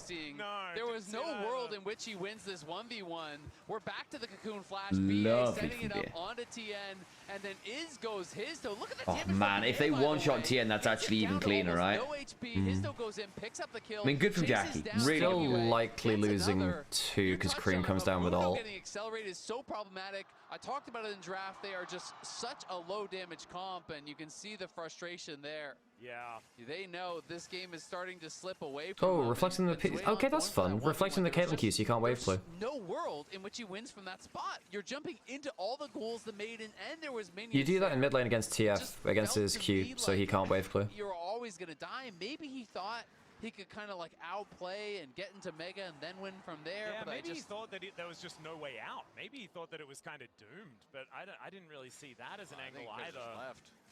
It's a little bit of a worry. Oh, hang on. The dragon here as the Peacemaker comes on. Sorry, the Ace Youch. comes on through. BA is down to 50% though. Jackie loves Mundo's here. I think Mel might just die. Mundo! Oh no, GNT. Sorry, I thought it was just Fungi. I missed the Diana under there. The retreat of Team Secret Wales. Good. Great bone skewer Oh is going to shit, connect. never The mind. Ignite comes on through, but they're not committing to this play. They could have... Oh, Exactly in range of the ultimate either. He still throws it out, but Eddie will live. Yeah, just barely doesn't have enough damage to actually finish him off there. You know, maybe one more spell, another auto or 2, he would have been low enough to get executed. Feng Yue obviously getting bodyguarded out here by Histo. He knows he's not going to allow the you have in for Blackfire Torch or Deathfire Touch, You get that probably. You go. Pun is going to be Yeah. on his Triforce very soon, and that's Oh, where he's just eating in front of him, buddy. bad news for anyone laning against him. Yeah, that's what I was just thinking about. I mean, 2 items for the Arc is where he really starts to turn basically any matchup, but if you're accelerated like this, I don't know who's going to be able to stand against him when that first Sweon's trades versus the Orc are just bad. field comes down. Cream is still doing fine, right? Like, they still have 3 gold leads. Sweon's had a really bad tournament. It sucks. I mean, like, he had the first 2 games versus G2, which were pretty good. And this composition... I mean, Jackie's at least in a good spot, right? That's good news. Considering they lost lane, yeah. Concern is, how are you going to realistically deal with these really tanky members in the front line of Histo and Pun? You know, when they're on multiple items... Like, Seagulls have kills, but the goal is still even. It's still like a difficult game for Seagulls to win. Yeah, but the Nara is just not a factor. Syndra's coming down, that's why Sweon was going for that. And I think there is some truth to say that there is a world where the Mundo the Yoriks become unkillable. I don't think they become unkillable. I think that they have the damage for it, he's dead. Oh man. What the fuck? That damage. Base checking Elise from behind kind of sucks, and Pyke is not. Like, Pyke is fine, assuming you are off vision. The moment you lose vision control, you have a horrible time. He needs Umbral Blade ASAP. I think it saves him.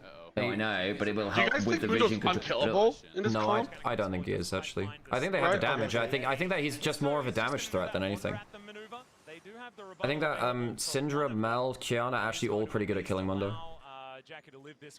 Yeah, I agree. He plays it well. Kiana's not gonna be able to 1v1 Mundo, but she's very good as part of a combo to do it, basically. I'm A-okay with that. And Pun, in the meanwhile, did base and got his Triforce, right? And we already saw how difficult it was looking for Zueon in the side lane. Now it is going to be nearly impossible. So TES trying to overload that side of the map. We'll see if they actually catch him here, but Pun spots him now. Yeah, Fungue's down here now as well. But yeah, just Gulu Wall thrown up. And that is going to be that. BA going to be moving in here as well. I know that it's not called Gulu Wall, by the way. No, it is. That's the official name. I want it to be, because Dark Procession just doesn't really, it doesn't hit. tell the story. Dark for me. Procession doesn't tell you what it is. No, and a Ghoulie Wall is precisely what it is. I feel like unless you're playing one of the skins where it's a cat wall. Summoning the ghouls being called almost like Dark Procession, that would kind of make sense. That would be fine. Make right? it the passive. Yeah. I'm with you. Maybe we could talk to. I'm on Team Ghoulie Wall. Well, I like the whole way that Jin captive audience is, yeah, the wrong one. They changed the names in development, I think, pretty late on. Deadly Flourishing and captive audience. I do get that there is a flourish from the W when you cast it, and it's not always something that roots you. So I do like the idea of like rooting someone in place, right? Because they're so captivated by your performance. On this Drake for now, but Histo in the area. Yeah, and Eddie moving on in as well. And This is prime. Tien's got a Dirk and a Voltaic. This is prime Kiana kill angle. Oh, York's coming. Oh, that's not bad from Jack yet. Oh, that's a pop. Nice, Elise issues. Jackie. Dead, I think. Jackie, yeah, dead, okay. Zuyan? Oh. Tien's dead, Tien's dead. Histo survived with the ult. Oh my days. What the fuck? They did lose the Victor, so it's 2 for 2. 2 for 1. No, it's 2 for 2. Oh, yeah, at least But I mean, Mundo's still Zuyan? Nice pun. Oh my days. Lordy lord, Pun's having a series of his life. Hang on, Eddie's walking up. This could get interesting. Cream's now gonna have an interesting time. Eddie? That's a flash. Oh, go on, Histo. Alright. Oh my god, Eddie's so aggressive. Eddie! Look at him. Did it. He's actually doing it. What the fuck? Oh god. Bottom esports. Oh god.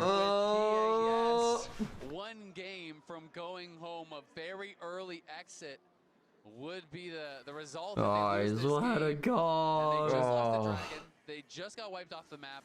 And that was with a fight that started incredibly well. With D-Ray getting wiped out by Tien, with BA getting just one shot by Jackie Love with a reflected cocoon, I think it was, into the solar snare. He just got deleted.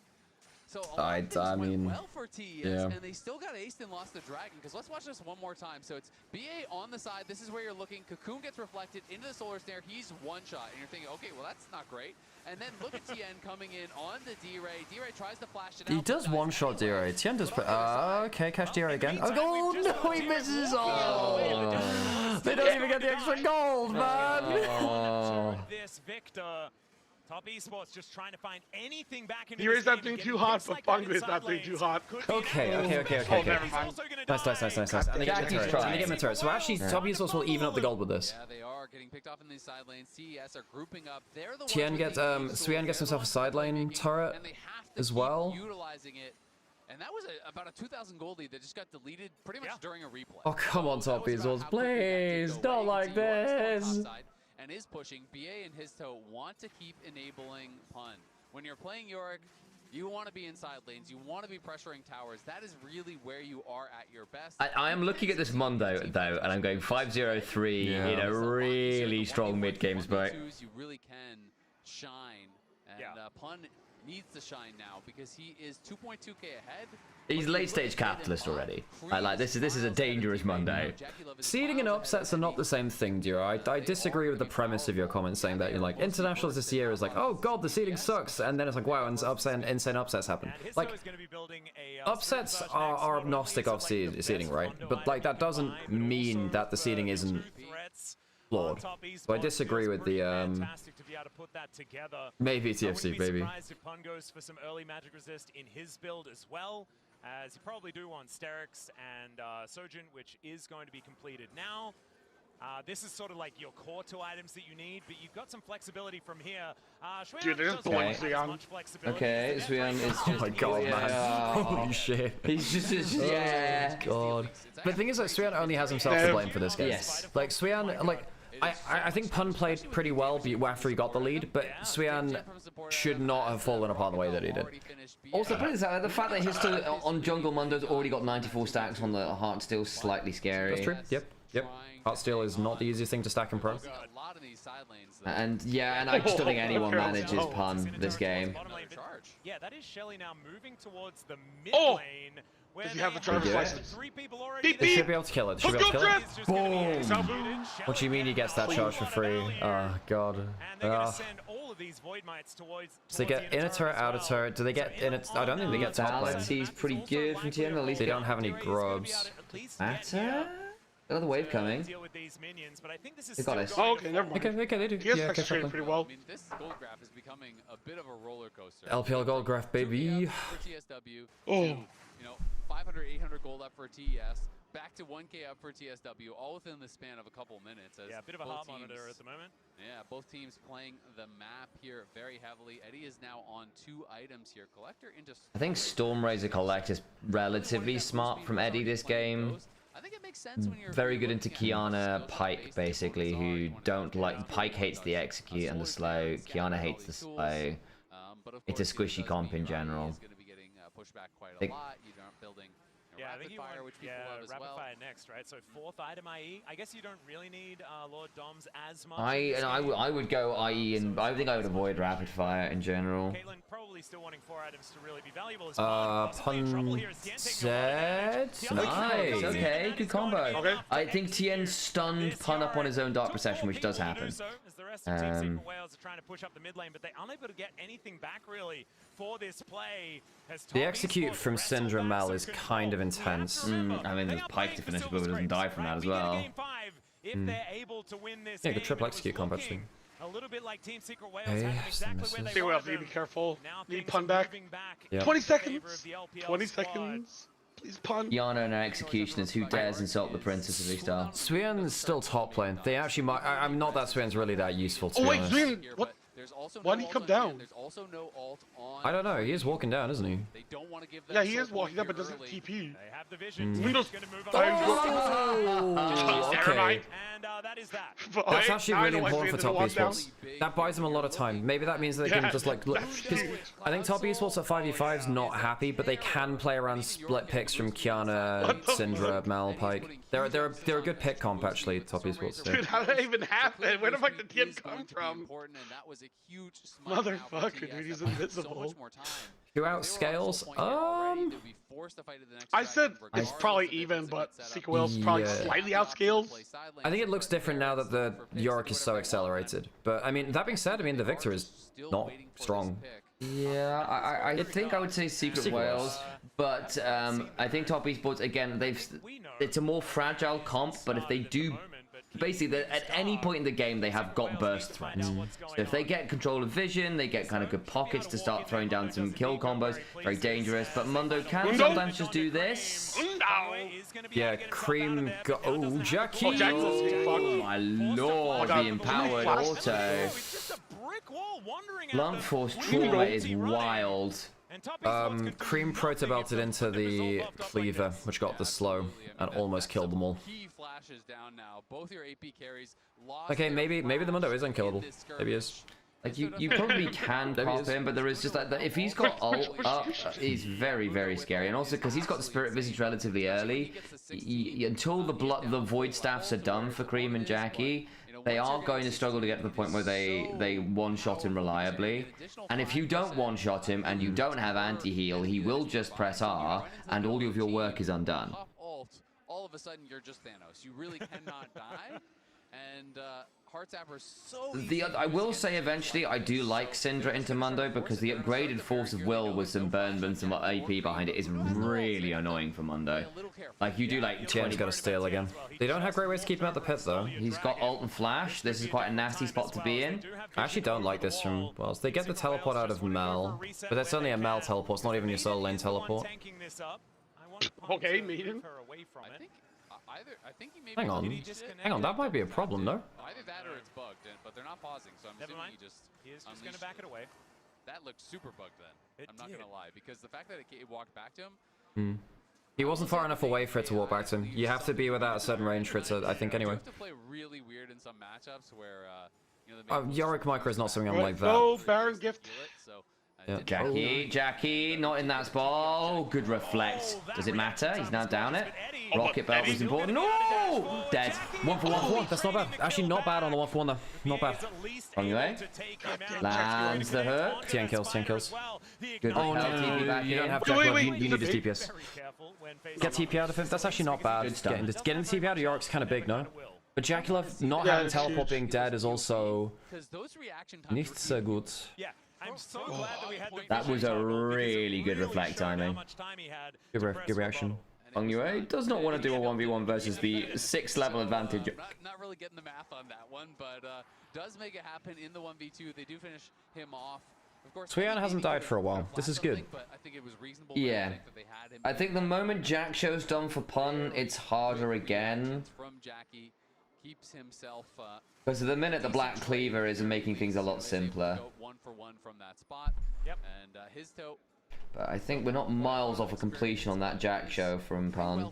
You can see that TN is farming really well and getting good first strike value because the 504 Mundo is down 700 gold and down a full level. Yeah, it's kind of crazy. Sisto is going to unfortunately briefcase himself. Kind of threw it and forgot that it was handcuffed to him, you know, and it just... Denied. Mel reflecting the briefcase can actually be really annoying, because Mundo doesn't like slows, and also his own Q does a ton of damage. Oh, no, I tried to throw Yeah, you can't hard CC Mundo. You can realize him. I will say this Mundo skin has to be one of the best. Also one of the reasons why Nars meant to be good into Mundo, because you just permanently slow him with your Q. And even after the remake, it's still amazing. Look at the swagger. Well, and when you get the home guards, you're in a little car. Oh, yeah, the little car is absolutely adorable. You're living life, you know? You absolutely are. Oh, Predabot breaks the spell shield. Nice. But should be able to slink away into the Floor and get that one back up again pretty quickly. Need someone to do that. All right, let's see how Tiz feels do you this know one. Duray? I'm trying. Okay. An older meme, but it checks out. Okay, Dragon is... Toppies was kind of let this go, but if they get another steal, it's again like more delaying for them. Jackie doesn't have flash quite yet. It's going to be up in 20 seconds or so. What does that mean, by the way, Colin? Oh, it's like Jayo, but for Vietnamese. Like fighting, but Vietnamese. Oh, cool. Dialed? I thought it'd be something like that. Okay, stun misses. Pun's on the flank. That's a good flank angle. Oh, reflects down, Tien's low. Oh, Pun. Wait, Pun's getting caught out. Pun got popped. Dragon picked up regardless, so you lose top laner for Dragon. They might be able to either go mid or go Baron. Oh, they go, yeah, they go mid. Huge. They Or not like huge, but it's not bad. Yeah, it's good for You get soul point. And you get him in a turret, I think. Yeah. It's good for Wales, but it could have been a knockout blow. It's just slightly good play instead. Totally worth it. Yeah, you die. Yeah, I think Pun's happy enough. It's an annoying death, but it's not the end of the world. Who got the kill? Jack did, I think. I don't know.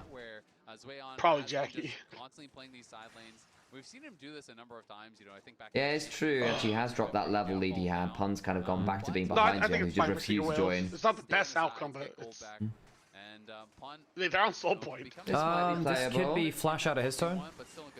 How quickly can they kill this Mundo? That's oh lord, hang on, Tien did not enjoy that. What, you know? Bongyue doesn't have flash either. They get his ult, TP. He flashed for that. Yeah, B is coming. Flash cocoon, all good reflect. Very good from Jackie. Jackie does have flash, needs to burn it. He has to They might look for some autos. Ooh, that's up. Why? No one dies from that? Oh god. Steven, flash on Mondo Dude, can they Elise put for the pink flash close on to the Baron? What Jackie, is wrong with Kiana. Nah. Fucking hell, man. Dude, Sequels keep putting their pink but so far away from Baron so they can't see the back end of the pit. Very, very close. It happened last Baron fight. Liked his odds in that. Oh god. He was really correct. Oh yeah. Losing flash on. Oh, swear, why did he teleport there, man, buddy? TS knew they had to It's like godly the top esports, does it matter? I mean, you're playing with like, the thing is, you're playing with like Pike at least post 25 minutes. These champions are not real. I prefer at least later than I do Pike by a significant margin at least. Yeah, I agree. And it's not until Pike hits that Lock it second to Elise. Sorry, until what, Kevin? Oh, Pike hits that one hook that just wins them the whole game. Yeah. I just It's like noticed Elise's Blitzcrank. He build goes with 0-10, but he distracted. landed that one hook on the ADC. He could solo in the game. It's lower DPS than the IE for sure. But I do agree. Overall, Elise is much better than Pike. To get those autos off. At this point of the game. From his POV, he's just like, yeah, I'll just hit an RL. Okay, well, Tien doesn't have flash, but he's got, you know, W to get over the wall. Starting this up, but gonna have to pull off very quickly. But yeah, sorry, I'm going to start basically Elise has gone Locket second after the Rocket Belt for some burst survivability for the team, which is probably not a bad idea, actually. She used to be a Locket builder back in the day, alongside when it was Tank Elise. Yeah, Tank Elise jungle. Spirit of the Ancient Golem. Juggernaut. Very sad time, because Elise felt so unlike her champion fantasy. Rune Glaive changed it back again. No Leandries and top esports for the Mundo, but I don't think Leandries saves it. I think the Mundo's too strong at this point.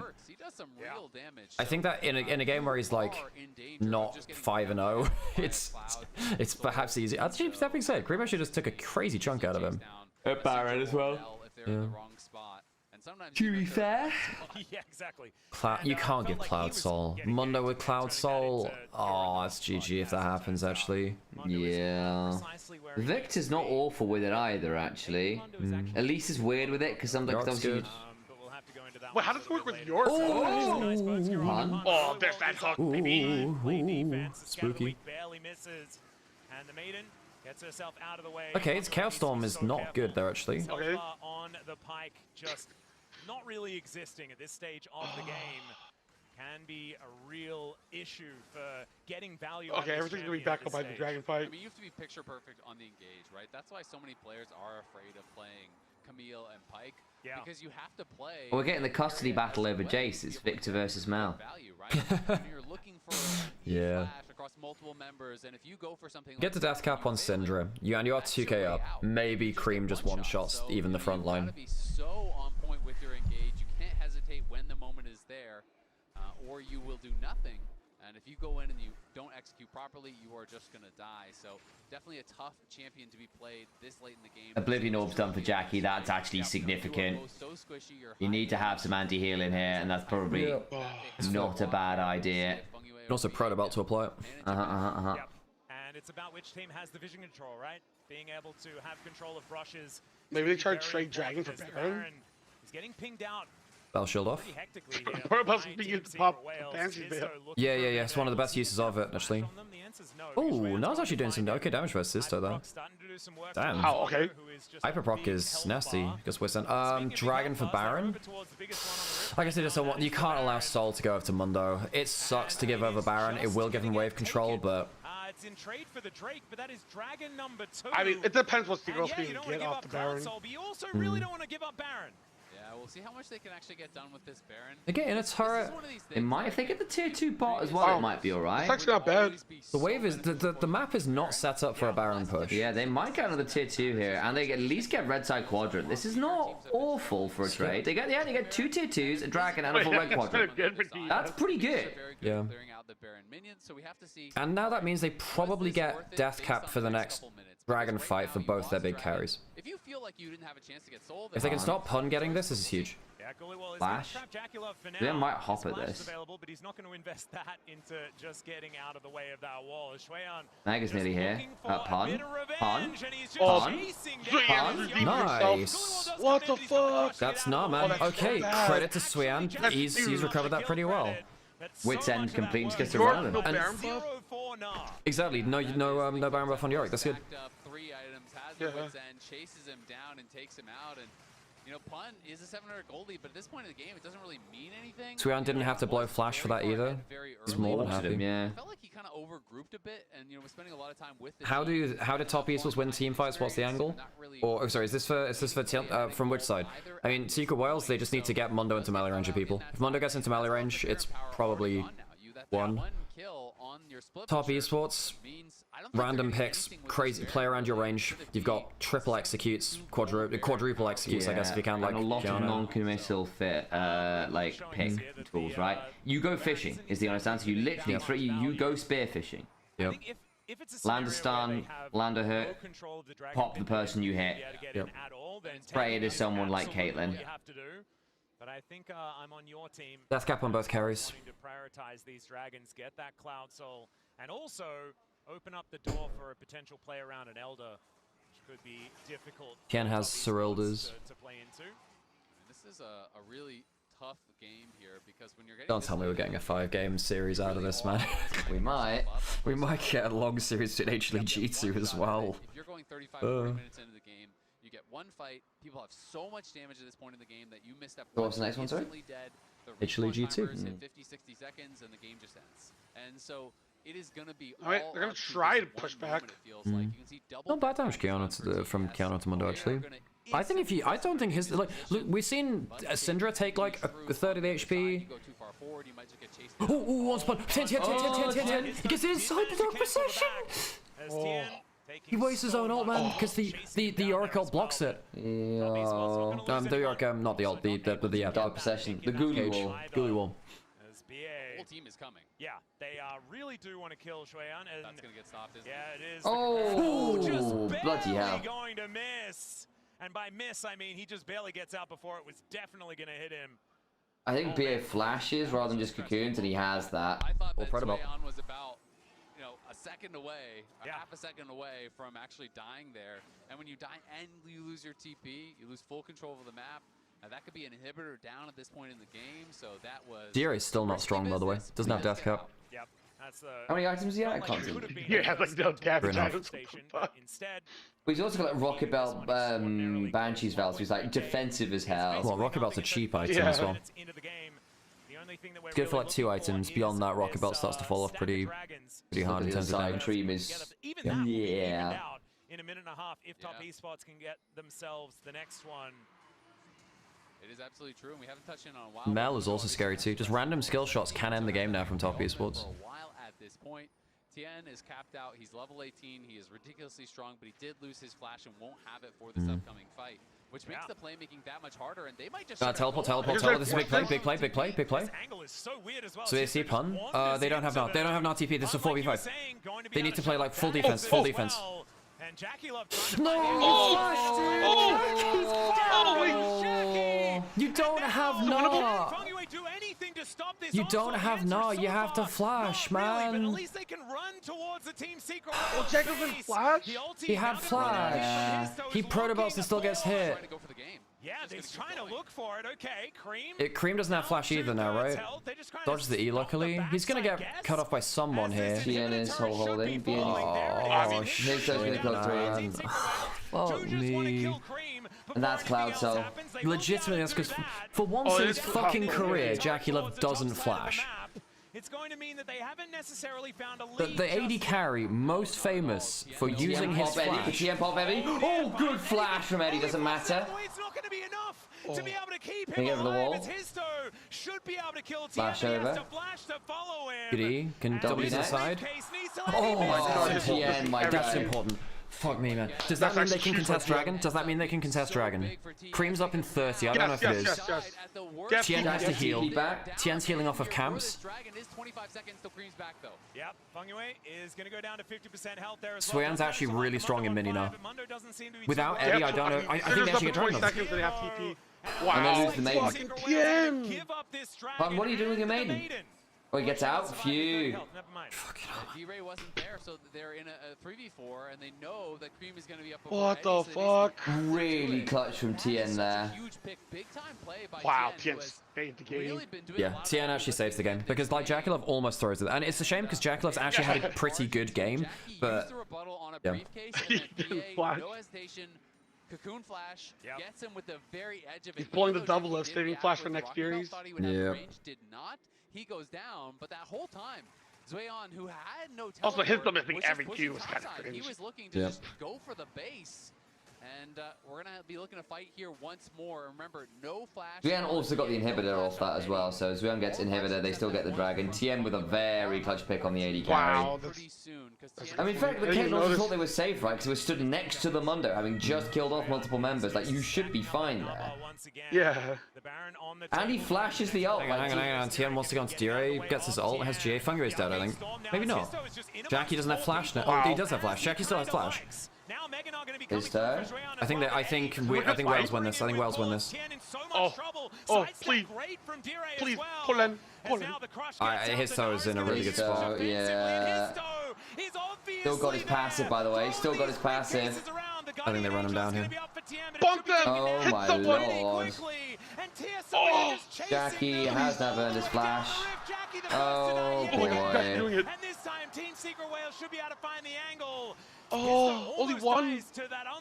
The fact that there's only one is, well, you still get Baron. You still get Baron. Rushing over to the Baron, that chase just lasted forever. But it was just the one kill. It's just Jackie. Oh, so top they still esports, are not man. dealing game-ending damage. They can take the Baron again.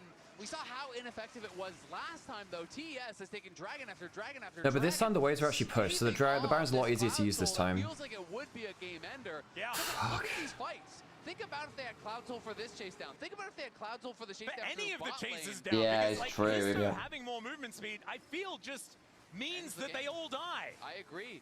And there's the flash. That's all for Mundo is game ending actually. It back and Fengyue barely surviving. Tien surviving as well. His though does such a good job of keeping them interested. Even after the ult expires, he never overcommits because if he just goes straight into the middle of them, he will die. Oh, back to another fight here. It felt like we came out of the replay a little early. Yeah, I was trying to get ready. No flash on Victor or Mel. Probably fairly huge. Out of the way of that banana brush control. Still no I still flash think on his Secret Whale's comp is so hard to play, dude. I feel like any other champion, or if they had a different champion in some other position, they could have gotten a bunch of kills there. Like if they had Malphite top, I think he would have aced. Yeah, it was a good ban by top Esports, stopping him having that. He's looking for an angle. Remember, D-Ray has no flash and Eddie's still missing. Tien with a good enough flash ult can maybe kill the backline too just by himself. D-Ray's got a Medjai's last item, by the way. If he stacks it up mid-fight, you get the move speed, but it's, I mean, I appreciate it. Has his Randuins. Eddie's trying to work in towards LDR. You know, we talked about how earlier there was not really any armor, didn't really need it. At this point in the game, he does kind of need to grab that and is working in towards it. Oh, Pun now taken down to half health as Cream does a lot of damage. All those splinters stacked up, 120 on that one. And you mentioned already, Void Star. Dude, it's like it's such a terrible Baron push. It's very scary. Great Cocoon is going to connect it. Do they have the damage though? That's a question. Oh, okay. Killed us with damage. Hang on, Jackie. No. Wait, the that's it. That's it.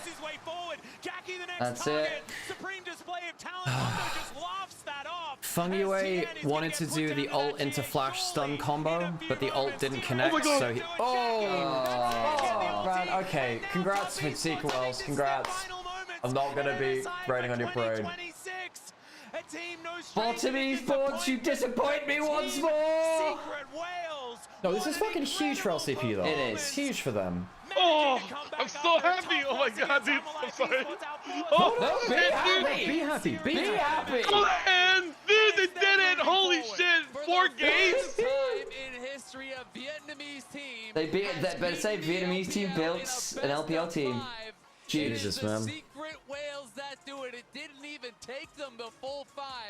as Eddie, right when his flash comes back up, is able to survive the Fung you at the end there tried to like ult and then flash double stun. He missed it, so he just immediately dies. and rightfully so. Secret Wales, man. Secret Wales winning a best of 5 international stage. So now that means we're gonna have likely Lion or Team Secret Wales in top 4 at MSI. That's insane. Banger after banger after banger. They did it. It's the very first. We should have sent top esports to fucking play-ins, man. Bringing it here at MSI in this first elimination series, and of course, yeah. we will talk about top esports a bit later. But first things first, guys. I want to celebrate how big it is, what it means for the region. CFO's legacy started with beating top esports. True. Ben Chinese fans will be ruthless. I think everyone's gonna be ruthless, and they have every right to be. So. This is why I had zero hope for the man. I had zero hope, zero expectations. For the LCP, and with how things had started, there was a concern we might not see a single game win from this region, but Team Secret Wales showing so much growth from their debut internationally last year and demonstrating a decisive 3-1 win here. Yeah, and I mean, you see it down there, first ever APAC best of 5 win versus LPL. This is kind first of crazy Vietnam as well, and Vapek. All of the previous Federations of the region. Wow, hang on, wait, so that's all of the regions. Wow, crazy. Vietnamese team coming in when the regions merged last year. And I think I mean, I thought that we wouldn't see another Vietnamese team internationally after GARM fell apart. I thought that, like, you know, the PCS teams were too strong, but real credit to Secret Wales, they're a fucking good team. The region was, you know, has Hell yeah, I agree. Because of CFO breaking up. But they were also a team who learned so much from going through a bunch of different international tournaments as a unit, and specifically for someone like for me, BA is a support that I noticed like years ago. I think it was on Esports. For him to then come out, pull the Elise, he's 6-2 on it going into this matchup. This pushes him to about an 80% win rate on it career, which is just like, I mean, it's crazy. Like, it's so rewarding. Even for me, who's rooting for top esports, it's so rewarding to see this win for this Secret Wales team. Yeah, I'm beyond excited for the LCP, for APAC, like 9 times in a row. An Asia Well, that's a series of all time. Up against the LPL in a best of 5 and lost. And today for Flash Wolves to do it after last year, we saw CFO starting to make those steps, starting to challenge, and then for them to be gutted, and then to see DCG fail in the play-ins, and now for Flash Wolves to come up. Like, this is an incredible Cinderella story for the Flash Wolves, for Histo, for every, for Secret Wales, sorry, too excited, for Secret Wales, for everyone on this team as well, right?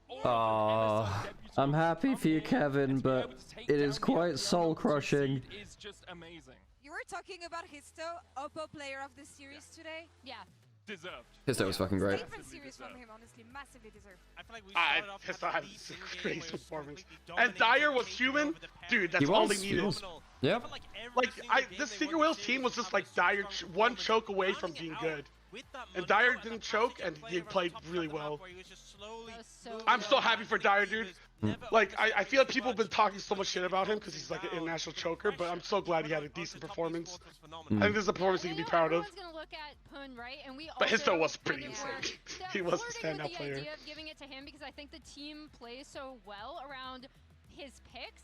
But here today, we saw from Histo how this team works domestically, right? And how well they perform with his direction coming out from the jungle. This is the run of play that's was just kind of insane. It started way earlier too, but yeah, his ability just to face that stuff he's in this final game. But I think that's your point is so important there, Emily. Like, LPL back to being a one-team region again. It's just a top esports thing, folks. I mean, it is actually just a top esports thing. Like, isn't every region a one-team region at this point? I mean, like, okay, yeah, exactly. Like G2 or one-team, yeah. Whale, well, Liquid weren't too bad from NA actually, in fairness, but yeah. Yeah, so Secret Wales face the loser of BLG Lion, so we're gonna have one of like Lion or Team Secret Wales into top 4 either way. It's either Lion winning upper bracket or one of them winning losers bracket. I'm so mad. Okay. Fall for it again award. Yeah. At this point, I'm mad because it's like it feels kind of. Again, I love the fact that you came in ready. Yeah. And you have to be ready for it. It's top esports. You have to be ready for it. We were on a TES desk. Yep. Yeah, and you know, I've saved it for this moment. You know what? Fuck, man. From now, as we're gonna head to the stage for the post-game interview with Pan.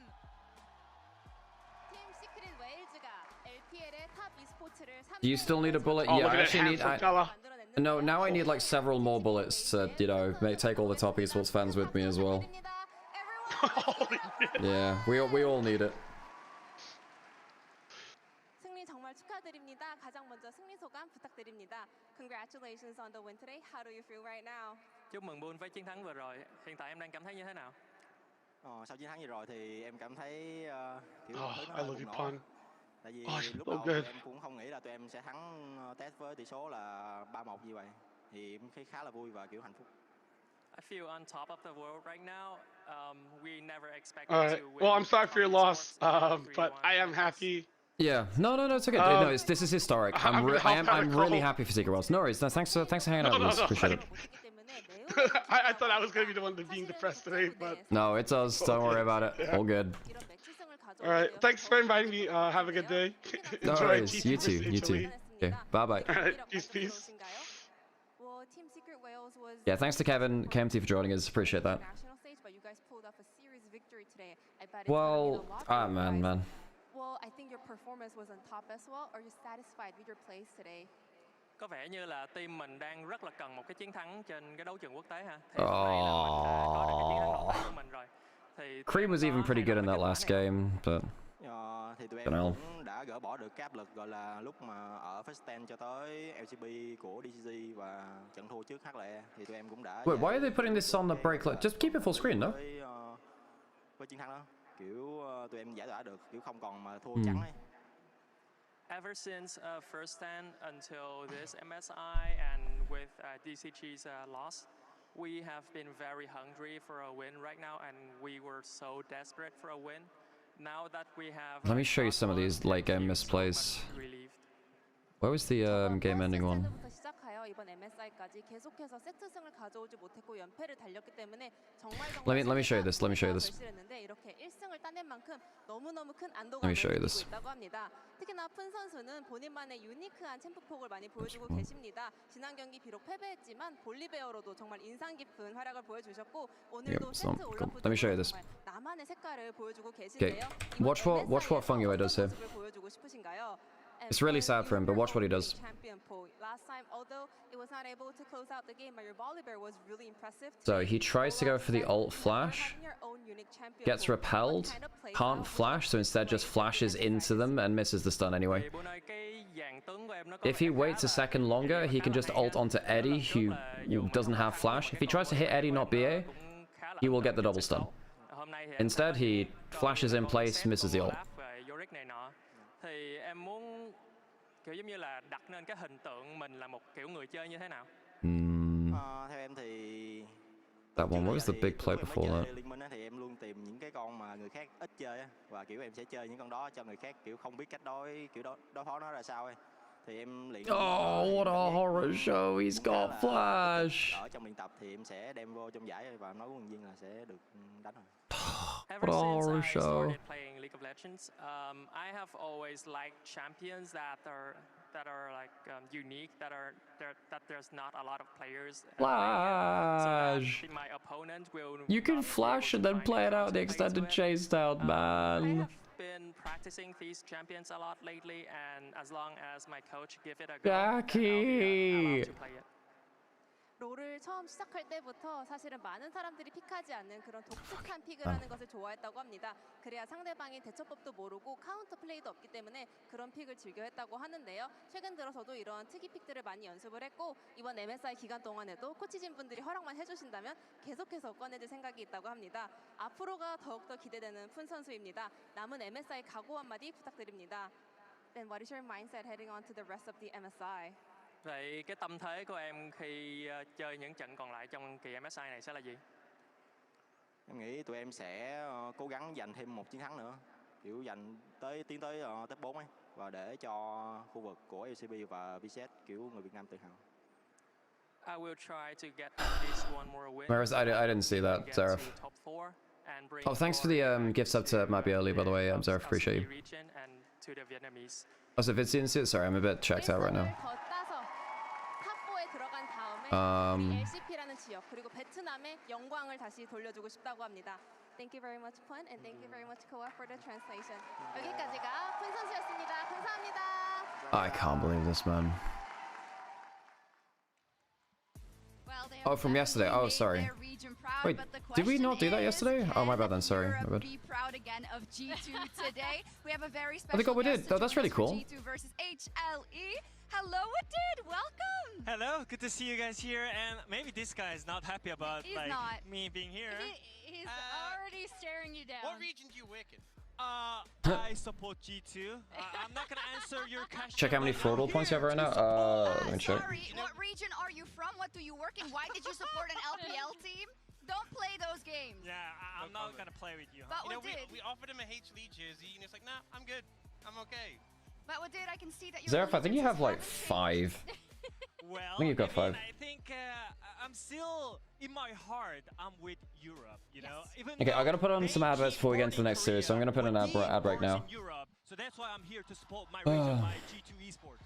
Absolutely love it. The look on Ox's face. Pun so far along the hero wall, we need a new role. We'll put Pun through that, yeah. We already have Bear on there. Let me go find Pun. LCK, that's the question that's been keeping the Korean fans up ever since first stand, but they're going up against a mammoth of a home crowd favorite in HLE. Where do we want to start? There's this quote, Emily from Hansama, really wanting to beat Gumayushi. Of course, experience playing versus him when he was still on T1 and not really having the job finished. Yeah, and this is, again, what happens when you just have the same players going to international events. He's played against Guma before, really wants to face him again and beat him this time. I think it's interesting because G2 do typically play around their bot lane a little bit more than HLE, but it's because Guma is so reliable on that weak side that they can then play more towards top and mid and jungle. And speaking of the bot lane, something I really wanted to bring up as well, and maybe Wadid, you can shine a light on this. Lebrov and his glow up. He had a fantastic series versus TES, and overall, he's really been making strides. Yeah, I think the reason why HLE looks really strong is because of Delight being proactive on the map, but we have Lavrov, so I think he can really just match the fight on the support matchup. I mean, Lavrov James with engage from the downtown. Look at him, he's dunking. And I think the big step up for G2, this iteration of the G2 roster has been that pairing, Lavrov and Skumon working together as a unit, and I think that's really developed. And we get Pun on the fraud wall.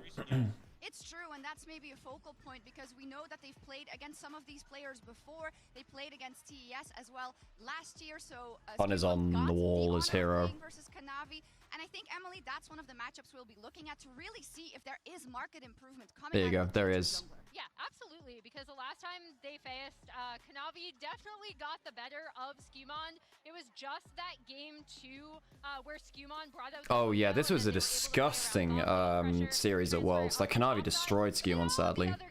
But then again, it was like, I mean, Caps was destroyed by Cream. Set the pace really hard, not only in the early game, but in these fights. And even though Pistol needs to be up there too. Yep, we can post on that. Yep.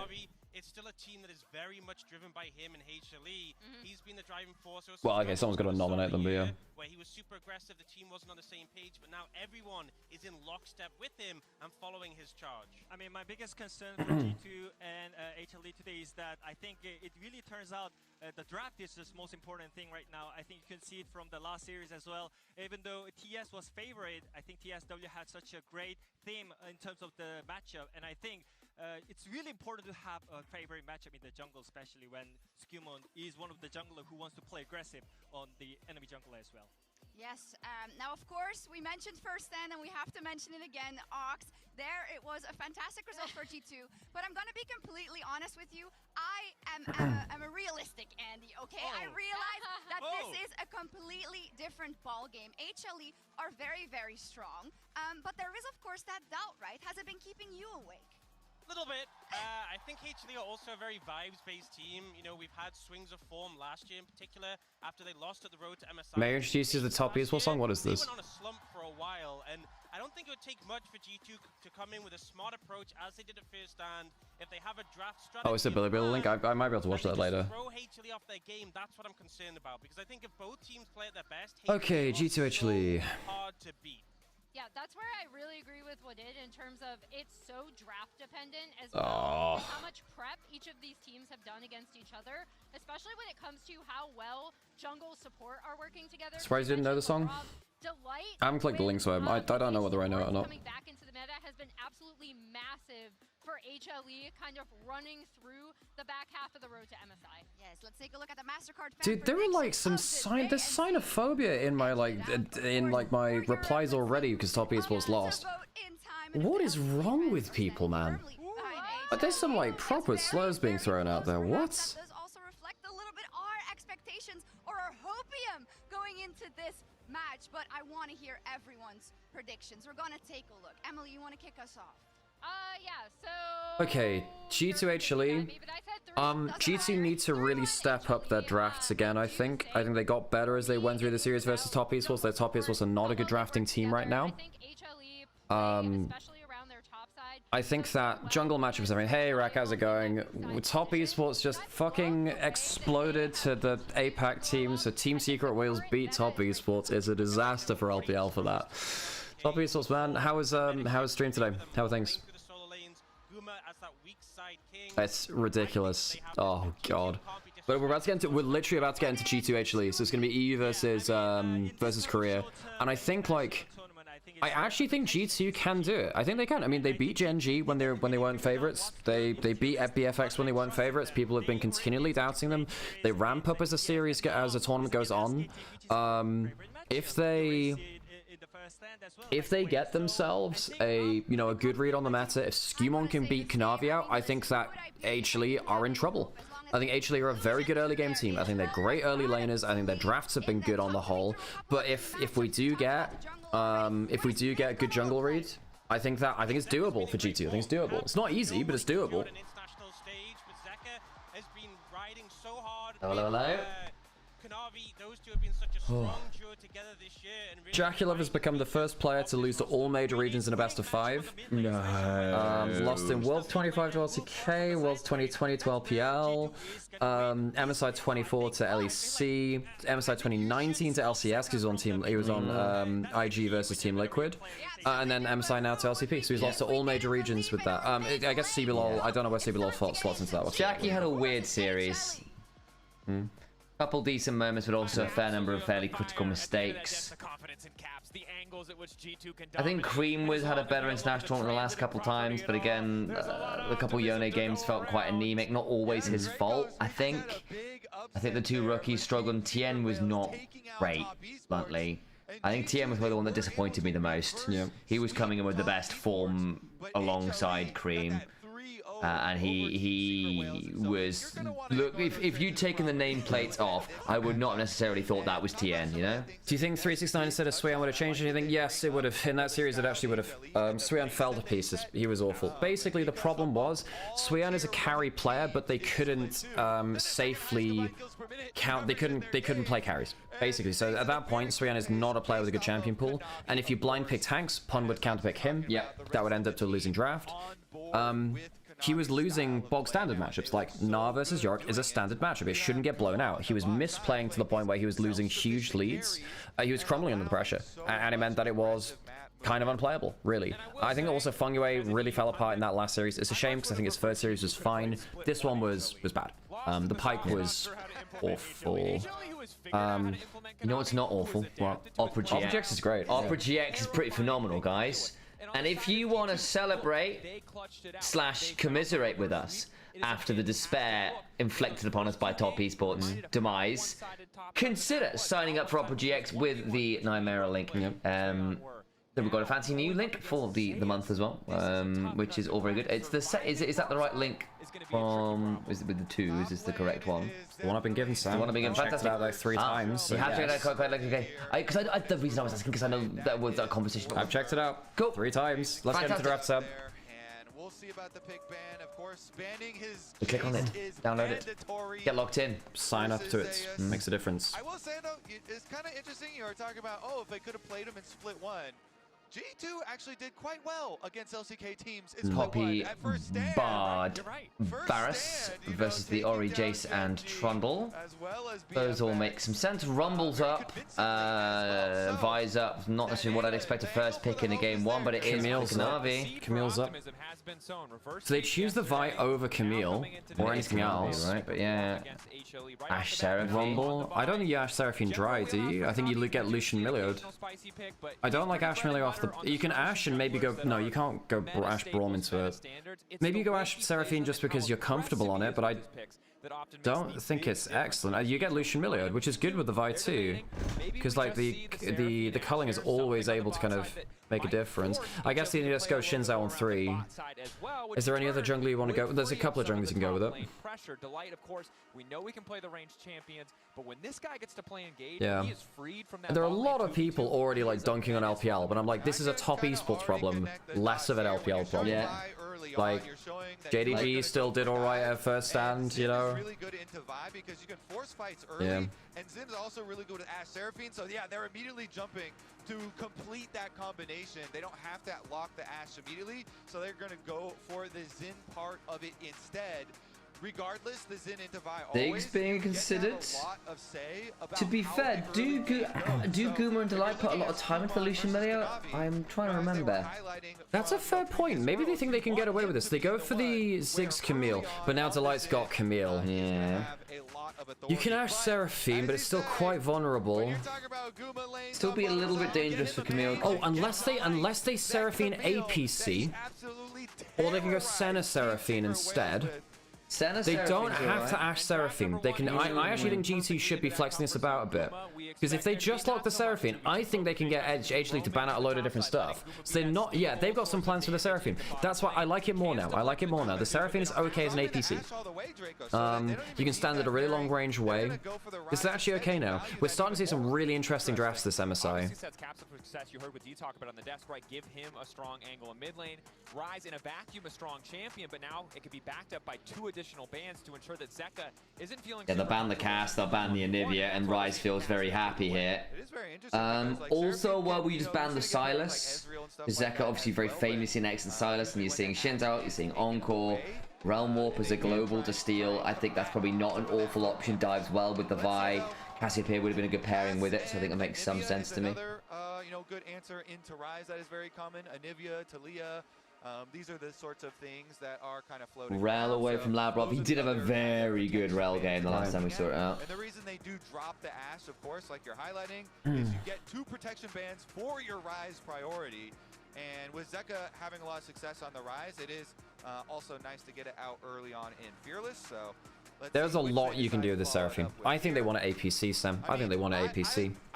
Yeah. I think if it goes to bot mage meta, isn't that? I think it's typically good for a team like GT, which focuses a lot on drafts. Yeah, there's the Rumble. Okay. They're okay with. I think, to be fair, Anivia feels like it's annoying for the Rise, but not like kill threat. Yeah, no, the Cassio is the actual dangerous step, because the Anivia needs like multiple. I mean, the Anivia is actually still pretty good, because it's into immobile jungle. Well, the jungler that can't escape the wall, and then the Rise as well. This feels like it's telling us either. Dracos is on it as well. Exactly. Yeah. I think that now they don't ban away the Ashe, so I think HLE are okay to let them have Ashe Seraphine. So they're aware that it might not be an Ashe Seraphine as well. Kobe's also saying might be able to flex the Rise up. You're not into a blind matchup. You can maybe kind of pick last, but I doubt it. I doubt it. Maybe they were trying to bring back jungle Rel because they have Zin already as well. I think the most likely is the possibility of the flex with Rise and then moving Seraphine. Yeah, so it's going to be carry Seraphine. Seraphine Leona is a hell of a lot of CC. Okay. Seraphine, so Seraphine Nautilus, very heavy CC combo again. Could also be Rise top, Seraphine mid with a Senna potential last as well, depending. Nautilus not bad into Camille as well. Like as support matchup, Nautilus actually beats Camille quite a lot because she's just so good with his basic abilities, right? I like that too. Yeah, you keep the Seraphine bottom with the kill lane. And Rel is a really good partner, but so is Nautilus. So I think now the Renekton ban gave away with the Ambassador. You can't rise into the Ambassador. Can you not? Ambassador's too good in the extended lane versus him. And if you ever overstep because you don't have Phase Rush, you have Storm Raiders, you can't run out of the lane versus Vi. Okay, Yone into Ryze is a good matchup. So the Ryze doesn't have a great matchup anywhere. Poppy's gone. Warwick was being counted into Ambassador. And it's pretty good versus Yone as well. You go melee range and he just chomps you, man. This is good. I like this. Also, you've got Warwick with Nautilus and Seraphine. So one of them. So Nautilus starts the combo. Warwick goes after, and then the Encore extends through both of them. I actually like this from G2. Okay, we're gonna go to an ad break so we don't get ads in the next game. Thanks for supporting us. Download Opera GX or donate to Kofi if you got the spare cash. Appreciate you all. Please do. Please do. Hold on the Q, and Bessa very mobile, but Warwick can follow you with the Q. And then you have your E for really good CC setup. Okay, so I like this from G2. Plus they have the global of the Ryze as well. Now Delight's going on the roam like a mother. You know, he's going to be everywhere. He's going to be everywhere. I love that G2 are starting to get online with their drafts. I didn't love their first couple of games versus top esports. Starting better here now though. And I like that you bring up the early game, because when you look at HLE's composition, if this team comp gets a lead with the Vi, Ambessa, the Yone, the Ziggs who can just drop bombs from afar, it is going to be so difficult for G2 to fight from a deficit. So tracking those early lanes, seeing how they deal with HLE on what looks to be an incredibly comfortable comp is going to be crucial as we load into game 1 of this series. HLE, we highlighted it, 3-0. Looking dominant coming into this one. G2 made the miracle happen with reverse sweep, but HLE another caliber of opponent. Okay, Dracos, this is going to be exciting no matter what. I mean, we have Camille and Nautilus getting a lot of roam time here and working with their junglers. Level 1. Have my 1 point G2. So stingy. Well, that's a good level 1. Yeah, Caps also loses a decent amount of HP. I don't even get much out of Invade here. Warwick's running at them topside as well, because Warwick's level 1 is... Good call on the Seraphine APC, by the way. Yeah. So that might be beneficial for two in 2 days, Al, not bad going. I'm pretty good at drafts, so I'm aware of that. Resource that you're kind of expending in this matchup, so nice little early start for them, even though they do clear out the ward, and both junglers going to start on bottom half. Oh, hang on, everyone's missing their shit now, I guess. Aftershock's down. Sama following up there as well as Delight does his best to trade back with the Halo Blades, but you saw a little I like GT's comp. potential setup even at level 1, right? Every single cooldown rotation. He doesn't even need to play around Aftershock timing. If it's on good Seraphine timing, it's okay. Supports definitely are a highlight too from their Yeah, because Guma's taking the damage here. Health on AD carry matters more, though Labrov is kind of in kill threat now. I'm glad they're showing the skins in game again, because I miss them doing that. I don't like what he's trading on hook cooldown rather than aftershock cooldown. It's a bit risky because you lose a lot more HP this way, but it has like really guaranteed shove, which is nice. Yeah. And to be fair, one of the ways you deal with Ziggs having someone who clears just as well as him, and Seraphine does. Like Seraphine's wave clear is nutty, especially with the E in particular. Where's Q? Where's his Q? Where's his Q? Where's his Q? Bait, bait, bait, bait, bait! Barrier. That's the flash from Zeus, by the way. He needs to Q. Oh, QT kills, QT kills. BB dude, careful there, buddy. There's flash from Zeus down, by the way. Yeah. Flash with barrier. You do barrier is really so. The reason you go for barrier on Warwick is that you use it while you're low HP and you get more healing. Oh, Sash is good. Sash is good. And the exhaust down as well. Okay, Q kills. Oh my god! Okay, this is good. They found out a way to bully the Ziggs. Okay, G2, good drafts. This is a good draft. They're not getting diffed in lane. Skemon's doing fine in jungle as well. Looking good. I'm starting to think that some of that first stand optimism is coming through, but this is the other side of the coin, Kobe, is that they're not playing against your He's got damage reduction. Damage reduction is okay. Again, like Warwick is very, he's very like deceptive. Very deceptive with his HP. So it looks bad, and it is close. It is close, but it's very deceptive. What gives you the damage reduction again? Is it? And when he pops the W before he gets the fear off. Yeah. So he has the W, which is it's fairly long cooldown. Sorry, not W, the E. Sorry, W is your blood hunt. Yeah, but your E. But basically, it gives you the friend. It gives you the fear, and then you get it gives you the damage reduction, then a fear. But you get a lot of healing from your auto attacks when you're below half HP. Right. So basically, Warwick wants to be below half HP because it activates his blood hunt, and he gets a lot of attack speed and Delight tier, level 2. Labrov. So Labrov. Cannot be Mrs. Q. Cannot be Mrs. Q. That's really bad for him. He needs to kill the. Needs to kill the. Oh, you had good fit, really good fit, really good fit. There we go. Oh my god, this is good. Zeus doesn't have flash. Oh, superb. Fucking go And HLE losing an early game, guys. HLE do not lose early game like this. They don't lose early game like this. Skewmon gets ahead of Kanavi. Kanavi misses the Q. This is awesome. Really good draft. I love G2 when they've got cool drafting plans. Come on, G2. Do something fun. BLG and G2 would be my two favorite teams to watch draft at this tournament by a fairly significant margin. Also, Caps is like doing a good job into Zeka here. I mean, I know it's Yone early on in lane, but still. 3v3 skirmishes that early changes everything, and then Warwick loves that scrap right into the middle, gets the fear on them, and G2 are Warwick's good, man. Warwick is a strong-ass champion. Ooh, Skewmon's still following. You're right. The aggressive early game. Who deals with Warwick Seraphine? I mean, if you get a good enough combo. Oh, Caps is dead, I think. Splash damage. Enough body block. Skewmon's here now. Skewmon's here. Oh, Knob's dead. Delight. Zeus here as well. Zeus. Good Q, very good Q. Oh my god, Zeus. That's probably double now. No, Labrov doesn't have flash. Oh, Zeus has to. Oh, he gets with the QT. Okay. But Zeus has to go out of top lane to make this happen. Yeah, and that's a really good double Q at the end there from Kanavi. Yeah, I mean, I think later on, you can explode the Warwick still. Because Warwick, I mean, if you get like a good combo from Vi and Bessa, Warwick, if he doesn't press his E in the right time, he does die. Now, if he gets the damage reduction before the CC comes through, great. Step on the gas. 4 people showing up in mid lane. I mean, we knew we had to show that combined kills graphic really early on in the game. Oh, so fucking close. How does Caps get away with this, man? But, you know, comes off of Raptors here. Skewmon thinks they have the turn because Caps has the stake. But Kanavi, his blast shield was back up, so he got back in. Dude, how wild would it be if we get, like, G2 BLG in the upper bracket instead? On the Mbessa. Really nicely played to barely pick up the. That's fucking close. For the side of HLE, and then as highlighted, he teleported back to lane. There's still only one kill that HLE get there. Yeah, Possess is ahead of Gold to get ahead. He's also in farm now. It's always kind of wild. It's because partly it's because he's been zoning off. Well, it's not because of the CP. It's because he's been zoning off for the wave. Look how many waves he's been losing after going low HP. He's lost like probably all of this actually just from being zoned off the wave. Wasn't he relatively even at that point? He was, yeah, but he should have been ahead on that as a wave crash in. So Zeus had more minions coming into his tower, and Bieber was losing them because he was low HP and afraid of Q2 execute. See what he claims from this turret, I guess. Down and look at mid instead. It's being answered by it's a fairly big crash. I'm not gonna lie, Ghost, the baby faker thing for Caps was like really overstated at that point. It was that got quite annoying actually hearing that all the time. Because Caps is his own player too. He's a very different player to him.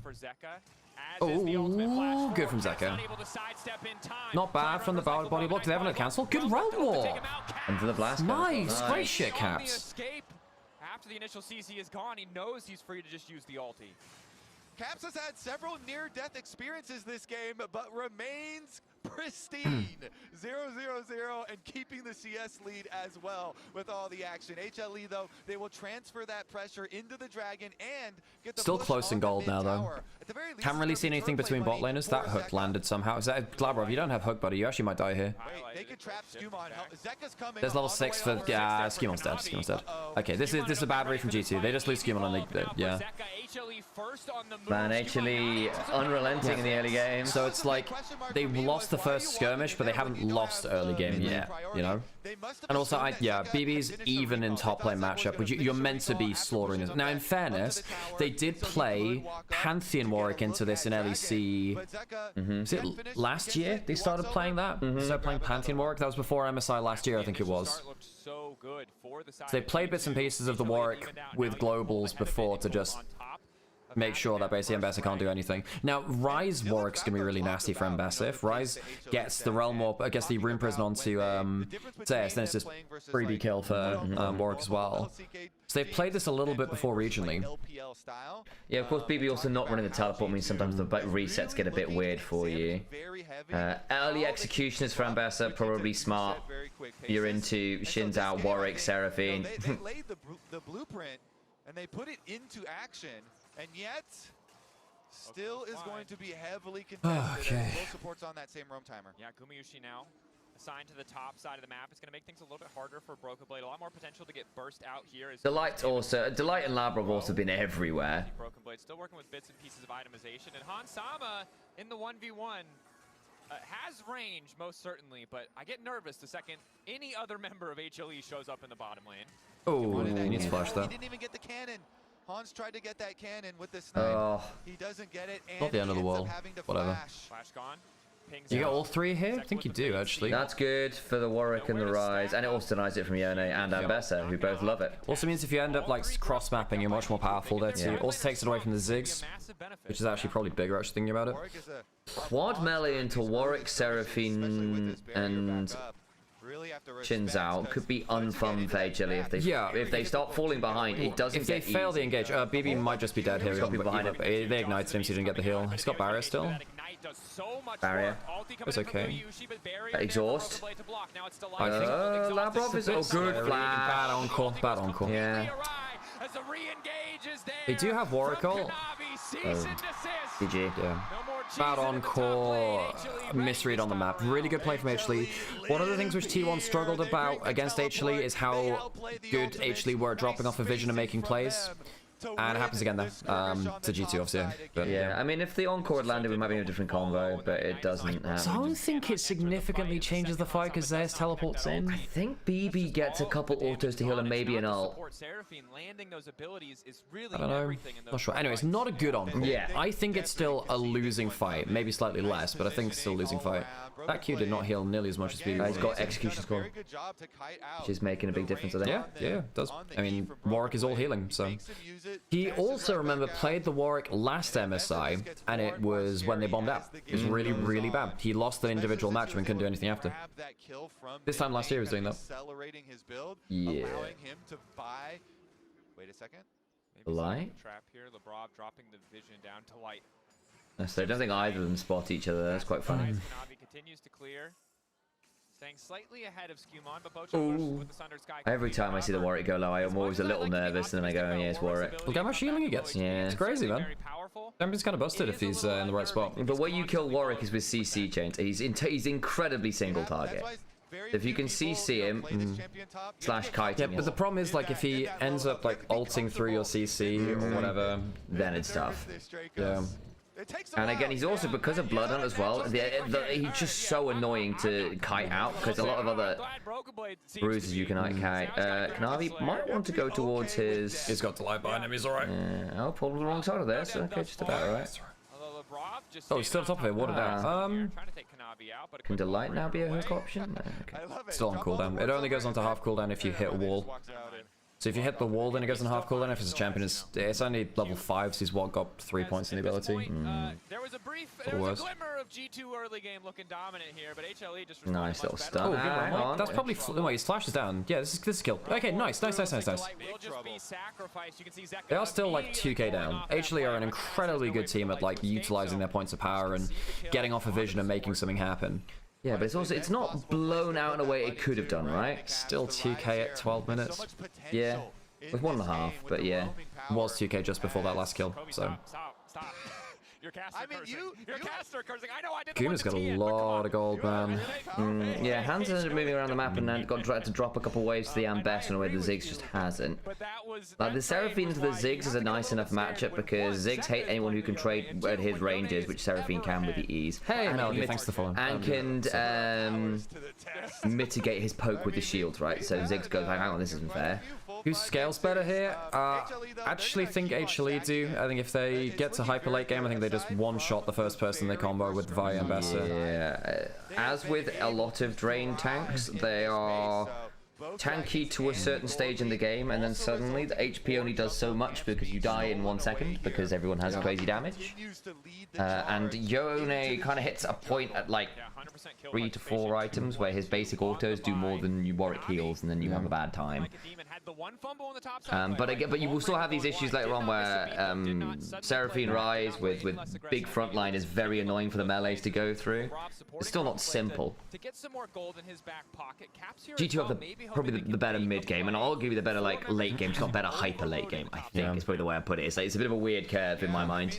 Seraphine is hang on a second, gets under tower. Lavrov doesn't take aggro yet. That's not lovely. Bad. It's light down, but it is only the Camille. TP could suck. Oh, lovely encore. Well buffered through.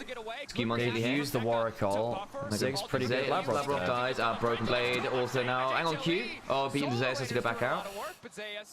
Guma. And what is that? Zaka's got flash. Does he want to go? Oh, hands is dead. I don't think so, though. Zaka probably just flashy. Oh, Zaka misses his Q. Yon Fi ult. I'm not loving the Seraphine from Hans. No, I agree. He's not positioning very well on it. Yeah, and you want to get like, you draw your lines, right, where you want it to get through multiple people, not having be able to split away from the skill shot instead. Down G2. More kills, more gold into the pockets. Does it end up being 2 for 1? I think so. Yeah, Labrov, Hans both died. Delight dies in a second. No one was close to him to follow up anyway, I don't think. If you had a Realm Warp, you could, but I don't think you can. Well, it would have been nice to stop the reset anyway. Oh, the Warrior ult goes. Oh, it goes into Delight. They would have loved to go into there, so he hops over with his ult. It caused Broken Blade to go all the way through, and they still killed Delight. But and actually, I thought they thought they had Zeka there, but he managed to basically ult, like buffer his ult as he lands, which is huge. I think it's huge that I think Zeus has had a very good game, folks. Ambassador is meant to get dogged by Warwick. It is not a good matchup. It's one of the worst matchups in the game for Ambassador. But actually, he's done really well at trading. The early levels where BB was losing farm, that's just because Zeus was so good at spacing and using his abilities so well. Like the individual laning from Zeus has been genuinely exceptional. I got worried from Zeus when he burned the flash to try and get the kill and got barrier baited a little bit, but it's ended up just about okay. The problem is BB still picked up 2 kills and is still doing fine. It can still go very wrong. TP in. And Ziggs. Teleport from Ziggs. Yeah, he dies here. Yeah. Sorry. I'm telling you, man, Zeus is damn good. Zeus is damn good. As they set their sights perhaps onto the tier 1 tower. Yeah, the problem is the moment the TP comes in, Warwick can't disengage anymore anyway, so he has to stay there. I probably did watch that Loxy, but it's a while ago, so I can't remember it too much now. Still can't believe what top esports have done. Sadly, I can. If you told me about what's the most top esports thing that could happen this event, that would probably be it, actually. Yeah. You know, you have like a crushing loss, mentally break, and then like lose to someone unexpected. We called that out, actually, but the fact that they win one game just to give us hope so it's not a complete crash out is probably more top esports than I anticipated. Well, I was thinking even about the G2 thing. Like reverse sweep into that, and like that is the most top esports thing they could do. Yes. Yeah. Lose the tournament. Oh yeah, you know, lose the tournament favorites, of course. Yes. Yes, of course.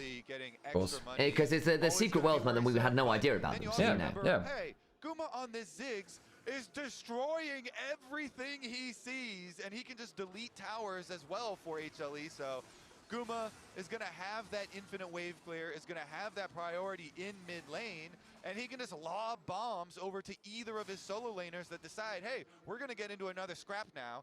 Not only does Zeus yeah, BB's Warwick's not been paid off. It's not paid off.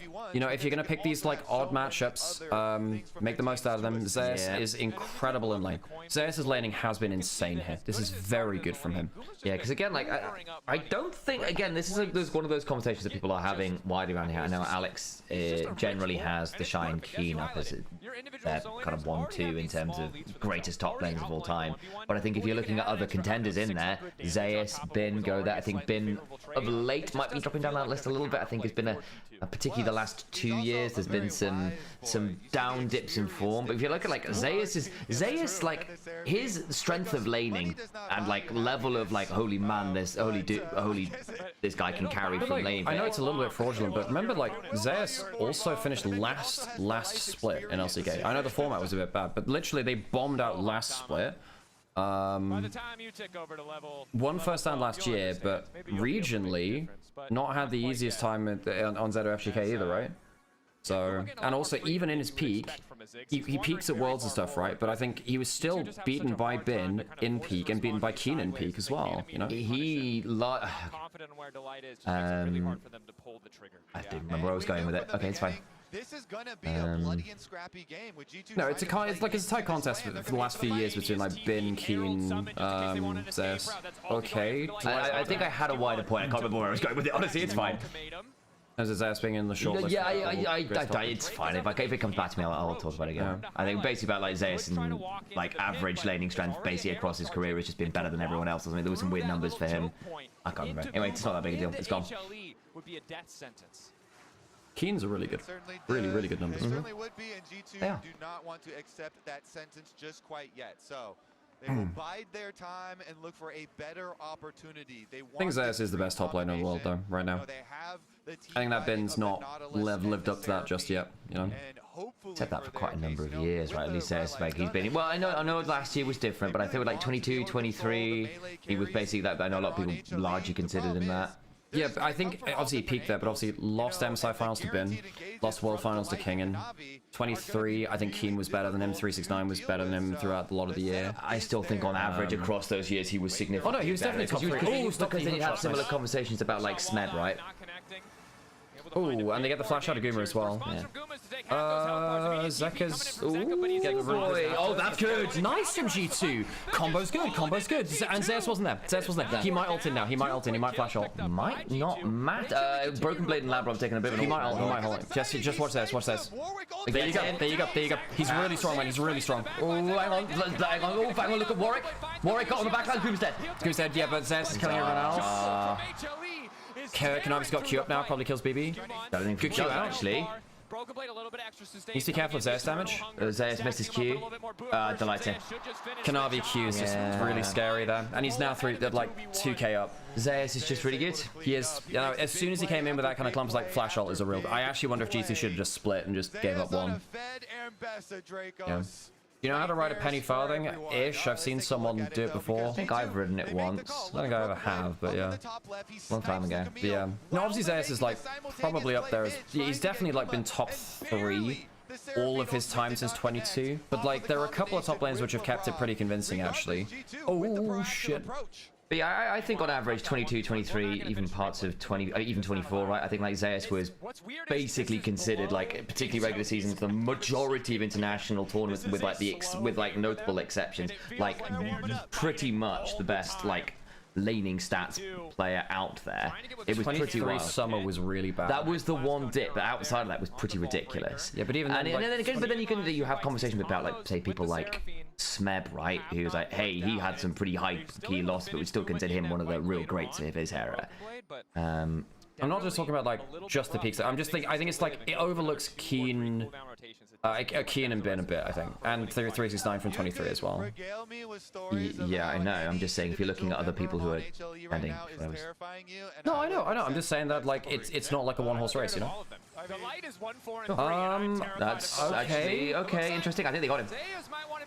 He takes a lot to die, man. Big shutdown. Goes to Schema. I don't mind that actually. Oh, okay. If you take inner turret as well, it's okay. They can't. They're gonna stick down there. They have 3 grubs, remember? We did say the crossmats are better with grubs. They're also down sell point. Yeah. This is tough, I think. And they get ult for wave clean. There might be a TP angle here, actually. There's a ward in the lane.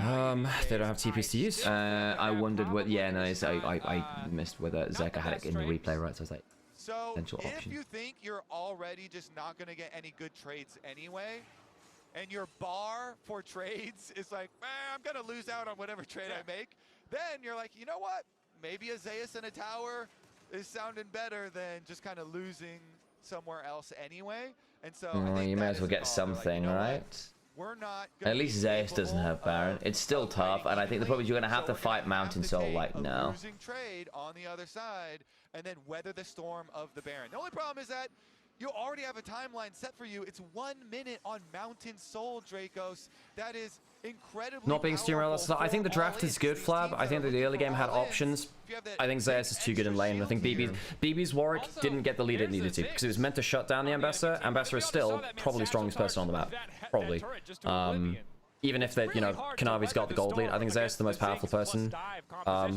Guy's so fucking good. I think, yeah, it's not as bad as like MSI Warwick last year when it kind of fell apart for BB, but it's definitely not achieved what it's meant to do in the matchup. All you can do is get there first. Warwick when he's behind is just not. Okay, he's such a stat check champion. Because he has to like drop down to low HP and just beat you with stats, basically. Keen is absolutely one of the greatest top laners. Absolutely, yeah. Keen is my second greatest of all time because of his consistency and high level. I don't think Keen has ever dropped out of top 3 pretty much. I can't think of his whole history.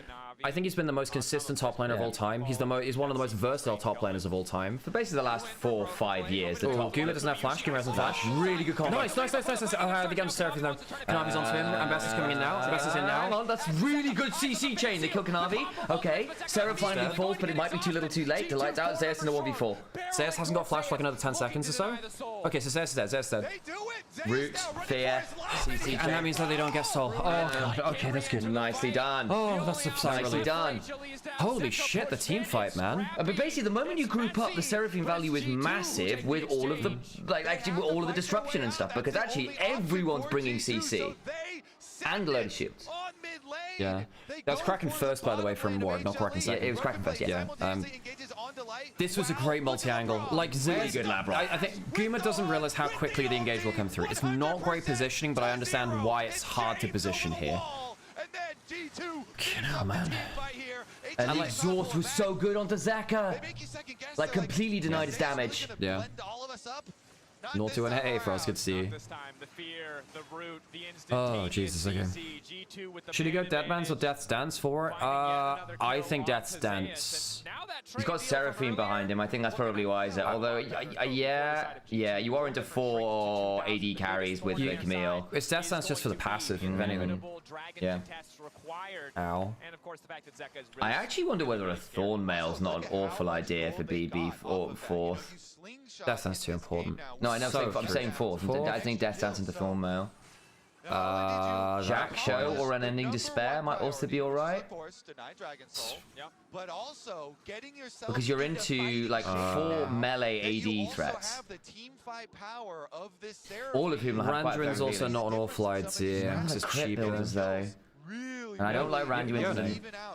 Yeah, that's true. Every auto attack is a crit. Fair, sure, sorry. Randuin's one of the best anti-auto games in the game. Sure, but I'm saying like it's the only person getting value really on that, because I know Randuin's like statistically is like a really crappy item right now. I don't miss that bad. It's very cheap is the thing. I know. Well, I can't remember who. One of an analyst was telling me Randuin's kind of sucks unless you need the active and slay, and especially if you and it's only really good if you're into like double AD carries or double crit carries. Yeah, I think Thornmail's not very efficient. If you go Bramble Vest early, it's like, well, I don't have to resell the item or whatever. Delight? I don't know about that one. Very good Normal Assault. That's very good Normal Assault. He gets QSS out of that.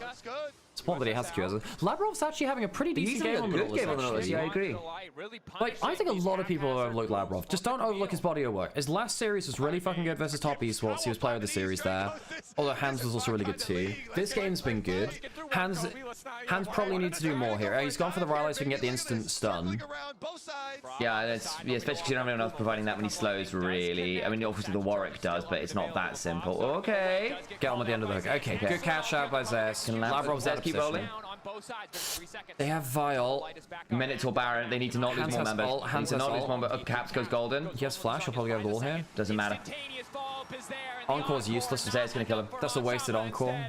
It's an encore for HLE. And now you're not gonna have that for the Baron. That's gonna be second Baron. Over to HLE. Flash as well, man. Yeah, Caps. I mean, that's realistically going to be Baron now. Caps doesn't have TP either. That's going to hurt. Didn't say they were going to go for the dive. Didn't say it was going to be good. And HLE punished them. The damage there. Guma chases them off, and Zeus doesn't let them escape from under the tower. Zeus having a monster game. This Ambessa has just been able to clutch over and over. Broken Blade. Quick. Going to retreat there from the tier 2. A little bit confident just to even walk up, but of course there's no vision in the G2 topside jungle, so he wasn't sure if it was going to be a single member pushing or the entire team. 5k up, Soul still on the table. I mean, like, Zeus is really fucking good. I mean, Guma's also 3k up. I think Hans has had a poor game, sadly. Like, I think the Seraphine's good for the draft. I don't think he's hit his skill shots. I don't think they were very close in 2v2. Very close in 2v2 early on. That was nice. And I know that he's not really been getting around. He's been playing on weak side. In terms of just been playing isolated bots, fine. I'm actually going to call this out there as well. I think Lavrov, the moment Zeus gets on top of you, you actually can't hook to the turret because then it just extends his public execution, and that gets Zeus into the play. And I think if he's not there, actually, you could probably just disengage with just the Nautilus dead. There's a weird timing you can get where you throw the hook just as you see the Ambessa thing. The hook flies over Ambessa as she lands and pulls you. Ooh, good from Lavrov. Very good from Lavrov, actually. Guma no flash means this is now. Whoa, playable as well. Well, no, I mean the ult misses though, and he's back in position. It's okay. He's got GA still. Still got GA. Zeus is going to kill them all still. Zek has been exhausted. Cap's going to get some damage. Just doesn't do enough, man. BB. Zek is really scaled up now. BB. Oh, BB. He's got the BB. I did say. I got him. Could they get Zeka as well? Yeah. Oh my God. Nice. I think they get. Oh, Knavi gets out. Damn. Holy shit, the Warwick's doing some work. Credit to him, starting to work out though. Man alive. Okay, you know what? Maybe the lane was a bit fraught. Came out with a couple kills, but Zeus played it really well considering. The fact that the Warwick is now 8-2 is kind of wild. Skewmon actually played that fight really well. He really played that fight well too, because he ended up basically just negating Zeus' impact. I was really worried after he kind of panic ulted because he dodged the Ambessa and then ulted anyway, thinking he might get hit. So I worried that the ult was going to be a bit wasted, and it still ended up kind of working out. It's fine, because if the Ambessa lands, you punt her out with the ultimate because you don't have the mark on her yet. Yeah, no, I know, but he dodged. Watch this again here, right? He dodges watch this here. Watch this here. I know he dodged it, but he thinks he's going to get hit. Yeah. Ends up bopping him with the ult anyway, actually, and he gets back into a good position. He still has the GA as well, and then after this, he goes down to GA, but he does really well to finish off Zeus after. So actually, I think he does really well. But obviously, BB gets into the backline and does the work of it. But the big reason that they don't win the fight is that they don't have the Ambassador to clean up in the way that they did for the others. Yeah, I basically what I was saying was I was just worried that Skewmon ulting, like almost a little bit panicked, thinking he was being hit by the Ambassador. Oh, Dragon's up, picture. We need to get back to live, like, ASAP. Round warp behind. Whoa, boy! They're trying to get on Guma because he doesn't have flash. Not a great on-call, not a great on-call. Was that Caps gets Guma. And they killed Yone as well. Warwick is dead. Warwick's dead. So Skewmon was alive at that point, but don't know about that round warp, guys. It's onto a flash the Ziggs. I get it. You have to kill the Ziggs. They've been trying to dive him every time. If the Ziggs has so much gold, I actually get it. I know, but it's just like you still lose the two people who go and the Warwick guys. Like I don't know. I get the thought, but I'm just like, is it too far? I think it's fine. I think you have to get onto the Ziggs. You know, he's got... This is like a 3.5 item Ziggs against a melee brawler comp. You know, I think it's actually... I think you have to kill the Ziggs. If you don't get him there, you never... You lose soul. You have to send her there or you lose soul. You know? I don't know. Does Caps have to be the one that goes? Yeah. Yeah, at that point, yeah. Because you don't have flash on Warwick to flash into an angle to get the ult. Skewmon doesn't have flash to flash forwards for it. He has to be the one to get it. And I don't think that Caps' mind's going 1-for-1 with Guma. I think that's fine. No, I wonder whether you need the... I would do that if I was in his position. Look at the replay, because I'm trying to see who went. Because it kind of left the Seraphine out to dry as well, I guess. I think Hans has been leaving himself. Well, yeah. I agree across the game. I'm just saying I'm not sure in this play. So, like, I think this is actually really good here. They go in, like, if Warwick doesn't get immediately satcheled, they get a lot of CC onto him. The nice wombo. They all kind of ended grouped up in the corridor. Yeah, I think HLE were really ready for it. Warwick doesn't get to press barrier. Fuck, he doesn't press barrier. Does that change anything? Maybe it does. I'm not sure. Probably not enough, probably. Yeah. Maybe BB should have split a little bit on the... Did it resync on? I think it's fine. So an immediate satchel charge really stops him from kind of getting the start to the fight that he Very good satchel from Guma. No, he dies for that, but like he gets BB down as well. 9 kill fucking Warwick, man. He's going GA next. Oh, they're going to Knavi. He doesn't have flash. He's going to queue the... just out. Good from Knavi. And is respected by the teleport from Zeus, even though nobody is going to get caught. Everybody is on pins and needles here with the speed of the engages. You have to react instantly. Baron gonna get started up. HLE are gonna force G2. You can't really go into the Baron when they're entrenched like this either. Mountain Soul's in. If they lose this fight, Guma TP's bot in the game. Great chunk from Zeka. Skuma, it's all on Zek. It's all on Zek. I'm on Skuma. I'm trying to get a steal somehow. Very hard though, because Ambassador can just ult over the wall and suppress him. Ooh, shit, that's a bit scary. Get on Skuma. Skuma needs to ult now. Wait, they could get onto the Ziggs. Oh, Guma's dead as well. It's all on BB now. It's all on BB. It's all on BB. They need to Cap's been left really low. That encore's not bad. That encore, the cease and desist went through it. They still kill BB through it. Still kill BB through it. It was a really good cease and desist through it. At that point, they were kind of out of position anyway. You know, it's... I wonder whether that encore might have been enough because it caught like the Ambessa and the Vi and the Yone. But had no backline access at that point. Had no backline access. BB can get off the back.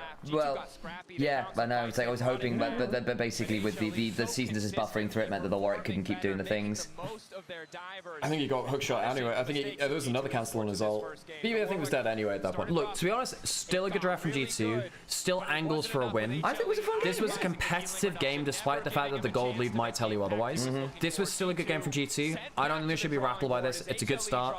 My one big comment here is that I didn't like Hans' Seraphine. I think if the Seraphine was better, this is a much more winnable game. I think Hans not the best showing on Seraphine. That's he got picked off a little bit too much. His ults were I think the positioning wasn't great, and I think the ults were... Yeah, there were one or two that were just a bit like, I don't know, anemic. Agreed. I think it was the grand majority of them. Grand majority of them, the one in top lane. It's part of it's due to the positioning as well, right? Because you have to position for the ultimate lineup, but yeah. Regardless of what you throw our way. But what a first But still, like a really good game. That was a fun first game. The drafts are good. I'm glad that they showed stuff like the Seraphine, like APC. Okay, I'm gonna go to the toilet real quick. I'm gonna go put an ad break on and we'll get ready for game 2. Fun series though, I'm enjoying this. Yeah. Do you need a coffee or anything? I'm alright, thanks. Okay. I think I've still got the majority of one left. That was a fun set of drafts. I enjoyed those. And then Life would have the numbers advantage quicker than G2 expected. Interesting you say that, because we have a really good fight to show that. And it's important to note how comfortable these players are with this composition, right? So as soon as... You know it's going to be a series where you're going to be a good series when the game 1 has a Warwick like that? Yeah. And land this Fate Seal, draw G2 back. They already know that Guma is coming up for the extra damage, and they also know that Kanavi is on the way, right? So with Guma able to fire from the backline and BB so low health, Kanavi is able to chase up here, and it's such a great, like, drawing of them in. Oh, Zeus became such a problem. Also, we actually saw a good Yone game. Like, we've not seen very many of those at the tournament. Yeah, I mean, Zeus gets MVP, understandably so. He was absolutely disgusting. He's been on really, really, really good. He's been on very good form in general, right? Figure out on the fly for team fights. Are they usually good at that? They're usually pretty good at that, and I think you can see that from Zeus' play in lane. Even though Warwick's not a top laner he's played against at all in the LCK, it was something that he was respecting. Even when we saw Broken Blade low HP, he knows the passive is there. And when it came to team fights, his performance was just what we've come to expect. Completely this big main character threat. We're going to get nasty this series? Absolutely possible. Just pulling off some crazy stuff that we've kind of come to see from him many times before. And we were scared when the Yone got locked in, let's be honest, right? Oh, yeah. I mean, it's Hanwha Life. I was scared when every champion was locked in. Right? Like, there was nothing in that draft where I was like, oh, that guy's actually bad at that pick. Hanwha Life, just widely seen, like, they have such a good champion pool generally, and then their understanding of their limits. Like, Gumayushi's Ziggs, I think, is overlooked to a degree. I know you're the Ziggs connoisseur, but the fact that Gumayushi so often is put on a slightly... I mean, Guma's not actually... Because at one point, Guma's Ziggs was very poor, right? Like, he was very... Well, okay, poor, maybe not the right word. He was certainly very mediocre on it. It's become much, much, much better. And actually, because, you know, we saw outside of the early laning phase where the Seraphine got a lot of value, got that really early flash after the high note nearly landed, all that kind of stuff. But the Ziggs' value across the game was just higher than the Seraphine's, I think, really. It absolutely was. And the fact that Guma was able to get that value was really big. In Seraphine. Stealing Vitality's homework. But how do we look at this as we know it is a best of 5, right? What is your feeling here? I wouldn't... I say sell out G2. Yeah, I think Guma's Ziggs actually legitimately decent now. And this doesn't really phase him. What do you think about throwing a draft like this in the mix in the first game? Well, I think it can catch them off guard. It obviously wasn't successful, but it was still competitive. It still kept it close. And a lot of the picks that HLE used up are now unavailable, right? Guma, Ziggs, Delight on this Camille, Zeka on this Yone. This is a lot of very high budget picks for HLE, whereas G2, okay, they lost Hans, Sam, and Seraphine. I don't think they're so concerned about that. Yeah, and I also think like it's going to be really interesting to see the evolution continuing from the bot lane, because I feel like both of these teams are incredibly creative. They're willing to play things that, like, I don't even know what's going on in scrims, but I've heard some absolutely demonic things. We saw from yesterday's series how you can pull out these mages in the bot lane. Even though the Seraphine did not work here, I think the thought process is really interesting, and I know one of the things I will always credit G2 for is being able to adapt mid-series. I think John and Heimer would have clutched that game, man. I mean, I don't think Heimer will be that bad in the current meta, especially if you are seeing some more of these major spot. I think it probably messes with Mel pretty heavily as well. Like, yes, you can reflect the grenade, I think, but aside from that, I will say Hansama on yeah, Ziggs damage. Not always where I want him to be. He's serviceable on them, but I'd much prefer to see him on an AD carry. I think that's where he really shines. Is that a problem? But you know what? G2 came with a cool draft. I thought the thought process was cool. The early skirmishes were fun. The fact that it didn't quite work out is annoying, and I think the fact that Zeus got to the point where he was just like a nightmare anytime he was there was really, really tough, because the problem is you had to deal with the Ziggs, but dealing with the Ziggs gives the full contact team fighting angle for the Zeus to get into the Zeus. Or Zeus to get into the backline and cause his own kind of trouble. And I think, like, how many fights did we see where the Seraphine actually got to play the game? It's true. Obviously, a little bit of a G2 perspective from us here on the Tea or coffee for Alex? I think we're equal opportunity, to be honest. If it's early in the morning, coffee. Higher caffeine content. They, like, when you say, okay, I don't necessarily want to see Hansama and Mage's bot, I think that's perfect for someone like Guma, and I think they then lock in really strong picks for their solo laners. It's interesting to see that G2 are continuing to... because again, if you give Zeka and Zeus license, it's very, very tough. Because I think one of the things that's kind of relatively similar between BLG and HLE is the fact that their solo lanes are often given a lot of priority and often have to do a lot of the carrying work. And so their bot lane can often be put to weak side roles, especially to get people like Delight on the map, to get like people like On out on the map. It's quite interesting. Those two teams feel like arguably the best two teams in the world right now. Man, Kanavi was also a bit of a menace, wasn't he, on the Vi? That was the first pick Vi as well, doing really good work. Really good work.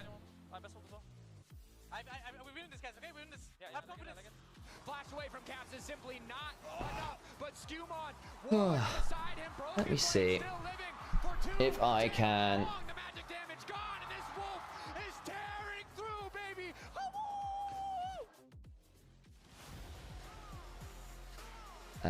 Where are you?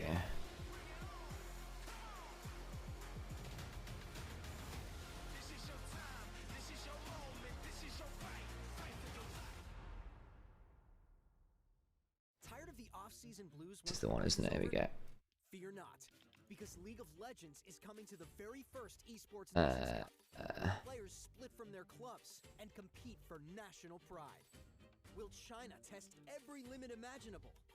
Will South Korea turn every... Too far, it's too far. Oh man, it's so, problem is the later the series goes, the day goes, the harder it is to do minute adjustments on YouTube, because it's just the percent of the bar becomes significantly narrower.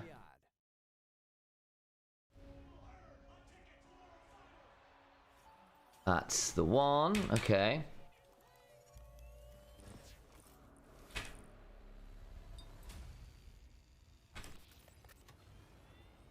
Okay.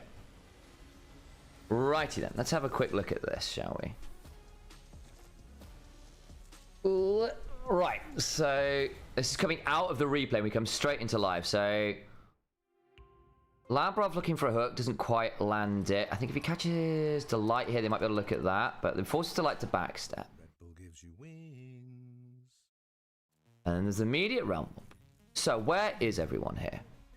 Can't see off all the bloody pings. Okay, so we've got Zeka on the Yone. Down on the flank angle. Seraphine, Skumont, Labrov here. So, Let's just try and get onto Ziggs. And of course, the Ziggs is now in the Realm Warp at risk. You've got Vi charging Q, Zeus with a really good angle. So the problem here is not that trying to get onto the Ziggs is good, but I do think HLE are like, they've got 3 members with very nasty, almost immediate responses available. Delight is basically on top of Guma, so his hook shot is very, very, very short range. It's not, that'll happen very, very fast. We've got, is that flash available on Kanavi? Yeah, you got flash Q on Kanavi plus the ult. Zeus does have ult. So I think we're going to see Q over the wall. Landing now. Skewmond is here. Labrov is looking to try and keep Zeus accountable, but I wonder whether Labrov is just a full send in here, actually. Problem is if he doesn't, then Zeus gets onto hands and his full contact team fights. Skewmond's also just not here. He's not in the fight right now. So we've got immediate CC chain. Airborne. From, I think that's going to be from a satchel, isn't it? So basically, Guma has immediately satcheled, and so he's going to double knock up these guys and bounce this way, while Kanavi is cease and desisting on the other side. Hextech Ultimatum locks caps him. Zeus is unstoppable. He's now timed his ult, and Zek has come over the wall as well. So yeah, you've got angle from here, angle from here. Where is the... Do I actually have that up and available? Not sure I do. Okay, that's fine. Yeah, and at this point, like that encore is almost good, but Delight's gotten out of it. You do get the charm onto 1, but I think Zek is buffering through it really well as well. And then, oh my days, the Mega Inferno bombs on everyone. Ziggs has already gotten the full combo off, right? And so at that point, how are our health bars looking? Man, Zeka's low, but Zeus is full HP. Kanavi's full HP. Delight, hilariously, is full HP. You've burned every ult in the game. But basically, your damage has gone right. Caps is dead. Warwick is dead. The APC from the Seraphine isn't really a threat, I don't think. Not to these carries. And the moment Skewmon falls, that's tough.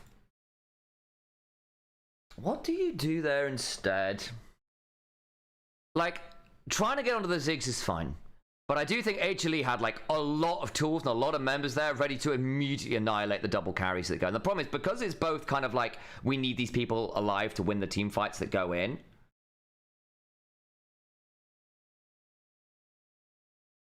I wonder whether maybe you send Skewmond and Warwick and have Caps stay back to at least keep 1 carry separate from the Wombo.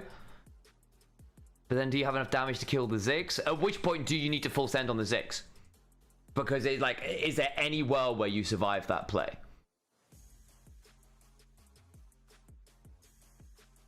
I'm not sure.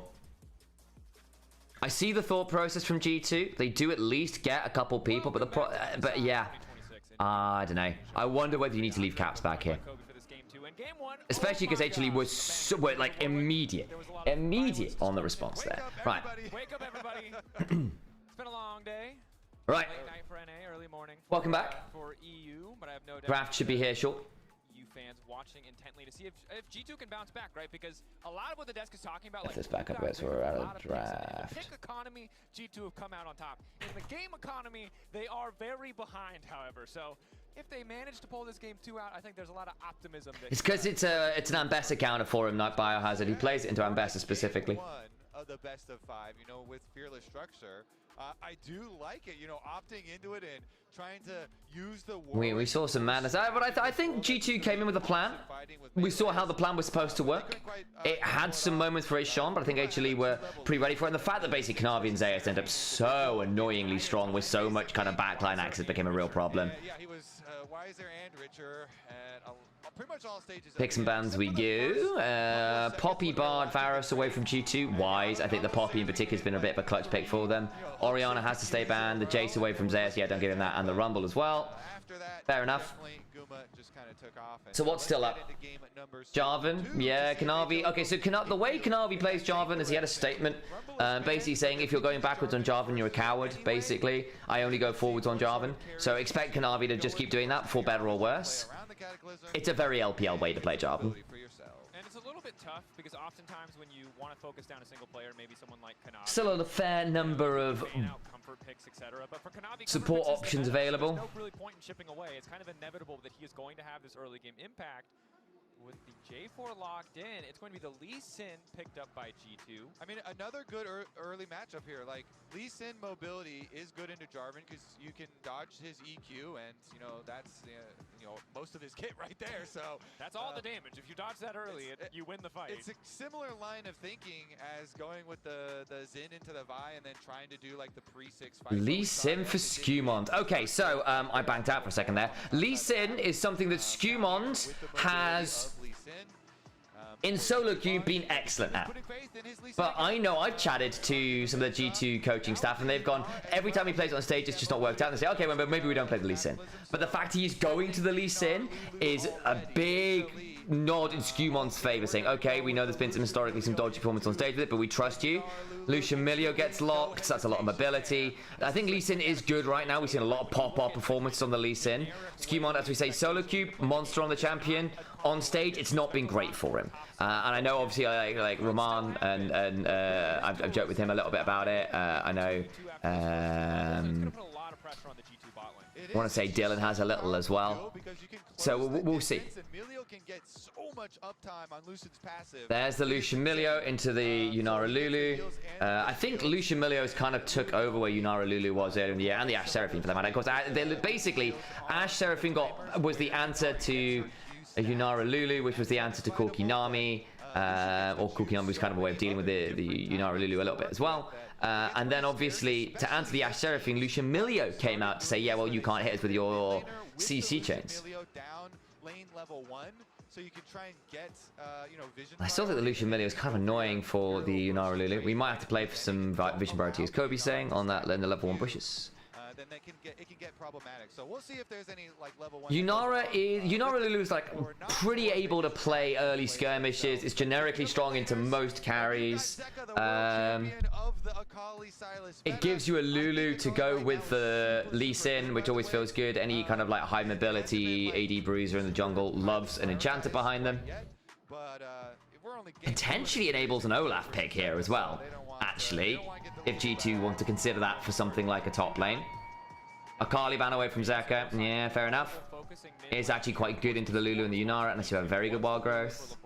Had a stellar game. Not a game that G2 won, but a really incredible individual performance on the pick. But again, as you highlighted, sometimes it's going to be a tall task to weather the storm of Gumayushi and Annie banned. A little bit of debate coming in from the side of G2, and Victor actually going to be what's taken off the board. Now, Zeka as a player, of course, kind of known for a long time for those iconic picks. The melees plus an Azir plus an Ahri. Aatrox span. Interesting. Wasn't expecting that, but that potentially suggests they want something like a Scion. Aatrox is going to be the final ban.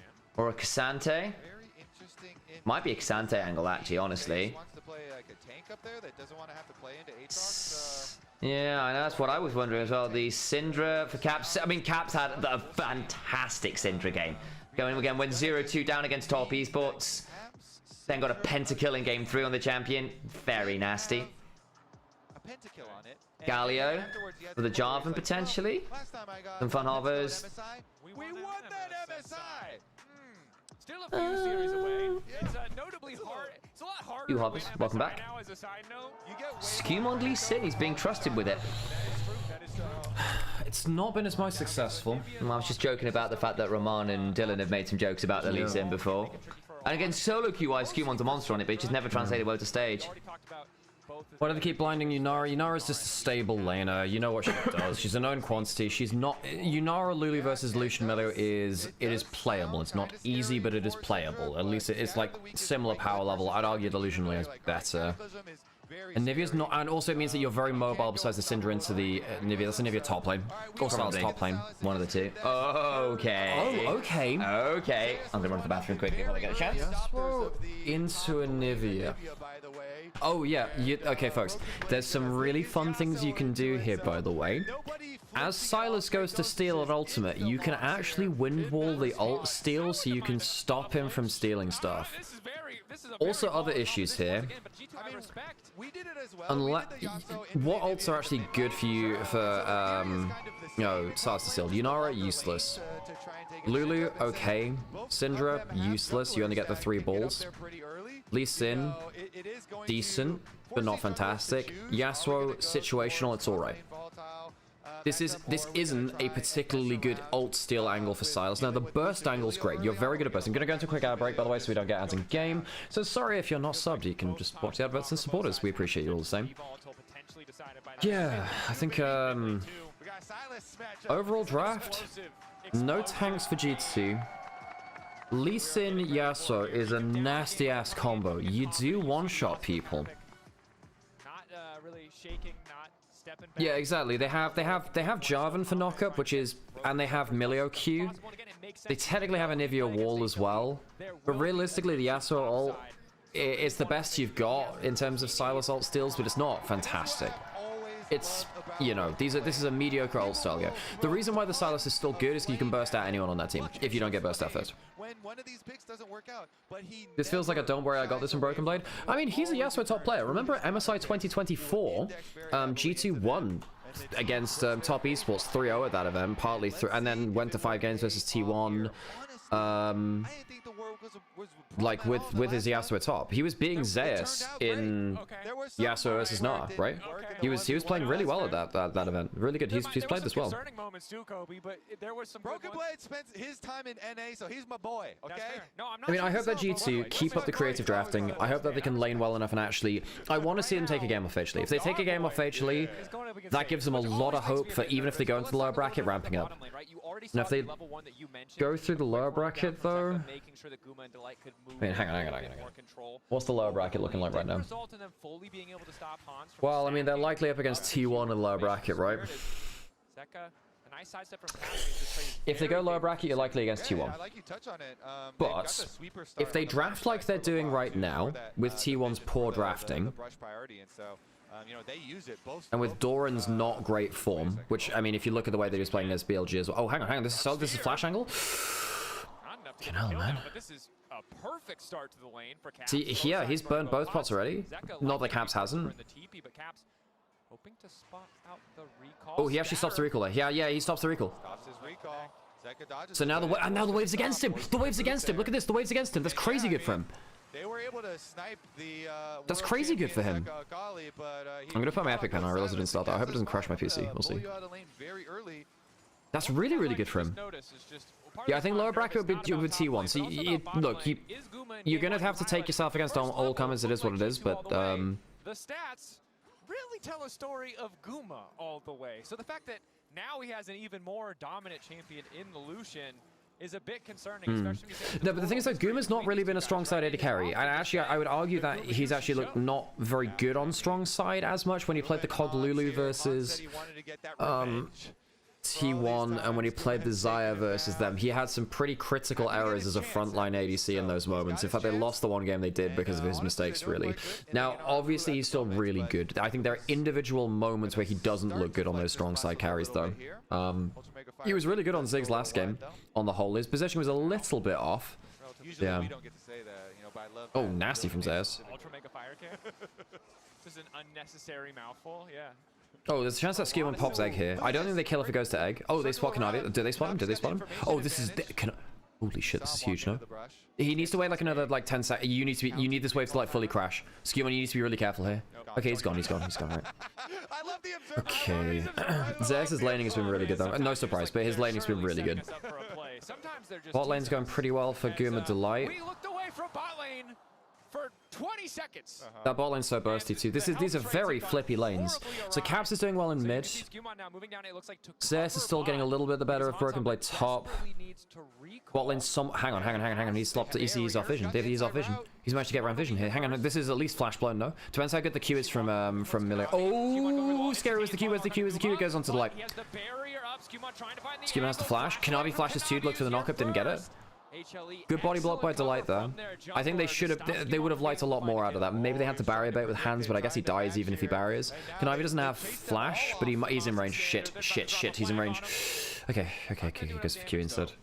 I guess he would die if he doesn't get the kill immediately, but yeah. Hands still barriers. The tower plate, the Grump as well. HLE's laning is so good, man.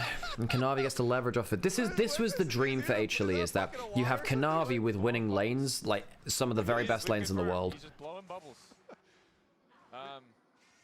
I mean, he's meditating. Okay. That's some sports Have you seen all those you know, those morning routines? Maybe it's ice water, and he's trying to rub the banana peels on his face. He's getting the adrenaline. Okay. Wake up at 4 a.m. I hope he didn't wake up at 4 a.m. That would be a terrible decision for the schedule. But you never know. He's on that grind set, guys. You couldn't understand. And LeBron did have an excellent game one, to be honest. The Nautilus was doing a lot of work. I would say in a lot of moments really outclassed. Airy for caps for the lane bully. It's not gone for Comet. Airy's better for more... And also, Airy's better versus more mobile champions like Silas, Lucian. I'm surprised it's not Deathfire Touch. But they did lose a lot of minions. Oh, Broken Blade. Level disadvantage. Owie, now he's level 6. Missed the Q. Jarvan's coming up, doesn't have flash. TES still fine, has Kanavi waiting around. Broken Blade has to be careful not to step too far up. Not bad trade, actually. Then the Q lands, and then that's bad. Until the Q landed, that was actually an acceptable trade. I think after that feels a bit awful. All Syndra's ability to AoE, so DFT is not that good. It's fine because you can reapply it, or fine. Like the buff, so you can just get the extra damage here for Lucian's combo. Hard to deal with it. Also just Ares just like Ares are tad annoying because it a lot of its power is invested into. Oh shit! So, well, Lee Sin's in the bot. They spot him. They spot him now. They spot him now. Recognizes the danger and decides it is time. Do they dive? Pretty far forward. Oh my god! I mean, Zeka just walks up and kills him with W. Or Q even. The laning strength is too much. Okay, Guma's like been really good in lane. Hans Labrov locked in a lane. They were confident in playing in a 2v2. It's just not worked. Okay, face safeguard doesn't save them. Yeah. I think the Yunara Lulu, assuming that it would go even with the Lucian Milio, not good enough here. And I don't know. I think that. That's a bit. Hang on, he can actually. He's actually in kill range now. Oh, Caps is actually in kill range now. Although he's got ult back, so he can actually threaten too, I suppose. Let him hold on to that one for now. They actually sent Hans down mid lane here. That's a fair point, though, Vested. I hadn't thought about the AoE for Syndra. Oh, good sidestep. Oh, another good sidestep. He's sidestepping all of them, man. Zeus, his micro is just intense. Yeah, and we were discussing, you know, which of these is Lucian maxing W? Why does it do so much damage? Oh, Jesus, man. I know that's a little bit of a you know, reaction check on the. Keegan. I was wondering if that'd be flash for flash there actually if he goes for flash Q, but I don't think Zeus doesn't need to go for the risk, right? He's already got the wave in the right spot, and the Anivia is just happy getting farm. If you get a farm advantage, you're really happy. Hans didn't get himself his Q. Stacked up, sadly. Then they go for the repeat play. And look at the minimap too. Cap's trying to come over, but he's just going to be so far away. Syndra cannot move like Silas can here. And so they have a much easier route to bottom side. Yeah. Frustration. Out there. And is there anything in League of Legends more frustrating than level 6 Silas when you still don't have access to your ult using your lane diff for HLE. Basically, bot lane lost some heavy. Well, it was pretty even, then they lost a heavy trade, got dove. I Cap's doing well in Cap's doing well in mid lane. Zer's doing well in top lane. I saw Skewmon try to come and do something, but it didn't work out. Was the last I saw. But now Kanavi, you can see in the river. What happened there then? Or, he was going in for a. He was he managed to get behind Vision and get behind bot lane as they pushed in. Okay. Good. Good actually maybe kills here. Oh man, that's close. Both sums out though. Man, if Hans had flash. Yeah, but basically Skewmon got behind bot lane, then got body blocked. There's no flash on Hans. Good run from Zeka. Okay, they're just losing track of people across the map now. G2, big overstay. Your mid jungle has backed. They are in base. You cannot be at turret there. He might still catch this. Hang on. He has flash. E2. So, yeah. Does he still gets kill? Oh no, so I was saying Zeka has flash, so Zeka can flash W. Yeah. Oh, Labrov doesn't even have to flash. Damn. Yeah, no, Silas can't steal Syndra's own orbs on the ground. So you basically only get a bet. This is why Syndra's good into Silas.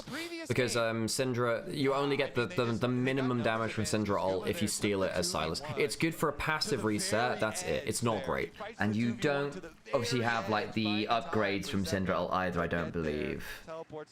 When you steal it, so you don't get like the execution. That's passive. That's Syndra's passive. As far as I'm worried. The thing is though, like, Silas has some weird interactions. So like he gets the ult reset from Ahri, even though it's the passive which kind of gives that to Ahri. Yeah.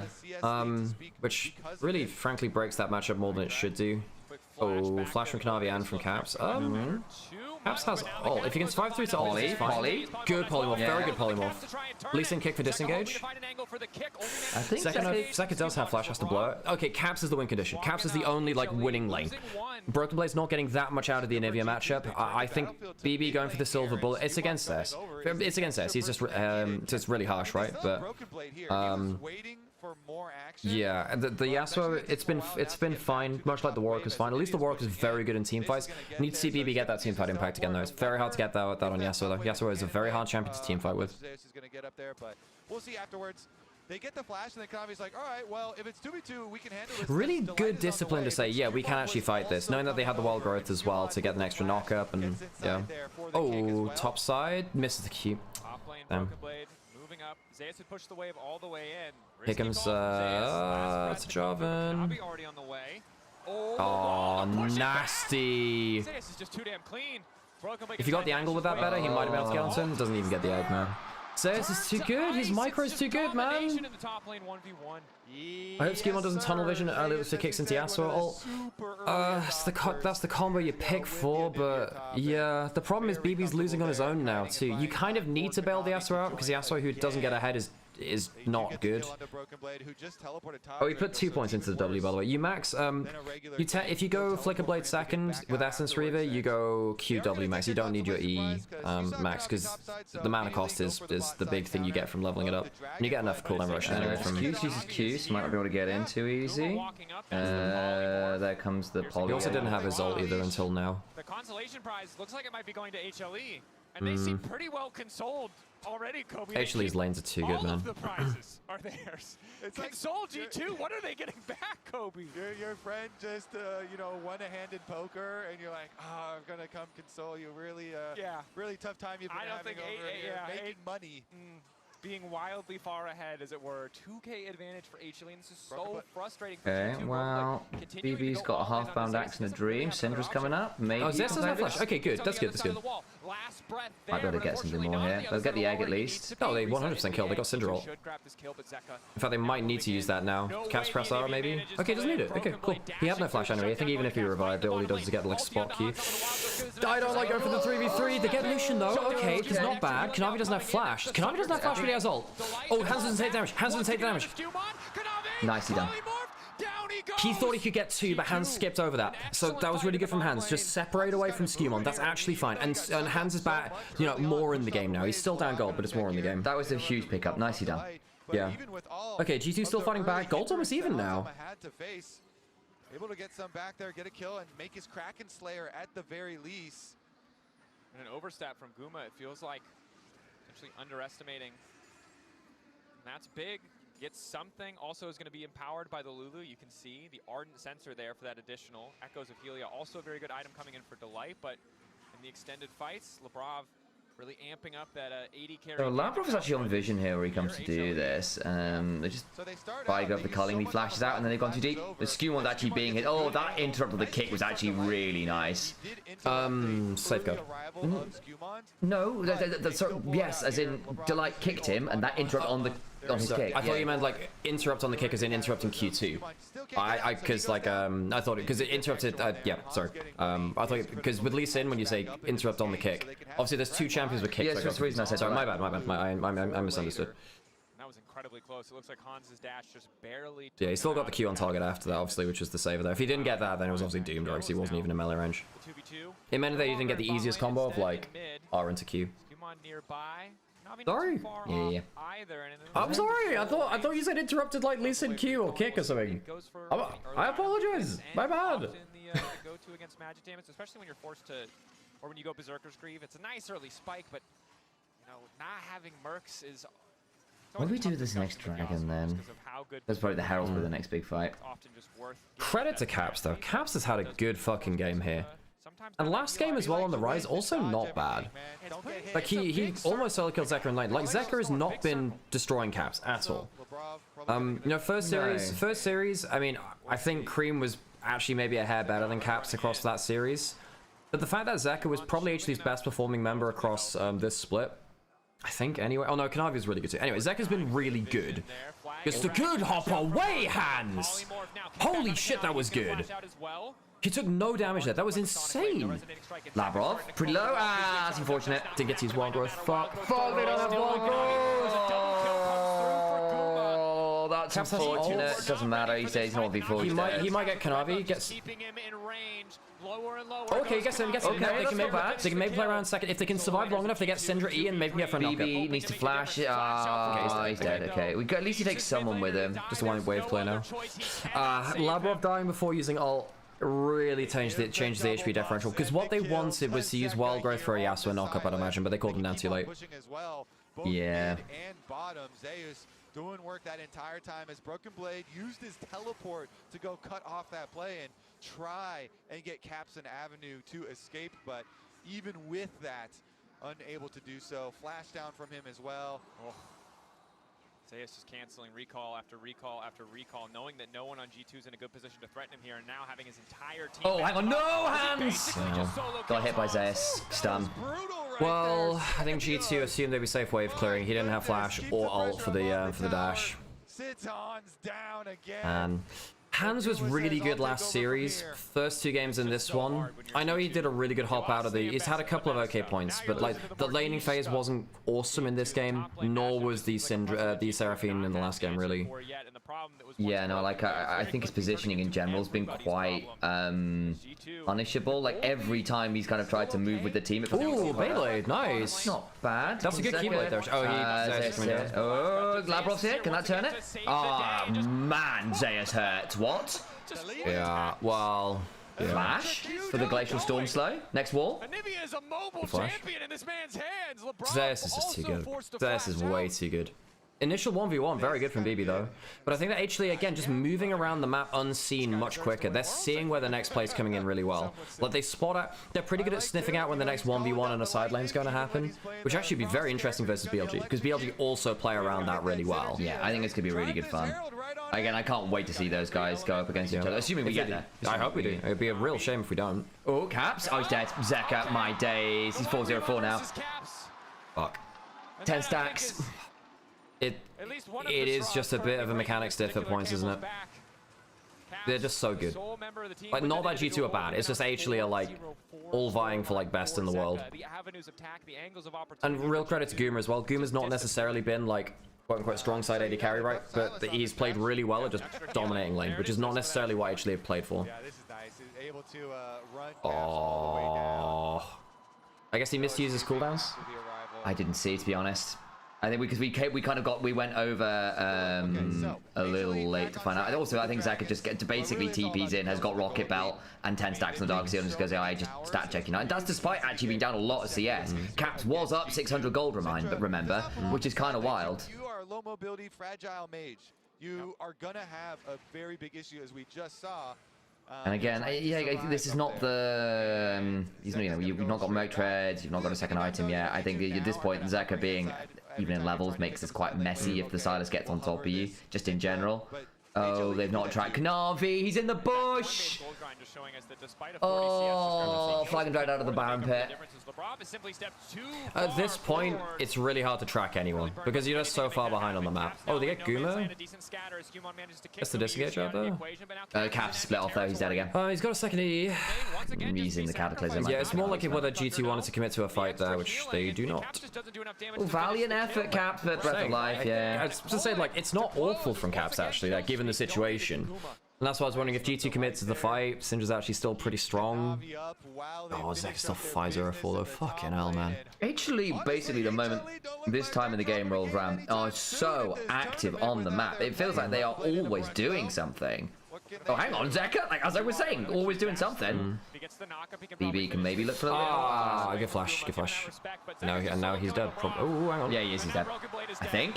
Oh, not bad. Okay. I Passive appreciate the attempt. Yeah, it's literally the only play it has, just like get your passive shield up. If it was off a little bit quicker, you could maybe hop over the flag drag, but you have to get the timing so perfect. Or of course cancel it as well. Oh, not bad. Oh, Zeus again. Kanavi and Zeus as a duo have been disgusting this series. Yeah. Oh no, Caps is next. Oh god, it's the chain in. It's just chain insing now, man. Oh, please at least finish Wolf. Just get the Wolf. Just get the Wolf. Yeah. Less good this time around. I don't think BB's laning picks have been... Look, it is there. So what do? Do you just go into standard matchups and get outmatched anyway? You go game 3. Okay, put this up. I think BB's picking too much for lane, because I think picking for lane versus Zeus... I understand doing a game of it. Doing it for 2 games and losing both. I mean, that's really hard. I mean, we were having I was trying to have that conversation about, you know, who's the greatest top player of all time. When Zeus is in that conversation, whether he is or not is somewhat immaterial to the fact that basically, since his debut, he probably has been at least vying for best laning top laner, period, since he's been in, like, well, you know, active lane top laner since he debuted, right? It's tough. Good against that one. And hits Ian, connects with. Oh god, man. Yeah, and we were wondering whether Guma played Lucian still, because he's been playing a lot more weak side. Yeah, he does. Yeah, he does. Oh, man. Oh, and Kanavi on the Java, I was going to say Ziggs for some reason, just refuses to go backwards. HLE is going to get some revenge for GENG and BFX at first stand. And yeah, I'm wondering where the Lucian prior would be, but it's been very good. Yeah, it wasn't like we weren't saying he didn't play it. Yeah. Sorry. Because Sam said it's like worrying if he still plays it. He has still played like 5 games with this split. Yeah. Sorry, I'm bad phrase. But like, more than the sense that actually Goma has been like going more towards that weak side role where Lucian often isn't. HLE terrifying. Skewmon praying on a 50-50. He's dead. If he gets the Q onto I don't know, man. There's Zeka once more. Now legendary. A lot of this is from lane, man. I think Skewmon just goes way too early there too. I don't really think there's anything you can... I guess he's trying to check the HP of the Baron. Hans doesn't have flash, has ult for 1 dash. G2 continue to walk up. Scuttlecrab plopped on top of Zeka's head. Trying to get the knockup. Oh, not bad. No follow-up. Really good Glacial Storm. Really good They do kill Kanavi at least, but Labrov's going to die in the split up again. Hans is trying. Zeka with the stalling kick. Oh, man. Dude. Zeka. Okay, just get one back. Again, not bad, but... Zeka is on fucking fire, man. He's 12-1, man. Like, his laning phase was rough, but then Silas is not great in lane versus Syndra. But the guys has taken off, man. And like we were saying, okay, this is what I was saying from draft. Not great lane to Syndra, not great ult to steal, but he can kind of burst out anyone, and he's just done that. So it turns out that he's not a bad Lee Sin impersonator when he wants to be. So misses his first responsive duct, then gets polyed, and it just doesn't matter. So Rocket Belt plus all the ability haste, and he just gets to, full send. With the culling after from Guma. Nasty. I mean, I appreciate the attempt on the caps as well, but... Yeah. Rough game. It hurts to go down like this, right? We're having fun with it because there's not a lot left to be said, but this is still... Point. She's coming up soon. I think what's difficult is like bot lane fell apart. BB's counter didn't really work. Hans was really good last series. Labrov was too. I actually don't even think Labrov's been when he's been dying this series. This game rather. I think it was when the game was falling apart and it was very difficult. So I don't look him being 0-6. I'm like, it's an understandable 0-6. I see where that came from, right? I don't think it's just him misplaying. Although there were some misplays in there too. Don't get me wrong. But like. I think the laning phase and then also the Seraphine in game 1 from Hans, like he was on great form last series. So it's not just like, you know, yeah, I would have backed him to do that if he was on the form he was in the last series. Oh my god! What an awesome wombo combo. What an awesome wombo combo. That was very fun. No one is dropping down. Caps' own These kinds of losses in a pro series have to be so insanely mentally taxing. Well, the thing for G2 is that I think G2 have been known to, G2 are very much a team that's pretty happy to just like you know, take L's but learn from them. They're actually a very resilient team on the whole. So of the teams that can do it, no one would say that, but just looking at the player counts from GT with Lavrov head in his hands and stuff, that's a bit rough, actually. You know, getting the 3-2 over top Esports, great, but also there are levels to this. We are seeing HLE are damn good. And this is still a G2 that 3-0'd BFX and GENG at first hand. HLE are not given the same treatment. Can we check Zeka's kill participation here as well? Because I think it's insanely high. It won't be as high. He was 13-1-11. There were a lot of kills in top and bot lane through lane, so I think kill participation might be a bit rough. Yes, I will. They look phenomenal, and I Okay. am joined by my Have a look. So So he was 20 kills out of 25. That's pretty good, actually. Yeah, I think he might be the highest KP, yeah. Yes, he is. Highest KP. Delight just like one behind, yeah. Thing is, like, he also had a, but thing is, like, while it's like, he doesn't have, like, all the kill participation, because there were the solo kills in the other lanes, he got so many solo kills himself that everyone else is also lower KP as well. Exactly. You know? Oh boy. Yeah. Didn't start off well. Talk to me about that bot dive. Yeah, so this features Zeka on his signature pick. Who's your emergency sub? I suspect a mortuary agent.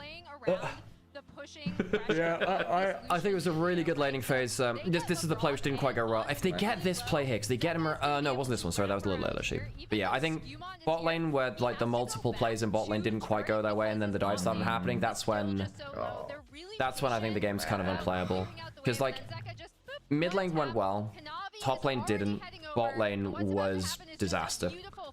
Yeah, I just think Kanavi and Zeus have been leagues above. And the and also just HLE have been. I would like to know the average time between plays for HLE, because I feel like HLE's pace of plays is very, very high. They are nearly always doing something. Like there is very little downtime for this team. It felt pretty smooth. I mean, the issue started even before, you know, they couldn't really lane against the Lucian Milio. That's the issue when the different two meta kind of crashes, you know, because I think in LCK, you normally don't pick Nymaera blind just like that because you kind of afraid to play against Lucian Milio. So I think that was the main issue for GG. Yeah, I mean, we're just calling out the fact you've Nymaera Lulu into the Lucian Milio. Because again, we were chatting about the kind of at the start of the year, it was like, okay, what the hell deals with Lucian, the Nymaera Seraphine, no, Nymaera Lulu. It's like, well, have you tried the Ash Seraphine? Oh man, Ash Seraphine's really busted. What deals with the Ash Seraphine? Well, have you tried the Lucian Milio? Because then all your CC doesn't work. And then it went also, actually, Nymaera Lulu can't play into that either. That's a problem. The problem is a lot of Western regions aren't particularly great at Lucian. I think NA's better at Lucian than EU. But like EU Lucian was a meme for a long time for a reason, right? There's very few EU players who found success with the Lucian. I get that it's a very different era of Lucian. It's not the Gale Force mid lane Lucian that it used to be, but I still think that like EU teams aren't fantastic at navigating a Lucian game. And man, yeah, Guma getting MVP. I'm surprised it wasn't Zeka, but to be fair, bot lane's where the snowball happened. Yeah. Because I mean, Zeka was. I mean, I missed that. I was. Bot lane's where the game really fell apart because it dragged 3 people down into the abyss. Whereas actually, caps are still a factor because Zeka actually wasn't. I mean, it's a hard lane. Zeka was still great, right? Yeah. Those are crazy numbers. Pinchulus is still around as well. We need to get a compliment to you. And fun fact for Lana. Let me have a think. Did you know that? Because I was thinking about orbs and spheres because of Syndra. Do you know what the official shape of the Earth is? Earthoid. Oh, an oblate spheroid. An oblate spheroid. And the definition of it is the shape of Earth, pretty much. And it's so smooth, the surface of the planet, surface of the Earth, that if you compared it to a pool up the snooker ball, the small ridges you'd have on that would be like 10 times higher than Everest. Wow. So if you consider that, yeah. I actually have a second fun fact, but okay, no, I have a second fun fact, but you haven't. Someone else have to redeem. Someone else to redeem that. But yeah. Yeah. But gosh, yeah, is Pinchulus still around? Didn't have seen them in chat for a bit, so I think we missed a compliment earlier. It's all right. Jesus, man. I mean, Cap's really trying. Really good lane from him. Actually played very well. Wow, that's good damage from him as well. Okay, another fun fact. Here's your second fun fact. Second fun fact. Basically, if I believe it is if the Earth were the size. If the Earth were a size of a basketball, and we used our fingers to like basically feel like the raises and the bumps and the crevices in it. Our fingers are so sensitive that you can tell the difference between a building and a car. Really? Our fingers are so sensitive. You can tell incredibly minute differences. I can't remember quite the scale on it, but basically, our fingers are incredibly well equipped to like tell. We've got very good nerve endings, to be fair. You wouldn't be able to tell specifically. You'd be able to tell which one's bigger than the other. It's crazy. So you wouldn't say that's like a Buick and that's opposite. No, exactly. Yeah. Get hydrated. We'll get hydrated, and then pinchless. Let me have a think. Let me see what you've been messaging recently. I'll try and tailor it. I'm just gonna, stalk. Taylor, on what days did you get married? Match it, or even come out ahead. It's true. There was a quote from to riff.gg about like. I don't know whether this is a meme, but allegedly, who's the Happy Gilmore actor again? Adam Sandler? Yeah, apparently Adam Sandler officiated the wedding. He's such a weirdo, man. Apparently. He is a weirdo. To which I heard someone joke, basically said their husband said that's the one thing that Travis got to decide about the wedding, which did amuse me. It popped off on Twitter, that one. Good tweet. Good tweet. In minute 85 in the World Cup, I saw G2 with their backs against the wall versus T. I don't have it in me. What did you have to do it? I mean, I think in TS series it was literally the same. You know. Fun fact: Nami's been meta since 1023, aka effectively 6 years. Mandate gets reworked and she's not picked a single time in MSI. Wow. Yeah. Yeah. Skewmon wasn't looking very happy there. Pinchless, you messaged about 2 or 3 days ago. Can you eat chess? Now, for the regular person, the most base among us, no, we can't. You can't eat the concept of chess. Pinchless, you're the one person in chat I would say, you know what? Can this person eat chess? You can. You could. And suddenly, I forget what a bishop is. I don't know. Well, what's a rook? I've never heard of a pawn in my life. The only piece that matters. The knight. And that's because he's been eating this tournament up. Like you eat the chess up. Yeah. There you go. Yeah. Boom. Enjoy eating chess in the future, Pinchless. We believe in you. Need that glow stick, can't lie. Yeah, there are some really cool glow sticks. Wasn't there some drama around GENG's glow sticks? I saw Arnold post something on Twitter about it. I hadn't heard anything about it. Because they're doing like a homestand thing, and I don't know whether it was a production issue. Oh, they just not have enough of them or something? Yeah. Continue to walk up. Scuttlecrab plopped on top of Zeka's head. Broken Blade charging the Q. Oh my god. Manages to find the last breath. Polymorph onto Zeka. They're getting a bit of space here. Hansama's still standing. Alt's looking to transcend. Zeka looking to stop it and it's tracked. So the follow-up is there. Hits him with the Dragon's Rage. He's absconding. He's abducting. They finally kill the mid laner.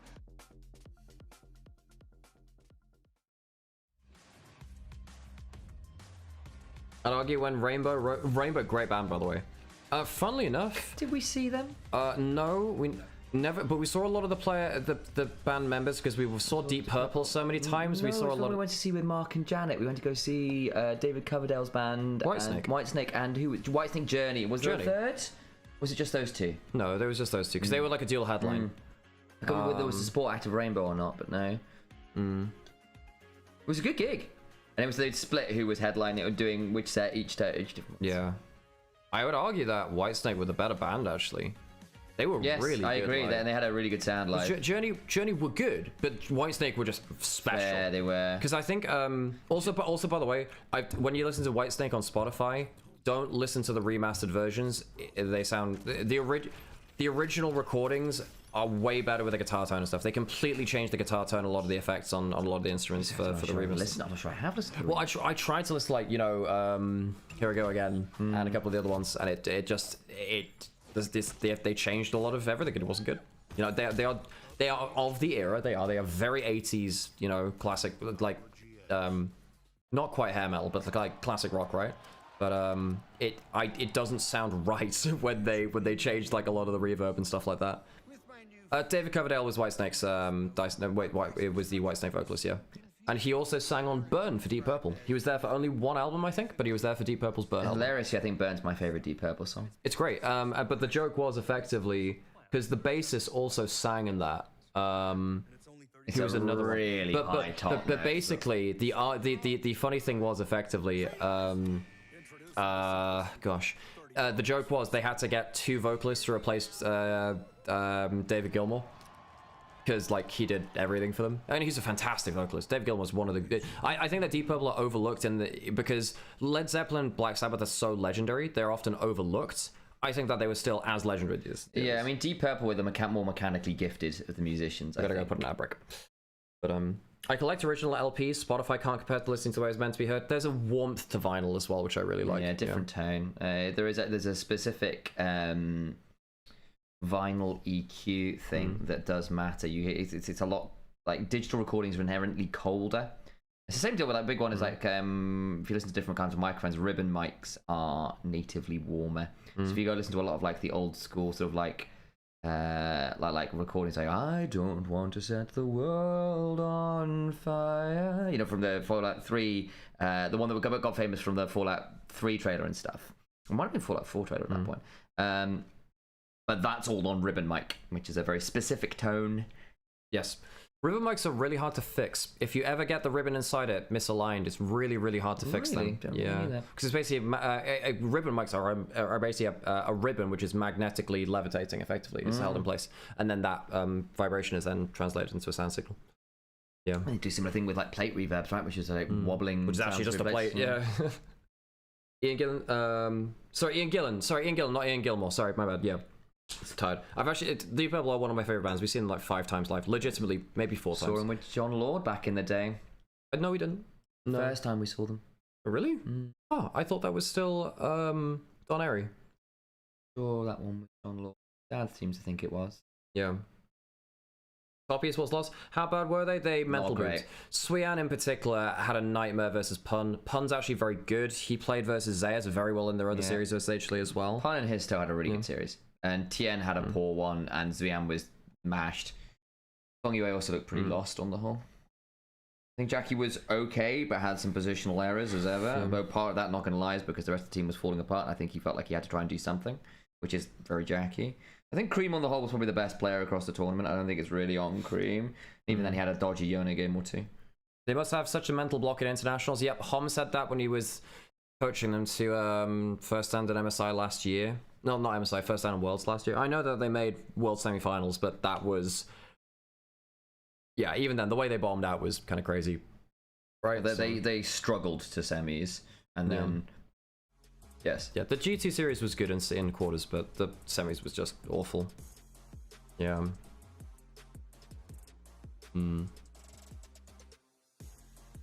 How did Team Secret Wells win? A lot of it was through top diff, really. Although mental boom and odd decisions and odd drafts from Top Esports. Welcome back to MSI 2026, where we're gearing up for Game 3 between Hanwha Life Esports and G2 Esports. And thus far, it has been Hanwha all the way.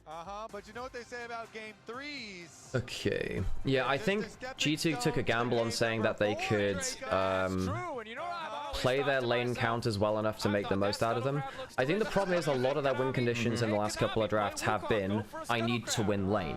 Now, the thing is, what they should do is more like, you know, it's a good lane which also has another win condition. And I guess Game 1 was closer to that. Game 2, I feel like the Yasuo just doesn't do much if you don't win lane. So that one I have more issues with. Yeah, I do get that there is something to be saying, but actually you can't afford to seed early game to HLE because they will just rip you apart. Yep. So there is something to be said for like, hey, let's play for lane counters that you might not know so well, that we can get those early advantages, and actually that gives us a better platform to work with. And they kind of had that happen a bit more in Game 1, right?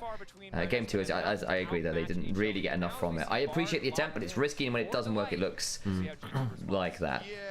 Well, yeah, to be honest, even that Game 2, right, they still had some good moments. It just, when it fell apart really hard. Like, the Syndra was really good. Let's up the Ezreal Bard, take Ezreal Karma. Delight is not the best Bard player of all time. He's a really good Rengar player.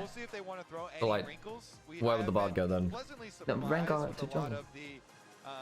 You said Kanavi was hovering Rengar. I said Delight isn't the best Bard player, and then you said he's a really good Rengar player. I'm like, why is Rengar in the conversation for Delight? Because Kanavi was hovering Rengar. Gotcha. And then I was like, so the way you phrased it, I thought you said like Delight might pick Rengar, and I was like, I actually didn't realize he was a Rengar player.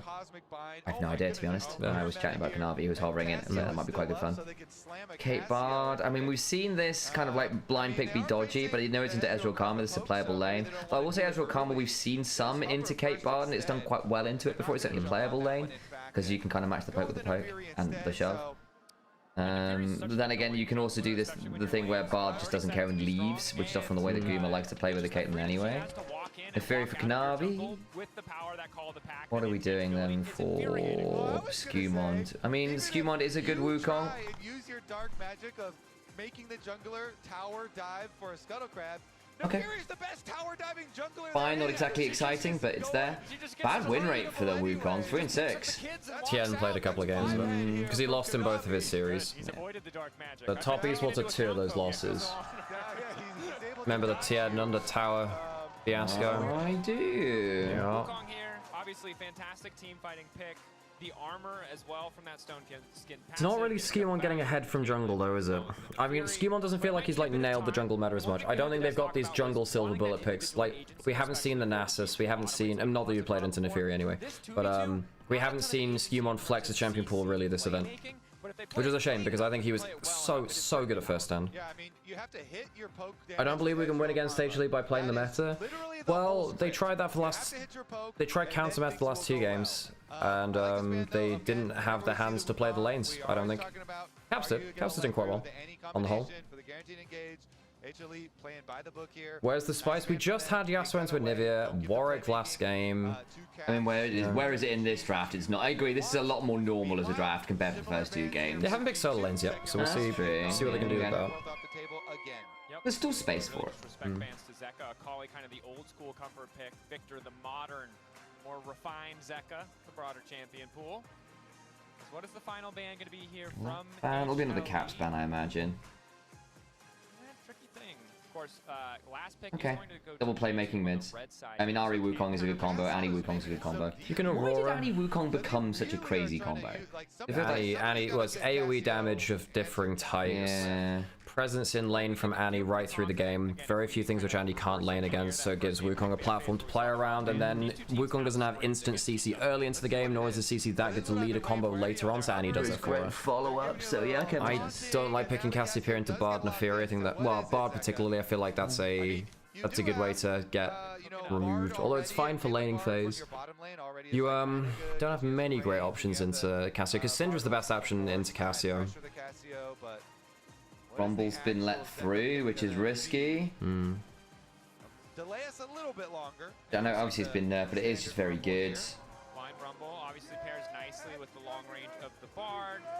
Nice to have that AoE slow to kick team fights off.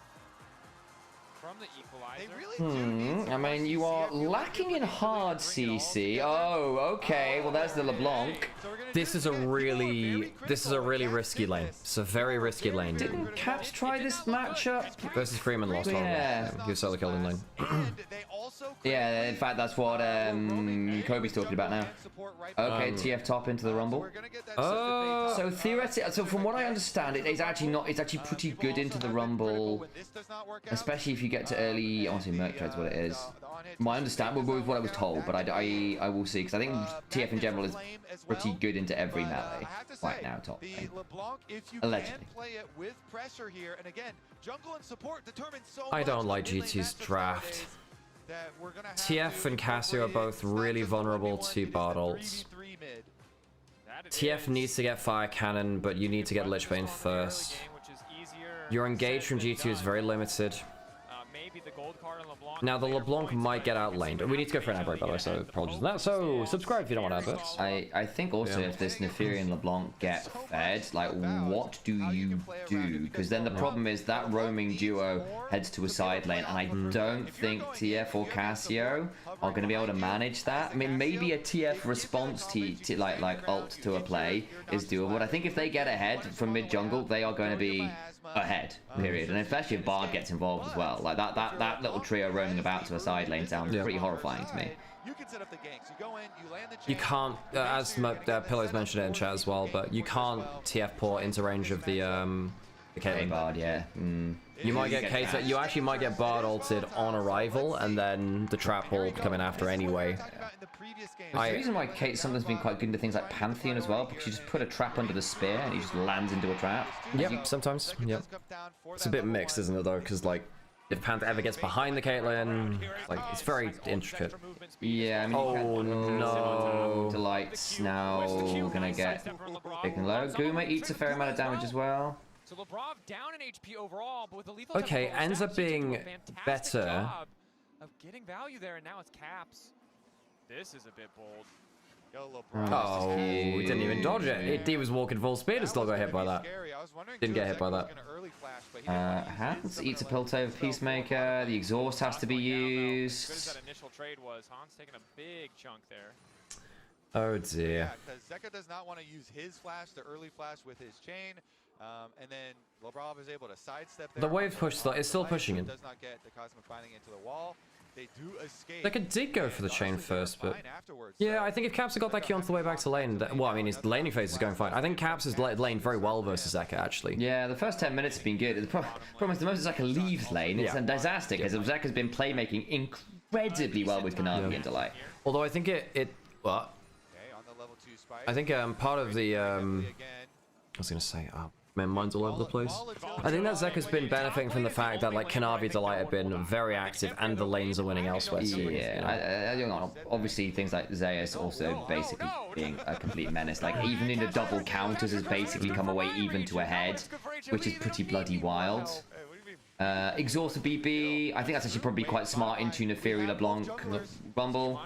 Oh, hang on, everyone's here. Kanavi not having fun with that, actually. Just get over the wall. Okay, fine. No, Wukong wins early levels. Yeah, for sure. I mean, if you get the E on target, if you don't just get kited out across walls, Neferi needs a bit of a farm lead and needs a bit of time to get ahead of a lot of jungle matchups, really. I have done a Wukong thing before. I've E'd to a dog rather than Neferi and lost the trade because I didn't get the damage on Neferi herself, which is... Because it targets 3 targets around her. So if she has too many dogs, then there's a chance it doesn't hit her. Because if you E onto like 1 dog, most of the time it'll still target her. But yeah, you can get unlucky, I guess. Yeah, and I was like, whoops, okay, that was bad, and then you have a bad time. Oh, yeah. Neferi's dogs are not my most favorite mechanic in the game. They are... Yeah, I mean, it's a cool idea, right? But I think the problem with any minion Mancer thing is, especially if they start shielding you from skill shots, it gets quite obnoxious to feel like, how do I use my kit against this? And League isn't really a game that is balanced around or expected to be around like very hard counter picks. And the way they say Dota, right? It is a game that has, it's an Ice Frog. So it's an Ice Frog game. Deadlock, all these things, developed by the same lead dev. One of the core design pillars there is counters are going to be really brutal. And Dota designed itself around saying, sometimes you are just going to eat crap. Yeah, we used to have them in early league and they got shifted out over time. So there were, for instance, Veigar used to deal damage based on your AP. So he was very, very, very good into certain champions. And then Pantheon versus Old Fiora was unwinnable for Fiora. Like old Pantheon versus Old Fiora, actually unplayable for Fiora. It was the hardest kind of matchup in the game at that point. Yeah, well, so yeah, basically where I was going with this was with things like what was I going with this? Ice Frogs. No, I was going to say something about League. Oh, I don't remember. Okay. Oh no, it was something about Neferi. Oh, trading very heavily down there though. Oh yes, Neferi design things with dogs. The big thing with Neferi's dogs, right, is it's one of the few things that kind of does. It's a little bit. Actually, Delight's quite. I'll have to have the conversation later. I think this gets a bit spicy. Is Q1 gonna be able to flash in? Has a flash of his own. Okay, heal. Good trap. Oh, oh, good. Oh, nasty. Double stun. Stunned him on his clone. Yeah. Hang on, last auto. Oh, Kuma just out of range, so they do get the flash. But still. Oh, another early play that goes wrong. The only time it's been good in the early game properly was game 1 for that first skirmish.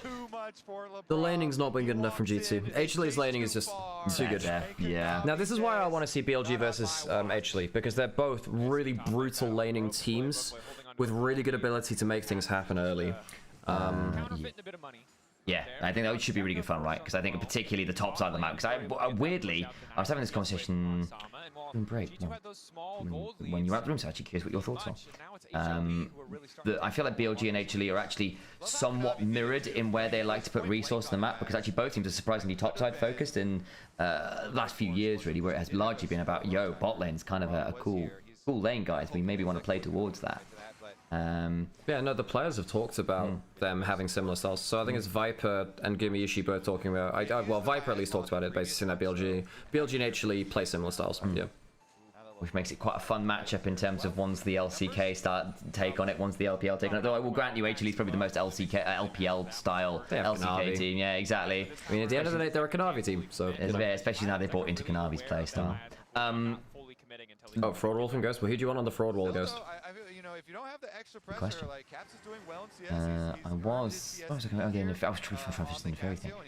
One of the things with like hard counters in League not really being part of the design philosophy. Like, yes, you have things which are better than others, but generally speaking, they tend not to the win rate deltas you find in Dota. Neferi's a bit of a weird one, because much like something like a Mel as well, League players aren't very used to dealing with champions that... Oh, actually, it's a really good combo. Oh, Q misses, traps again. Oh, man, those were good barrier. That's triple sums, though, for that.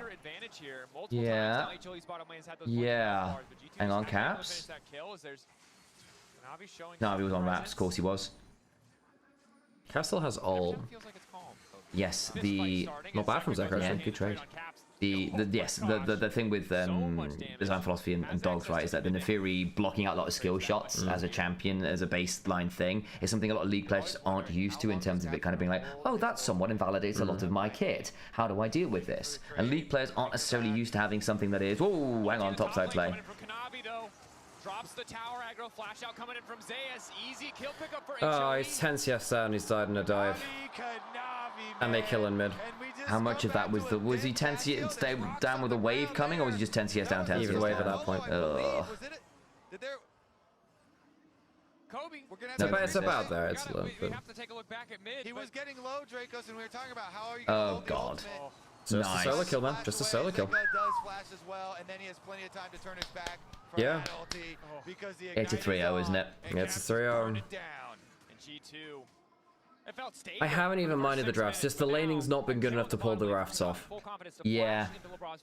Yeah, and the thing is, we know that G2 can be good enough to beat best teams in the world in lane, but it's never been consistently that, you know what I mean? We have seen this regionally, we've seen this, like, we saw Craps and Claps versus top esports, for God's sake, right? We know that these players are not, like, able, or don't regularly, consistently, probably the better term here, lane to their max level, shall we say. There are a lot more high variants. Top esports is already taking up the entirety of the fraud section on the fraud wall. I've made it super large. It is just like the shadow behind fraud.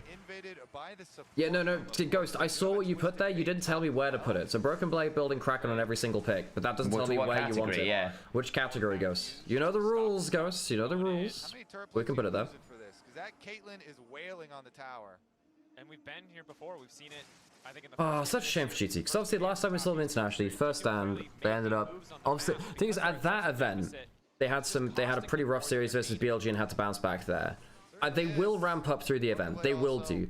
But lower bracket next game is gonna be T1 probably. You know? Yeah. Like going up against T1 and lower bracket, I wouldn't wish that on anyone. You know? That's tough. That's tough. So if G2 beats T1 and T1 drop out. Wow. Bottom side with the Twisted Fate arrival. Caitlyn lying in wait. And they're pinging assist pings down there too. They've got Bard. Oh, here come the boys. They know no flash, no look exhaust. At the mini-map. Bottom lane. They're gonna get the kill to Kuma, but Konami's there just in case. Nicely done. This is just such an... First game was good. Clearly G2 had a good combo. They knew how to, you know, get their combo online, even though I think that... Look, Zay's great laning in game 1, and of course, I think Han's not the best series. And not the best game. And fade off, here we go. Are you kidding me? Are you kidding me? Oh, that's not bad. Ooh, turns back on, Kanavi's dead. He is. He takes one with him. But still, that's... Yeah. Caps gets a shutdown from that. But I say, one of the things we've seen from HLE in general, right, is they've just been more active on the map more quickly, more often, and often significantly less well tracked. That time they had the ward, so they got something back. But that feels like every 3 plays HLE makes, G2 were able to defend 1, which isn't great. And actually, how many proactive moves have we seen from G2? Yep.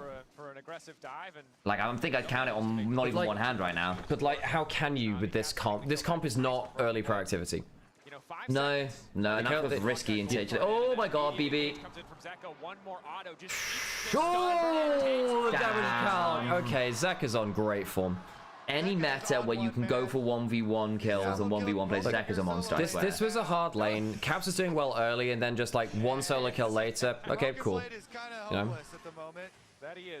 Okay, I gotta go. So I'll put it on when I can. Well, we got an actual fight on our screen. Potentially, Kanavi is still very squishy despite having the voltaic cyclo sword. Hang on. Okay, good W. Good reaction coming out from Kanavi. Guma, exhausted. Oh, nice little last slash from Scheme on there. Oh, Guma's alive. Guma's alive. Oh my god. He smells weakness. Viper, that's how you play a dive out, by the way.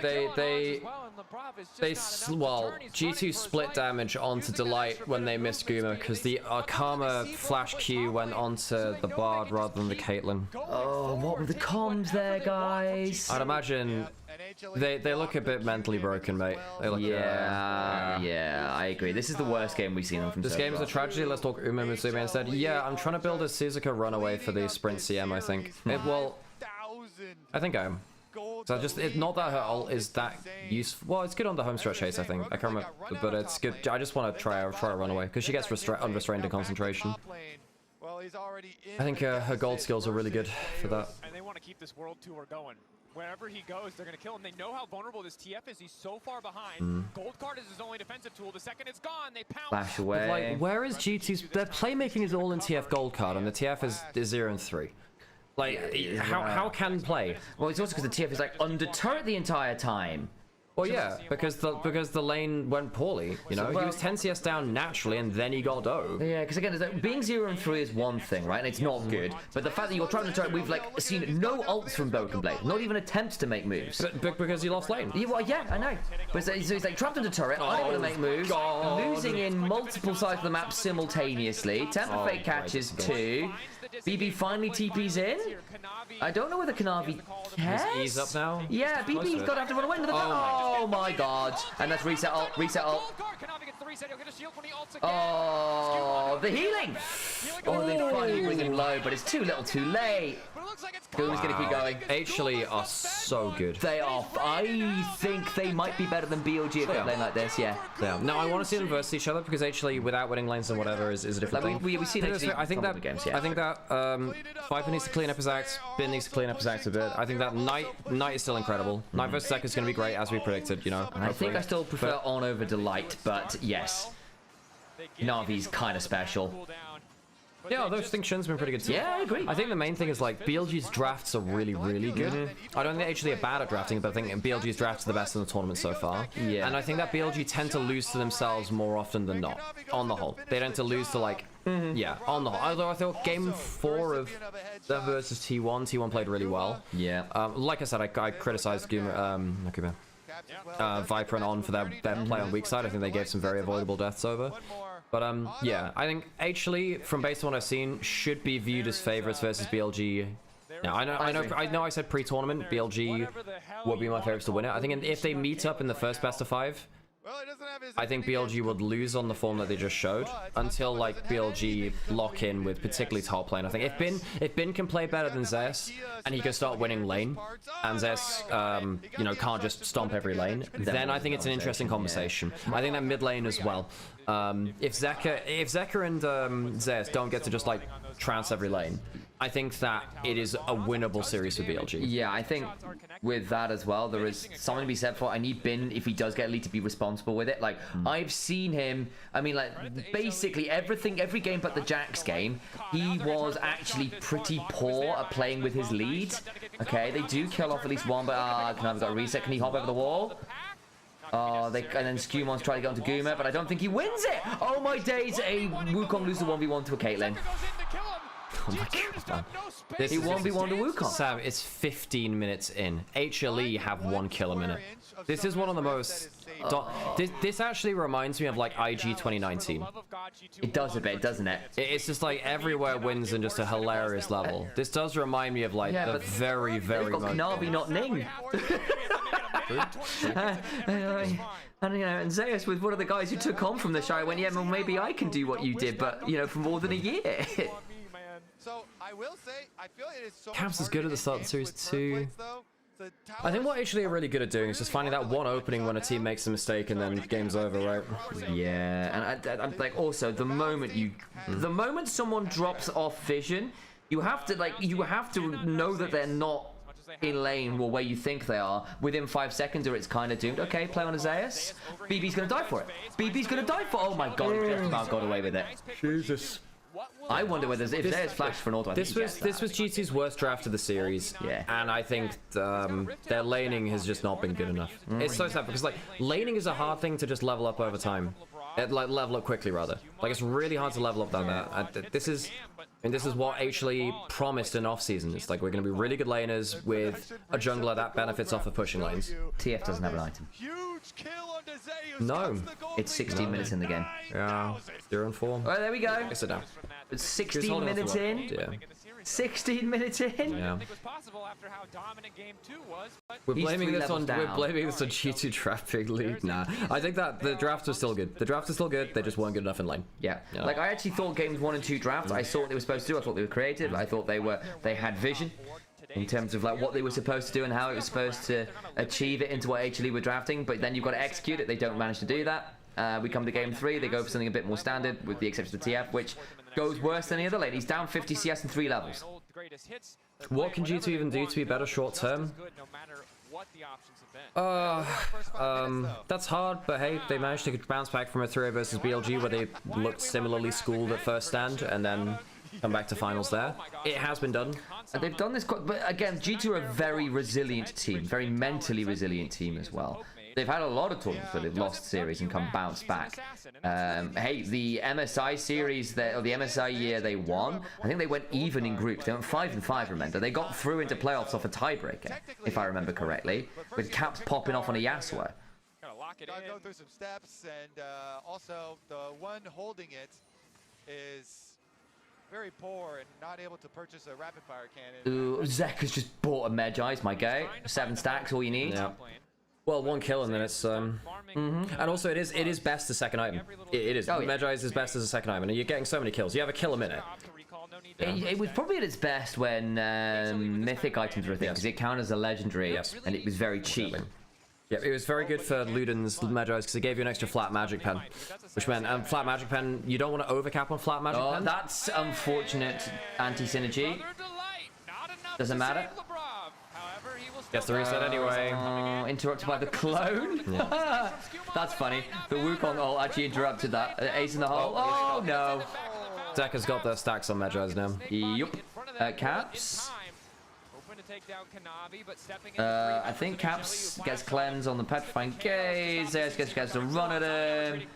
Navi gets more daggers down. Yeah. Can he get more autos? Guma backs off on it. I mean, Guma's having a killer game on this Caitlyn, by the way. If you want to see how to play weak side Caitlyn / people are ganking my lane as Caitlyn, how do I survive? Guma did it this game. Yeah. In a way that, say, Viper failed to do that the other time as well. Really clean stuff. I mean, yes, the level of execution on the players on the Caitlyn was higher from T1 versus G2 here. I think that's probably fair to say. Again, it is Kerry as Pyke, probably the best Pyke player of all time. Knavi needs to W the gold cards. Doesn't even need to. Wow. I think it went into a dog anyway. Yeah. It went into a dog because it disappeared. They didn't hear the sound effects. That was terrible, but given how hard Perks getting subbed in quickly. Well, I don't think Cass is the problem, really. Well, no, but switch him into another role. He was playing top lane recently, right? Can you finish your point? Why not to overload on flat pen? Because basically after a certain while, flat pen, if you get them below 0 MR, then it doesn't bring any extra value. So if you overflat on... This was the case back in the Mythic item era, so if you went Shadow Flame, Luden, Sork Pen boots with the Mythic item era, you would end up overcapping on flat pen and losing gold value. Instead, if you went Mythic... hands. Oh god. If you went for Medjai's with the Mythic items, you would actually get in this sweet spot of not overcapping on flat pen, whilst also being very high AP comparative to that point in the game. So mathematically, it was good for the gold. But yeah, if you had like... There was a really bad habit back then of going like Luden, Shadow Flame, Void Staff and going full Magic Pen. And it's like, actually at that point, you're losing value because they're going to 0 pen and then 0 magic resist and it's not providing. And if you were into someone who's building significant amount of magic resist to justify that much pen, then why build Shadow Flame? If you know what I mean? Yep. You need anti-tank stuff, not burst stuff. Or just higher AP. Yeah. Higher AP. Or secure. Because it was on your side and it was... Yeah, so back then, Medjai's was really good. And now, honestly, Medjai's has just still stayed as a good second item. Because it's if you're already getting ahead in the game, like, obviously it's a way to snowball even heavier. But if you're behind the game, it gives you a slingshot back into the lead advantage. His ult is not up. I don't think he cares too much. Navi's missed daggers doesn't count as skew. I know what you were looking, mate. You wanted those Krugs so bad. And yet... Yeah. That'll be Baron then. Well, I mean, he was, you know, he's on the flank and then just... It really... you don't expect an ultless Neferi to do that. Yeah, I mean, you have to look for something. Like, the problem is all your plays are low percentage at this point. And who else is going to be in that move? Like the TF, but you need realistically if the Wukong to help come set up for you. Especially if TF is going AD, has nothing like a Zhonya's or whatever. Oh, Storm Surge on Zaka. Oh yeah. Don't see that often. But I guess you're so far ahead in the game, why wouldn't you? It's good move speed and like that. Oh yeah, and good and the flat pen is really nice. So if you want the move speed and the wow, Zaka kills, I think. Oh yeah, he does flash W. Ow. Oh, not bad. But yeah, one more E would have killed, but passive. Yeah. Between Storm Surge and Medjai's now, like Zaka is a very fast boy. Yeah. I don't think that, by the way, I see you like mentioning like top laners and top lane who whatever, and like I really doubt that G2 would be looking at roster. Like they did just like 6-0 Korean teams at first stand, but like if you're talking about, you know, the thought experiments of who you replace, like, or like what's your all European team or whatever, or trying to build that or whatever. Caps prefers speaking in first language, so or in like more familiar English, so he doesn't really like, as far as I'm aware, like importing. So which is why Caps has never played with an import.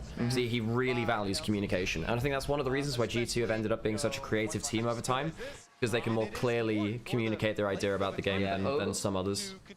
A little bit of damage there. Good shots from Hans. But the problem is, again, you're 13k down making these moments happen. Yeah. Yeah, here we go again. Kanavi doing Kanavi things. It's an oh, thank God that's body blocked. It means that Skim almost bloody dies for it. The bleed nearly killed Hans, by the way. Lost another like 15% of his HP by the 1Q. Yep, 17 Medjai Sex on Zaka. This is over. And very, very over. Dude, we're gonna be done before 11. We're gonna be done before 11. Oh, not bad. Ah, it's too little too late. You know what, G2, valiant effort. Yeah, nice ult, nice ult. Does it stop? I don't know if it stops things, unfortunately. But you know what, valiant effort. Baron there? Not sure. I guess it does because they're low HP. They want to get Dragon. Who shot? TF ult? Can you TF ult on this? Labrov dead. GG. TF ult, BB, my guy. Okay, Zach. Yeah, don't worry guys, G2 went 0-3 versus BLG in first stand and still made finals. It's just part of the process. Trust the process. He gets LeBlanc. Hey! Goodbye Stacks, he's back to 17. 1-7. We can't even 07 anymore. He killed him. He can't even 07. I don't think G2 are gonna mentally collapse like top esports. Yeah, I think they'll just they're pretty good at bouncing back mentally on the whole. Shout out to Dracos as well, who's come along. He's really come on as a caster over the last decade or so, right? Of course, he's got a lot working. But his ability now to sort of like still be an EU fanboy and still kind of cast the losses with kind of some verve is really cool. That was something which I really liked about Azael, where like Azael was pretty good. Oh no, it was Kobe. Kobe's the guy which not the self-battled either, but Kobe's pretty good at like being like still kind of like taking the L, but like being kind of like graceful about it and making it fun. No, my team is being obliterated by these awesome players. Yeah, I think Dracos doing a good job of that in this series. Like he's having fun with it still, and you know. Oh my God! What? That's a 50 cal. Because yeah, Drake was just like, again, with a bit of a caricature, like, oh my god, broken blade, no! Yeah. God of my witness, he's broken in half. Oh, GG. For the pain that HLE have caused, HLE remain. Yeah. Look, folks, just trust the post process for G2. They went 0-3 at first stand, bounced back. Now, the problem is they're likely facing T1 in the lower bracket. Now, T1's biggest weakness is their draft. G2 are really good at drafting. Yeah. Also, T1 solo laners laning has not been great. I think. Knight really did outlane Faker on the whole. Faker's been better than he was regionally on his lane, so he's definitely playing better. But like, if BB plays a similar kind of draft against Doran, I think he'd make it work in a way that he couldn't against CS. My worry is going to be bot lane, I think, actually. Like, Lavrov, I think, has actually been playing the map quite well. First two games were really good, but I think the 2v2 hasn't looked that great, and I think Pays and Carrier have been nasty. Like, Pays in particular has been on a tear this tournament. Yeah. But yeah, again, we were worried about bot lane before they faced BFX in first stand. They 3-0'd them. Really good bot lane performance from them. Then they 3-0 GENG. Great performance from them. I'm sure GT will show something more in the lower bracket. I hope they do. Really hope they do. Yeah. Okay, I'm really tired, folks. We have a Magic the Gathering draft to go to at some point. We do. Also, there's another double day tomorrow, so we're not going to stick around too long. Stick around for maybe the interview and then we'll head off. Cool. So we'll stick around for the interview, but I mean, HLE great. Didn't put a foot wrong, basically. I think Zeus' laning was absurd. I think bot lane was laning very well for them. Zeka was actually held in check by Caps a little bit, but then outside lane, absolutely fantastic. Yeah, I think that clearly we're seeing HLE, BLG on the warpath. I think there is a world where Lion take a game off of BLG. BLG are not a team which is flawless. They can definitely lose to themselves at points, but HLE BLG, I could see if BLG rock up on peak form, I could see that being a 1 series for BLG, but it is hard. It is hard when they're playing like this, man. This is actually the first time that Zeka has played LeBlanc in almost 2 years since LCK 2024 summer, and it shows the evolution of this player. A player who struggled last year in Fearless, but now is just able to bring out picks he hasn't played for a couple of years, have incredible success on it, and it just shows how well-rounded his champion pool now is.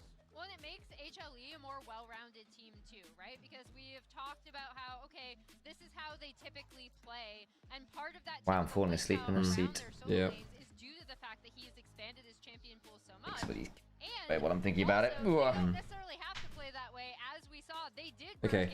Yeah, I'm starting to fall asleep too, but I'll try and hang on for the interview and then we'll head off. Send camera for a little, just 1 second. Do you mind grabbing your chair, Sam?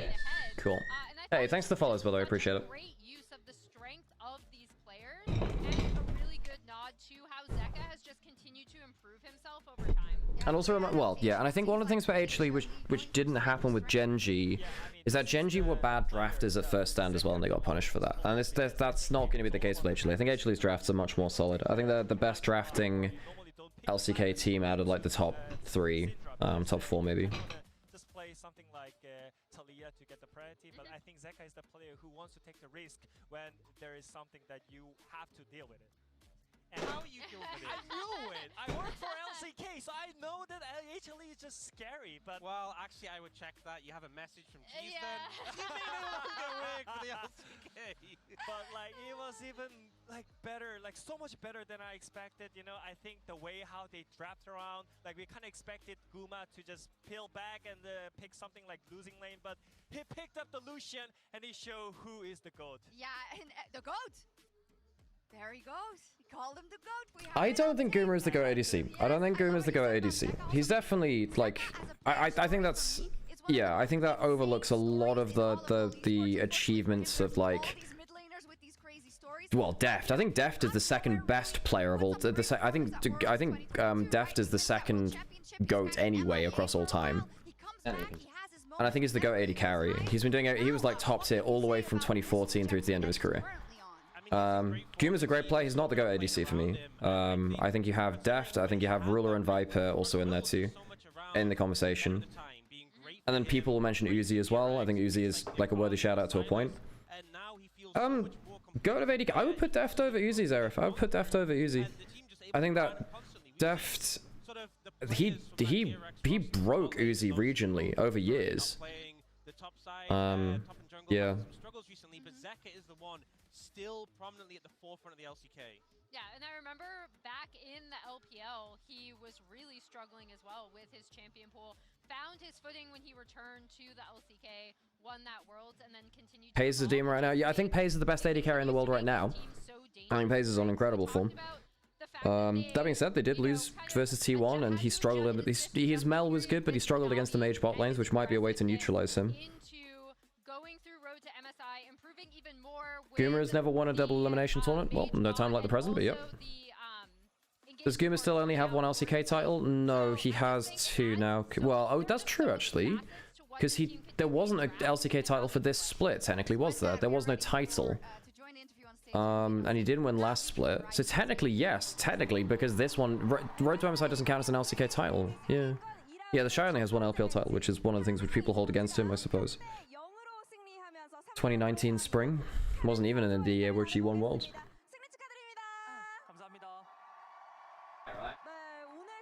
Yeah, then everything happened at MSI with the drama.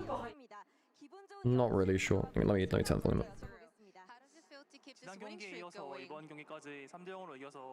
Kanavi! 좋습니다. 오늘 상대했던 G2가 지난 퍼스트 스탠드에서 LCK 상대로 6대0 스코어를 만들어냈기 때문에 경계되는 부분들도 있었을 것 같은데요. 어떤 점을 중점적으로 준비하셨을까요?